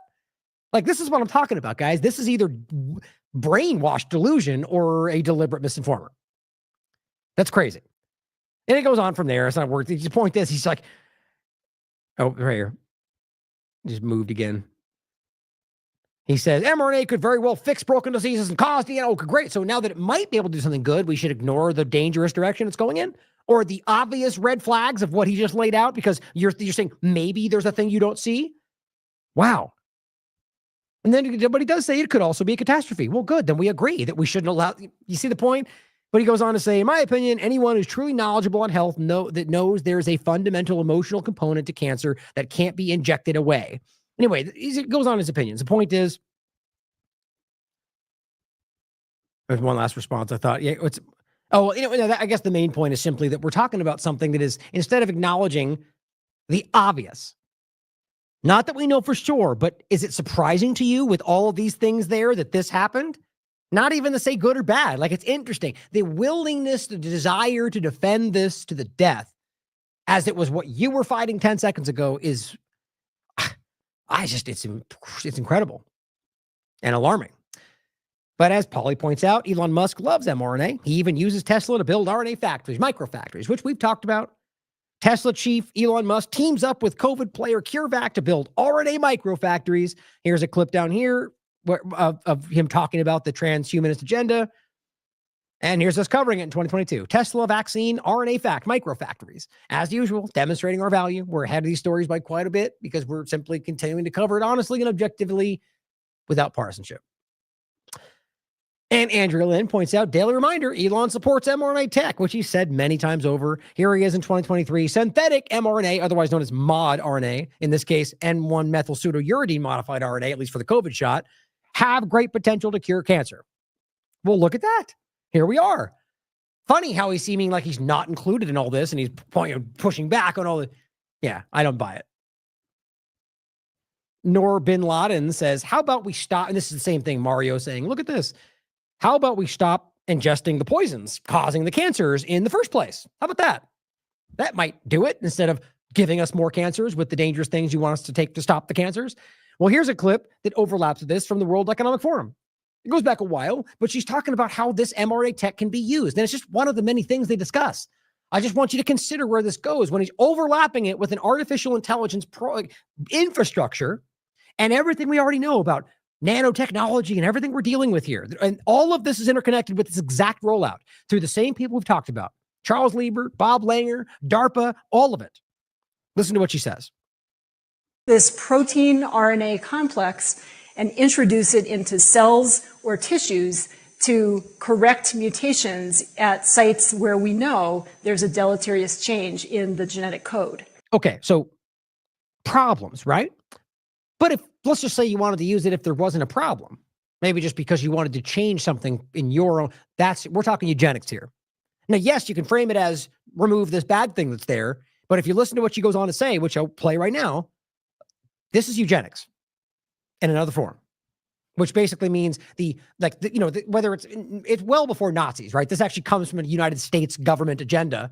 But the point being, and that's not my opinion. The point is that this became something that was adopted from the Nazi agenda, which is why that got real quiet all of a sudden. But that's where eugenics truly began. And that is about this is about like purity, which is not hard to see the overlap of like the Zionists or the same overlapping point in the United States. And it's about saying that these certain bloodlines or these certain people should be, kind of washed away from our genetic line to avoid, better the human species. You don't realize the overconnecting point to both Israel and Germany in that case and what they're doing. So just knowing that, think about what she's saying here and think about how this can be applied and think about what they've already done and what they seem to be rolling out. So I wanted to show you an example of how this can be utilized. This protein complex can actually be injected directly into fertilized eggs of a mouse. And in the experiment, you'll see we're targeting a gene that is responsible for the black coat color in mice. And so normally these mice have beautiful glossy black coats, and once we make this targeted change, we then implant these edited eggs back into a female mouse. And when she gives birth to pups, you'll see that the pups are now mostly white.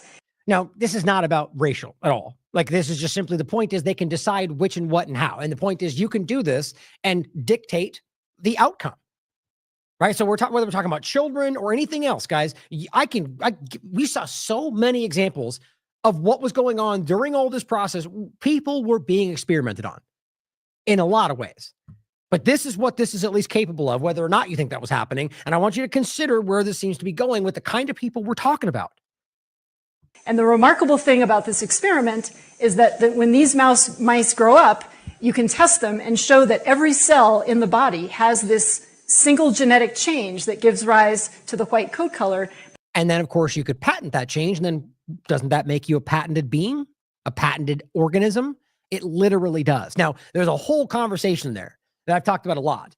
Technically speaking, legally you can patent life. But today there's this weird carve out for, like, I think we're getting to the point where that will come out and discuss the idea that you have some kind of genetic alteration from the mRNA shot, like Monsanto owning your field because of the seed. You may think that sounds crazy, and it does sound crazy, but it's real. Now, whether it happens, who knows? Maybe sanity will prevail, and they'll say there's no way we'll ever let that. But realize, historically, it goes in the directions of the industry, of the elitists, of the people driving the agenda. So how long until we get there? Maybe we're already there. Now, this is funny and scary at the same time. 5 Times August says, think long and hard about AI-generated hands, and then tell me you want an AI-generated shot injected into your body. God, I mean, I hate even looking at those things, man. Even like the fake AI people and hands, the stuff creeps me out. Something very weird, like dark energy from these things that I go well beyond some image. That's my opinion. But the point is, I said, this is hilarious and terrifying all at the same time. How many have been warning about this nonpartisan agenda for years?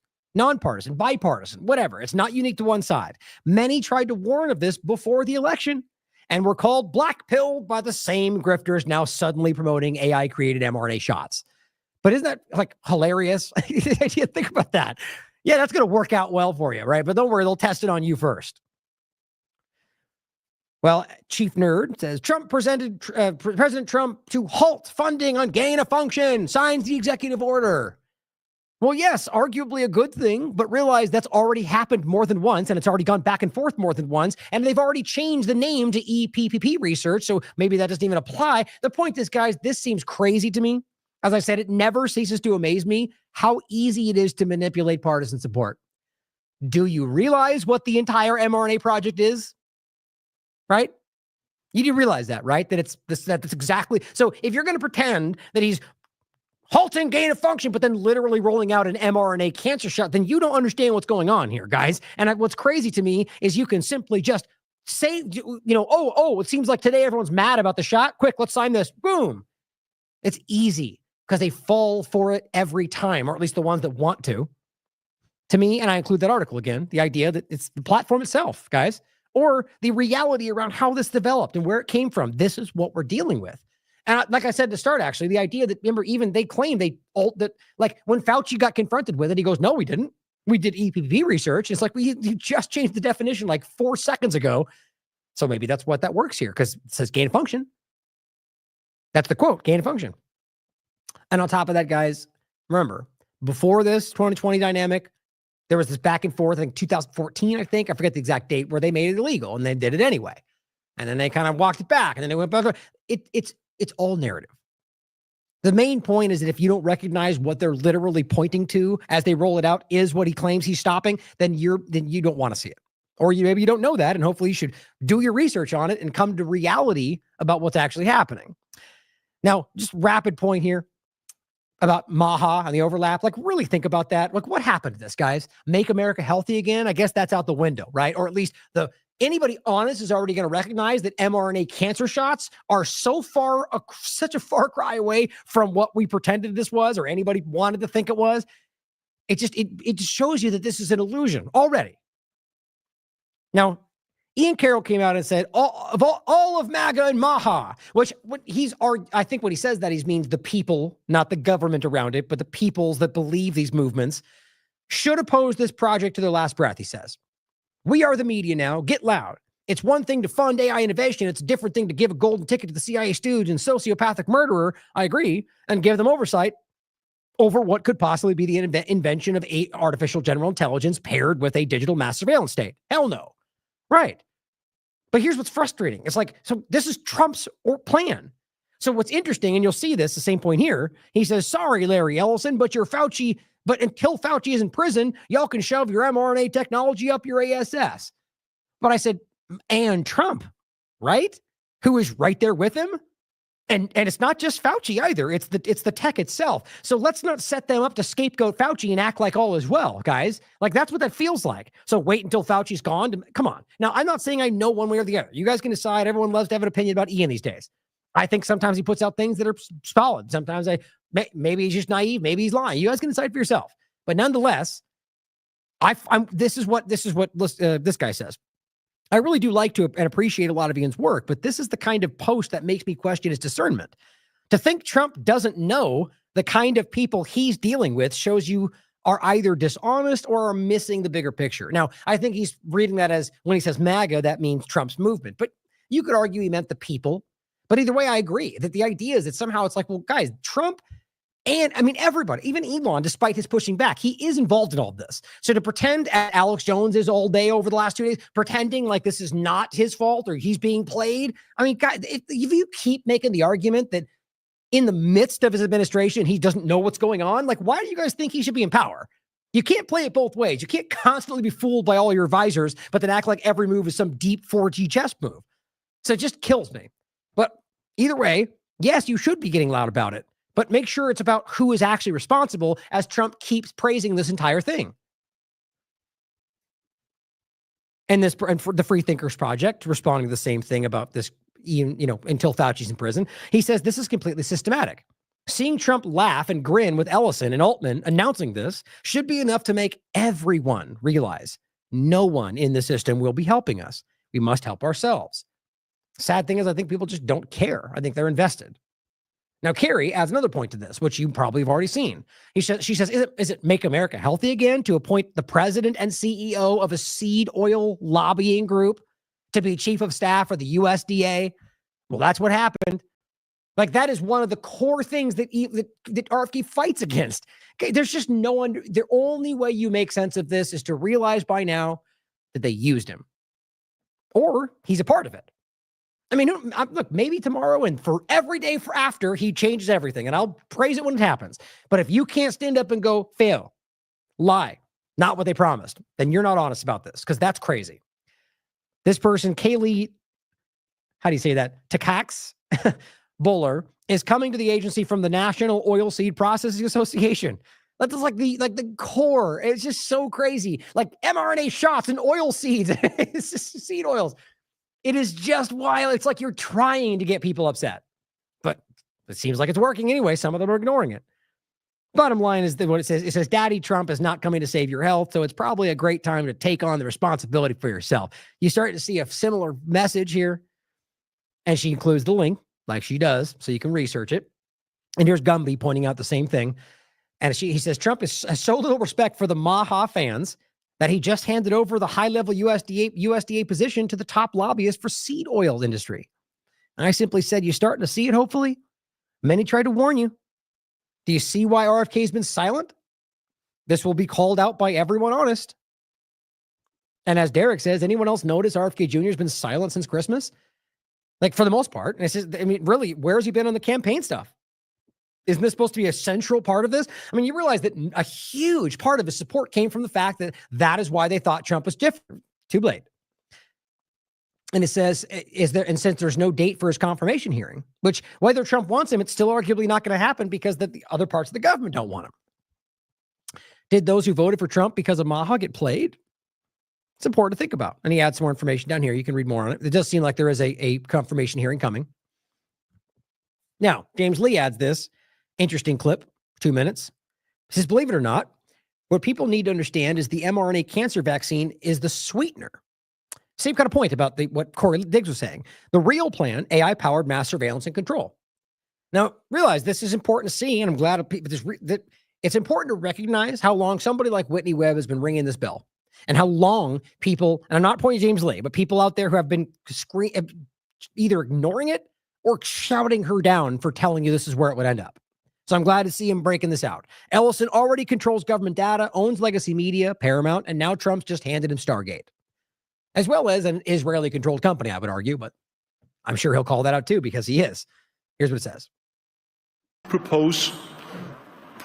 That's not it. How did I do that? Did I do that twice? That's frustrating.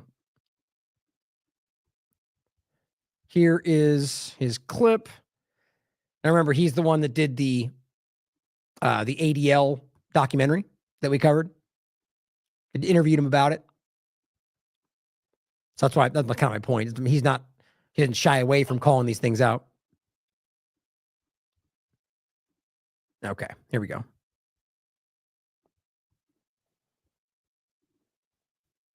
We gene sequence, once we gene sequence that cancer tumor, you can make that vaccine, that mRNA vaccine. So imagine early cancer detection, the development of a cancer vaccine for your particular cancer aimed at you, and have that vaccine available in 48 hours. This is the promise of AI and the promise of the future. Yes, a cancer vaccine can apparently be made in just 48 hours, according to Larry Ellison. This is going to be one of the biggest hoodwinks of all time, and major alarm bells should be going off in your head. Because first off, A, why would they focus on selling you a miracle cure for cancer instead of just trying to prevent cancer in the first place? B, it's interesting how they're marketing this as a vaccine, which conveniently they would not be liable for if something were to go wrong. Even if I give him the benefit of the doubt here, because I believe that some people will be drawn to this kind of miracle cancer cure, do you really trust a CIA agent to have our best interests in mind? Yes, in the 1970s, Larry Ellison's first project was a database codenamed Oracle for the CIA. That was the start of his multi-billion-dollar empire.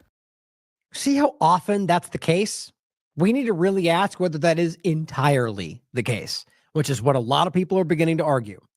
The idea simply that whether it's XAI to DARPA DARPA to Elon, or TIA to Palantir, or Oracle, CIA, Oracle to Oracle today for Larry Ellison, like pretending these things aren't exactly just an extension of the intelligence apparatus. And then stand back and ask yourself whether that is too far similar to what we're seeing Israel do everywhere else, and maybe that's just an extension of that same issue. And if it wasn't for what we're seeing today in this country and the administration, maybe that would be too far of a stretch. Think about what we're seeing, how the Zionists have packed themselves into this, literally arguing, like what Stefanik just said, a biblical right to take the West Bank. Think about making these statements today while the world sees a genocide, and ask yourself whether it's that far-fetched to think about this simply being the infiltration of the apparatus that we see everywhere else. Now, that's just a thought. Obviously, just the CIA doing it itself is just as alarming, in my opinion, because ultimately they're both in conjunction with what's happening. But it's worth considering with what we're seeing, how much willful ignorance there are from people that know they're being hurt by not pointing something out, or alternatively by calling, support for something that they know the world doesn't agree with. How often in history do politicians do that? I made that point many times. Wrote in the New York Times, quote, "The single greatest step we Americans could take to make life tougher for terrorists would be to ensure that all the information in myriad government databases was copied into a single comprehensive national security database." The miracle cancer cure thing, that is a marketing ploy. This is all about data, information, and control. Citizens will be on their best behavior because we're constantly recording and reporting everything that's going on. But those kind of applications using AI, if we can use AI, and we're using AI to monitor the video. That is the master plan. And don't forget this, right? What did he just say? We're monitoring everything. Derek just wrote this. You can't hide. That's literally the National Reconnaissance Office director saying that you can't hide. We have eyes everywhere. Elon Musk, artificial intelligence, building out the largest spy satellite network around the world. If you can't connect these dots, guys, I can't help you. The guise of keeping us safe from terrorism in order to usher in an AI-backed mass surveillance state. What if you don't like that idea? Well, he's probably going to try to convince you, because Probably not a coincidence. September of last year, Larry Ellison now controls Paramount Global. He is the majority shareholder of all of these distribution channels. So if the podcast, I mean, it's crazy. MTV, Paramount, what was it? I can't, Showtime, you know, a lot, CBS, a lot of different movies. So he can effectively control the message. And these are entertainment channels, also news channels. And as of today, he is now going after TikTok. The one man, Larry Ellison, a billionaire, is now in control of all of the government's data, the future of medicine, policing, the media. We should all be very concerned. Now, I wouldn't say it's as simple as saying one man or even the one entity, company controls all of that. Like, obviously, we can see that there's an intermixing of SoftBank, Oracle, Microsoft, but clearly they are in control of it, which is terrifying in the same right. It's exactly what he just said. Like, that kind of centralization of power should always be terrifying. This is what we've always talked about. Even if they end up doing right by you, who's to say the next group will? We just can't allow this, guys. And this is where we got to put our foot down. I'm hoping enough conservatives can stand up and make this clear. And usually all that means, if we do, is they just roll it out later. So we have to always stay vigilant. That's the whole point. So on top of that, we've talked about this many times as well. Miss Quniverse makes this point. Microsoft's patent would pair nicely with Trump's Stargate project. He wants to take our blood and inject us with mRNA vaccines because cancer, while Microsoft wants to turn our bodies into human batteries to mine cryptocurrency. Remember that? It's been relevant for a long time now. This we've talked about many times. It's simple, guys. And here, I'll just bring up the actual patent. Oh, that's the other one I'm used to. The regular patent location. This will show it too, as that loads. There it goes. Cryptocurrency system using body activity data. So this is from, weirdly enough, 2020. And the whole point, and now with the overlap of crypto and AI and the COVID-19 injection dynamic, I mean, this is crazy. And it very clearly talks about human body activity associated with the task provided to a user may be used in mining a process of cryptocurrency system. So think this is tokenization of your body, to where the idea is that you can do things and then you're rewarded with cryptocurrency for taking certain actions. That this is overlaps with everything. From a social credit dynamic to the tokenization of life in general to the idea. I mean, this is where this all has been going. Microsoft now involved with the AI infrastructure rollout of $500 billion. And all, I mean, I don't even think I need to connect it, guys. It's obvious how all of this could tie together with the technocratic direction that we have been screaming about. It's worth considering. Gareth Ike, overlapping with the UK, says, well, Trump is promoting a combination of AI and mRNA shots simultaneously, right? Starmer, the leader of the UK, just said that AI will be, quote, mainlined into the veins of the United Kingdom. Terminology and accident, you can decide for yourself. Certainly could be. Or maybe because they just want you to visually, connect the dots, or maybe because they want you to jump in it because it's a conspiracy. Who knows? But think about the timing of that. And, of course, consider that it's literal. It shouldn't be that hard for you to put your mind to. The idea of maybe there's a bigger here, I'll just grab this.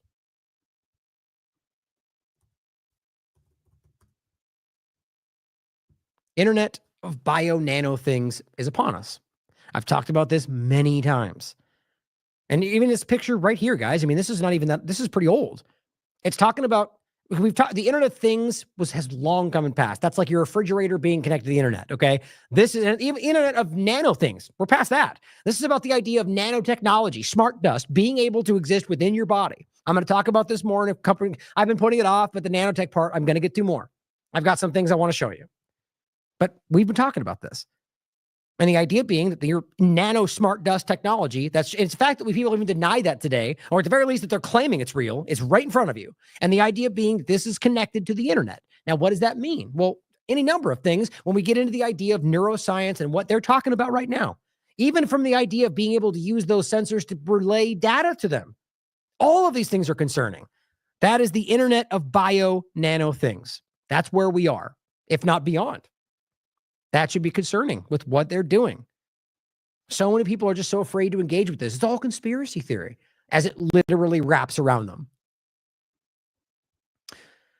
Now, I might just wrap in general. There's a lot of this stuff that's just at the end is just kind of points about different perspectives in the partisan field and others that call it out. what I thought was funny is after everything we just showed you, okay, here's Trump speaking at Davos, the World Economic Forum, okay? He did it virtually. That's why the background's not there, probably for a reason. And it says, this is Alex Jones. President Donald Trump just told Davos globalists he'll make the United States the world capital of artificial intelligence and crypto. No comment, surprisingly enough. I just said, I don't know how you can handle all this winning, Alex. A two-party illusion. I mean, my God, like, you're really not going to go, that's a problem, artificial world capital of AI? Can you imagine if that was Biden or Obama? I mean, my God, how do people still not see through this stuff? Here's Malay or whatever you say it at the World Economic Forum. But here's how Simon Godek frames it. He showed up at the WEF just to expose their entire evil woke agenda. Right, because the only thing they care about is genders and woke ideology, right? Or is that the way they play us all in order to rush us into the transhumanist technocratic agenda while we're focusing on the genders and the Paris Climate Accord? Come on, guys.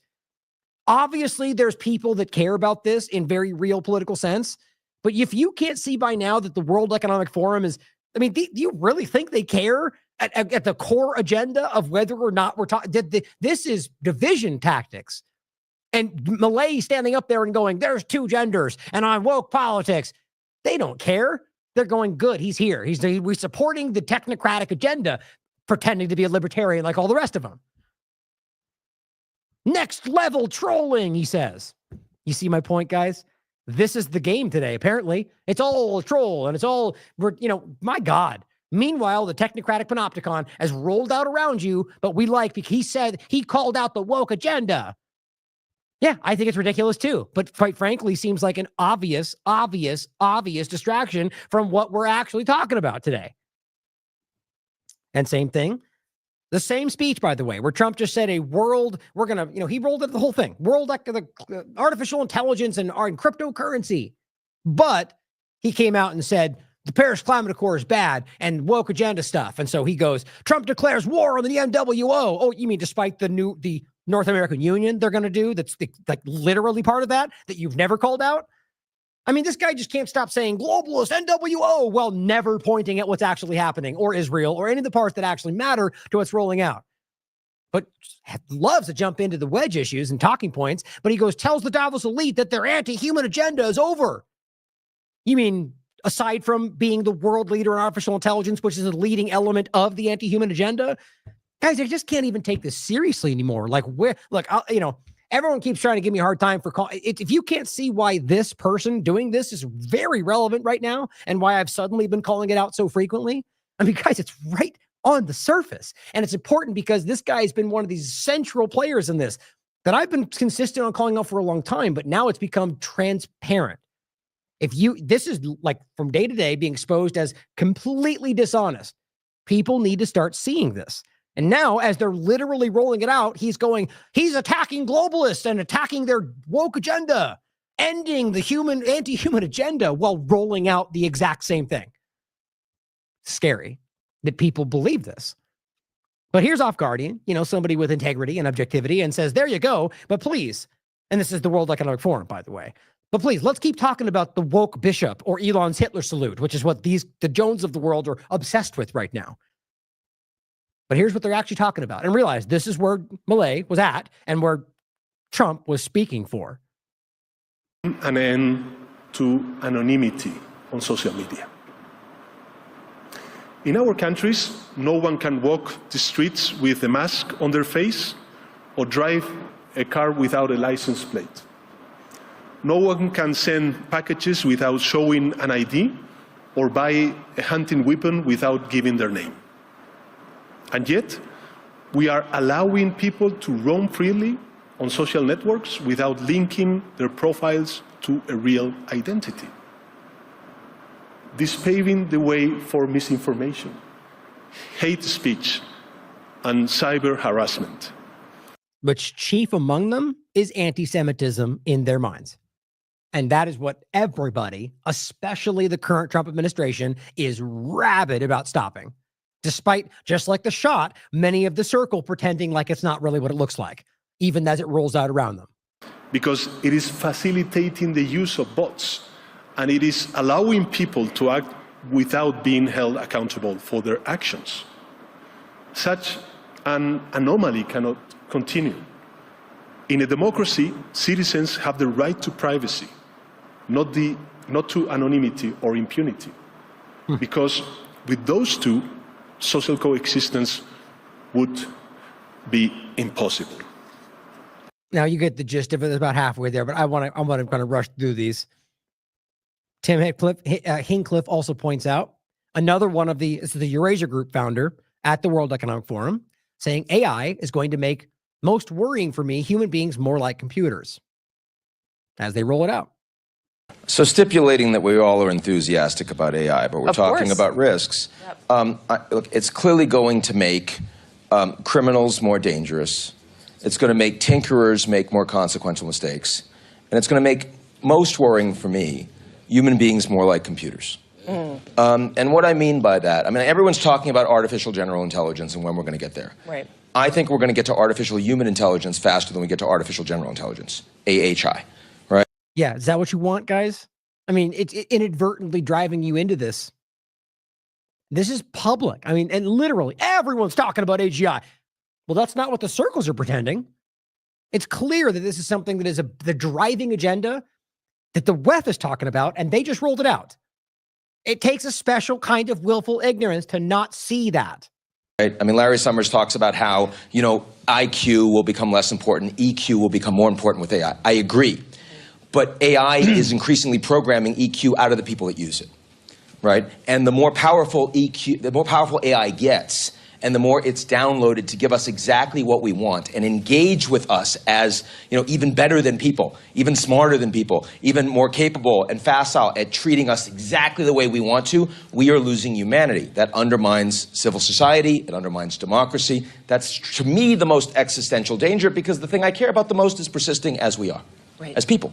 Right. But let's roll it out anyway, though, because he started by going, we're all enthusiastic. We're doing it, right? But let me explain to you why this is terrifying and it might hurt us all. It's not great.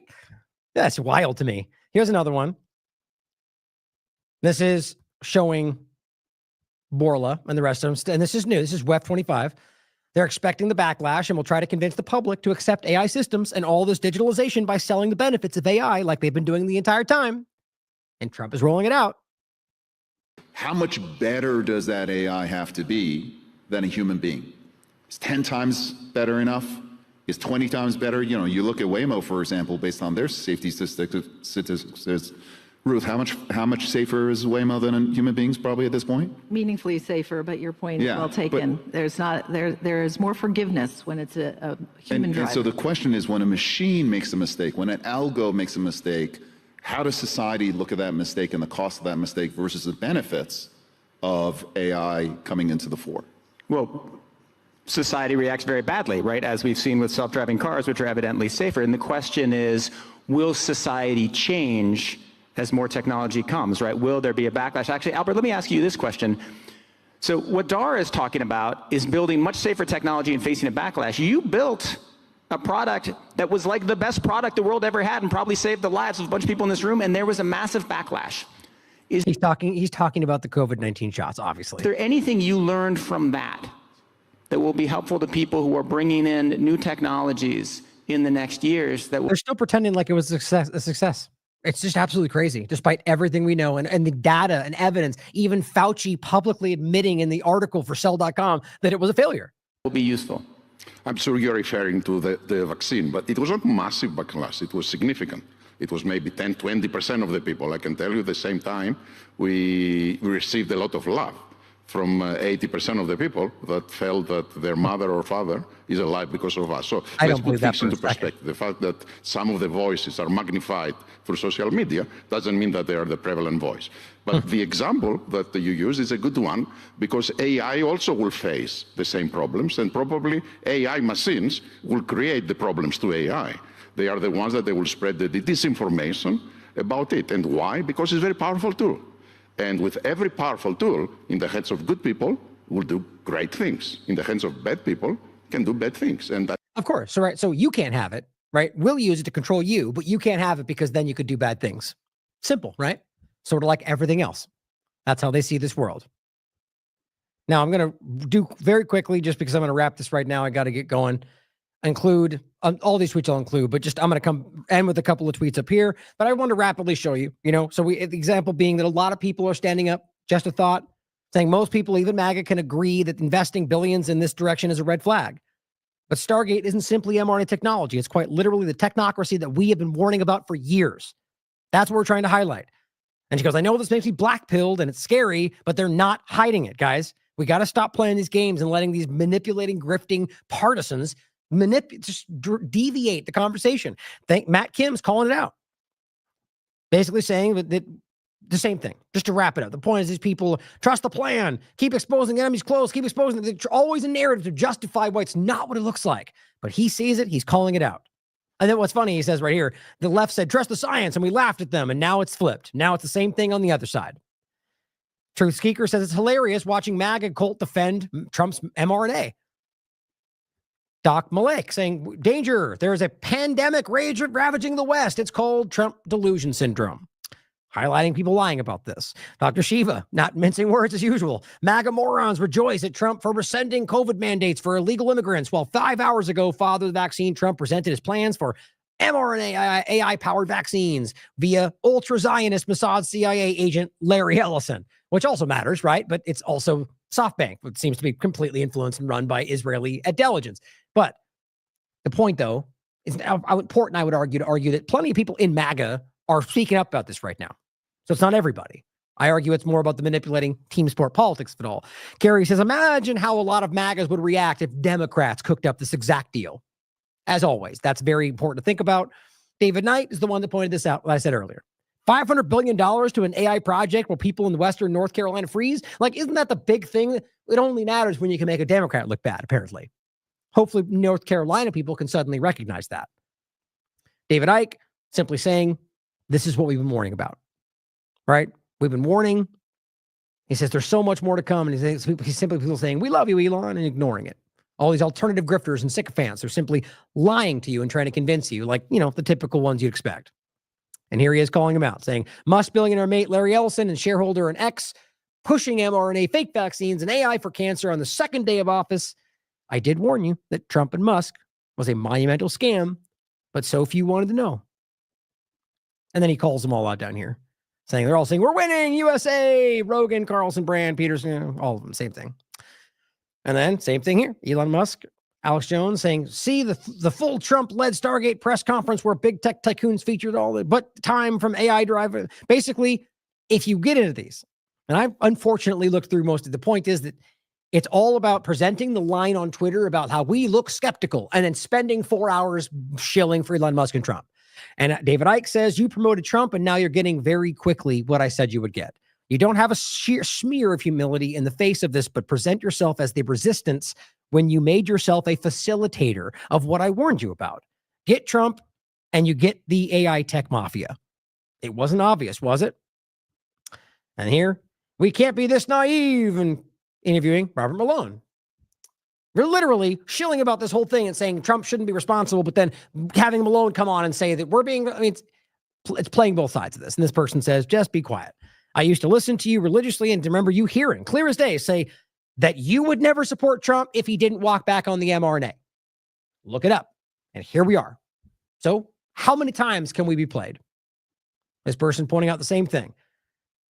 Saying, and this is Jeff Berwick, by the way, saying, you did your job, Alex. You helped Trump get in and keep people from realizing it's all the Jones plantation. Now you can go back to saying how bad it is, and they roll out their $500 billion Orwellian police state mRNA force injections to turn people, now go on to go bad, bad, bad, even though you literally facilitated the process. Same thing with this one. One AI to rule them all.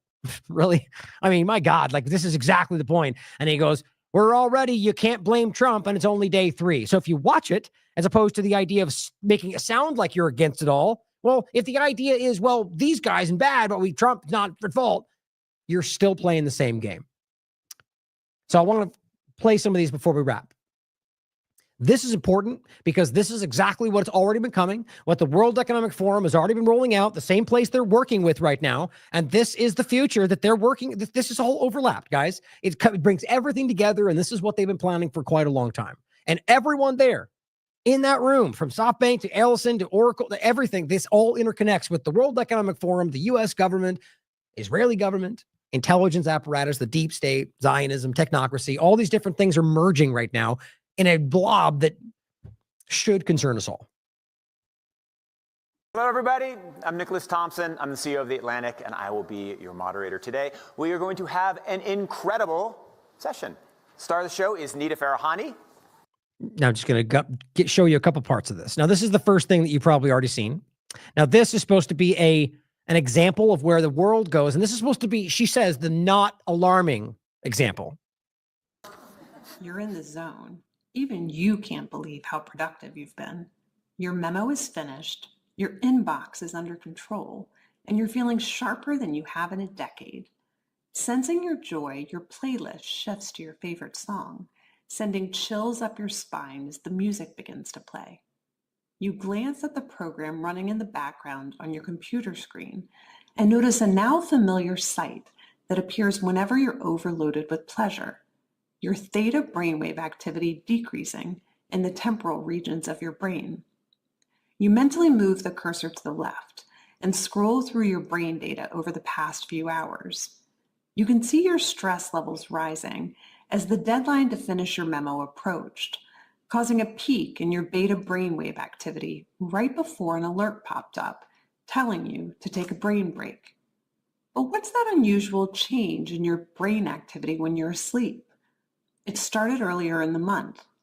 You send a text message to your doctor with a mental swipe of your cursor. Could you take a quick look at my brain data? Anything to worry about? Your mind starts to wander to the new colleague on your team, whom you know you shouldn't be daydreaming about, given the policy against intra-office romance. But you can't help fantasizing just a little.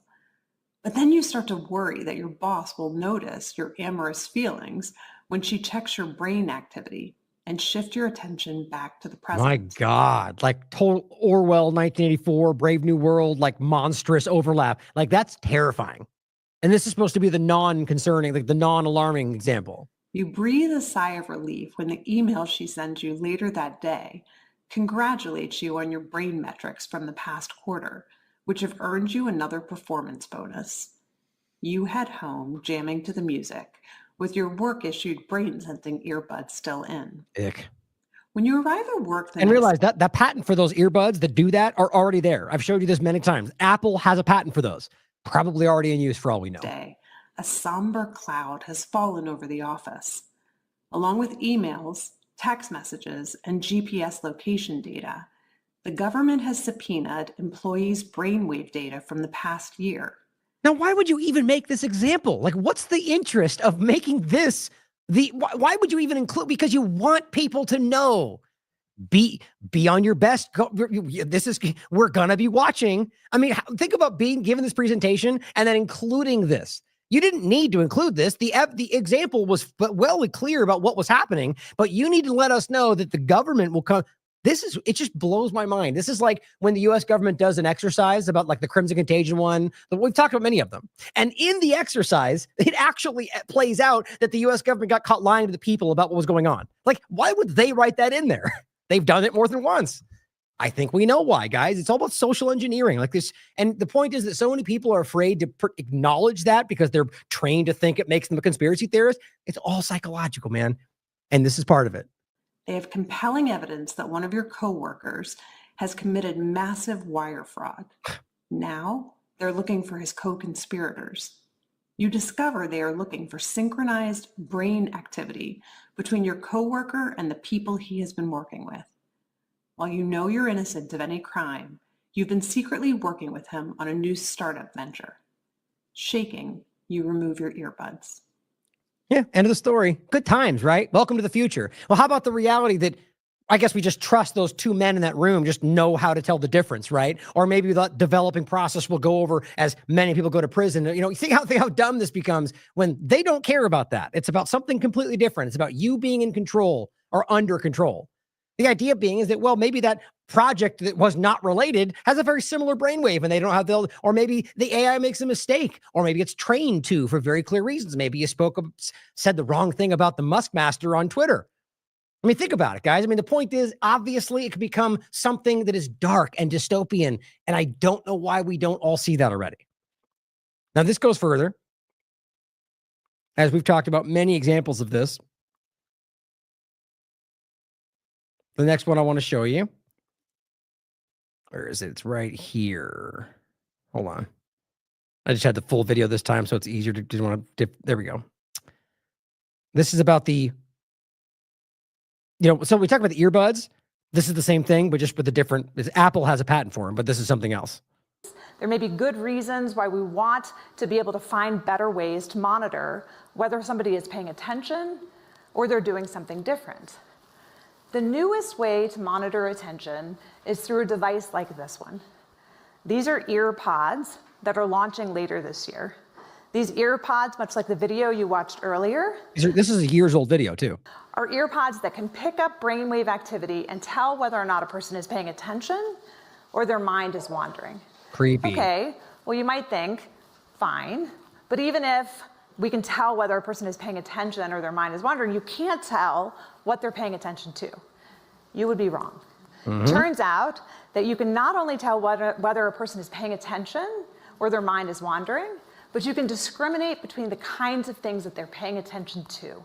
Whether they're we're talking about mind reading, guys. It's not that hard to see. And we're well beyond this with what we can see with the different presentations of this, or James Giordano showing you how far this really goes. Guys, this is well beyond what's happening right now in front of us. Now, on top of that, this is where it gets even more terrifying. Like this is, again, the jovial example of something that should scare us all. lagging cognitive decline over time and using it as a way to discriminate against them. We might soon even use the technology to help people wake back up. This is a haptic scarf that MIT Media Lab has developed, which uses brainwave technology in a responsive way to give a person a little buzz, literally, when their mind starts to wander, to help them refocus and hone their attention. Great. Obedient workers that get shocked when you stop paying attention. That's what she just said. Welcome to the future. And now they're rolling out their AI system that's going to make all of this possible. Now, as Richard Willett points out, Larry Ellison, who Trump just partnered with for the Stargate dynamic, has already wanted to introduce digital IDs well back after 9/11. Here's the article from the New York Post. Ellison of Oracle seeks U.S. ID cards. And if you read it, this is what it's about. Like, this is all a part of a larger agenda. This is the guy who now is in charge of the huge database structures backed by $500 billion in Donald Trump. Now, again, you can't hide. There's a direct quote from the National Reconnaissance Office. Now you can't hide because you're constantly being looked at. This was scary before this all happened. Now think about that. With everything we just showed you, look at the image. And he says in here that Elon Musk is going to help us with artificial intelligence. That's how it's all going to come together. And realize it's SpaceX that's putting the satellites out there. Like, this is the technocratic panopticon that we've been warning about. And it's not just in space, guys. Now, in general, again, I just said it's almost like many of us tried to warn you about exactly what you're now talking about. And instead of caring, you called us black-pilled and made 10 posts about how Elon Musk was saving free speech while he was censoring for Zionism. And Comrade Misty says, don't be so black-pilled, Brian. The point is, we're watching this roll out. And we are still being told we're wrong or black-pilled as it literally happens. That needs to show you something. And as Bob Moran points out, Moran says, it's almost as though, this is pretty complicated, but stick with me now. If you voted for the most successful and unapologetic salesman of mRNA products who's ever lived, you ought to have known that he would immediately start trying to sell you more mRNA products. Right. Logic. Hard for partisan. But he also simply puts out his new cartoon, says, I told you so. And it says, it's not big enough. And here's Dr. Ben Tapper. Another one that I think is, somewhat supportive of Trump. And I think I haven't followed up until recently, but he comes out and says, get me off this planet. Second day in office, and he's pushing a cancer vaccine. Are you kidding me? Make no mistakes. This will cause more harm than good. Health doesn't come from a needle. Speak up, guys. Now is the time to speak up. I'm going to wrap it there. It's been a long show today, guys, but I appreciate you staying with us. Just a lot to talk about. And I'm going to be I'll try to do a show tomorrow. I can't guarantee it. It's a lot. It's a lot going on. I'll fill you guys in soon. The point is that this important information needs to be discussed. Break this down, clip it out, tag me as I've talked about in the past. You know, I'll happily continue to boost that up if you guys want to make these clips, because it makes it easier. And as the more we have to deal with all these dumb lawsuits and the financial stuff of it, I'm having to pull the belt back. And so there'll be less clips coming out in general. But well, we will get back there. I'm determined. But as of right now, you find a part in this show that you appreciate, that you think is important, or you want to break it down into a condensed version, put it out there. And do it every single time, and I'll share you every single time. Like it's important to get the smaller parts out there, to get the reach out there, but the information is important. All of this is out there, guys. All of it's in front of you. Find the time, find the courage to stand up and point it out. That's all we need right now. We just need that momentum. Enough people to stand up and make that clear, to where it cannot be ignored by any of the manipulations any further, because this is going forward no matter what we do, I think. Unless we're somehow able to get enough momentum to make them see that it's not in their interest to roll it out now. As always, the opportunist aspect, but it will come back. So we have to remain vigilant. As always, we have to keep fighting what we know, what everybody seems to recognize is the wrong direction, other than those that see an interest in it or are being influenced to lie about it. That's my opinion anyway. But thank you for tuning in, guys. Thank you for your support. As always, I love you all. Come to your own conclusions. Stay vigilant.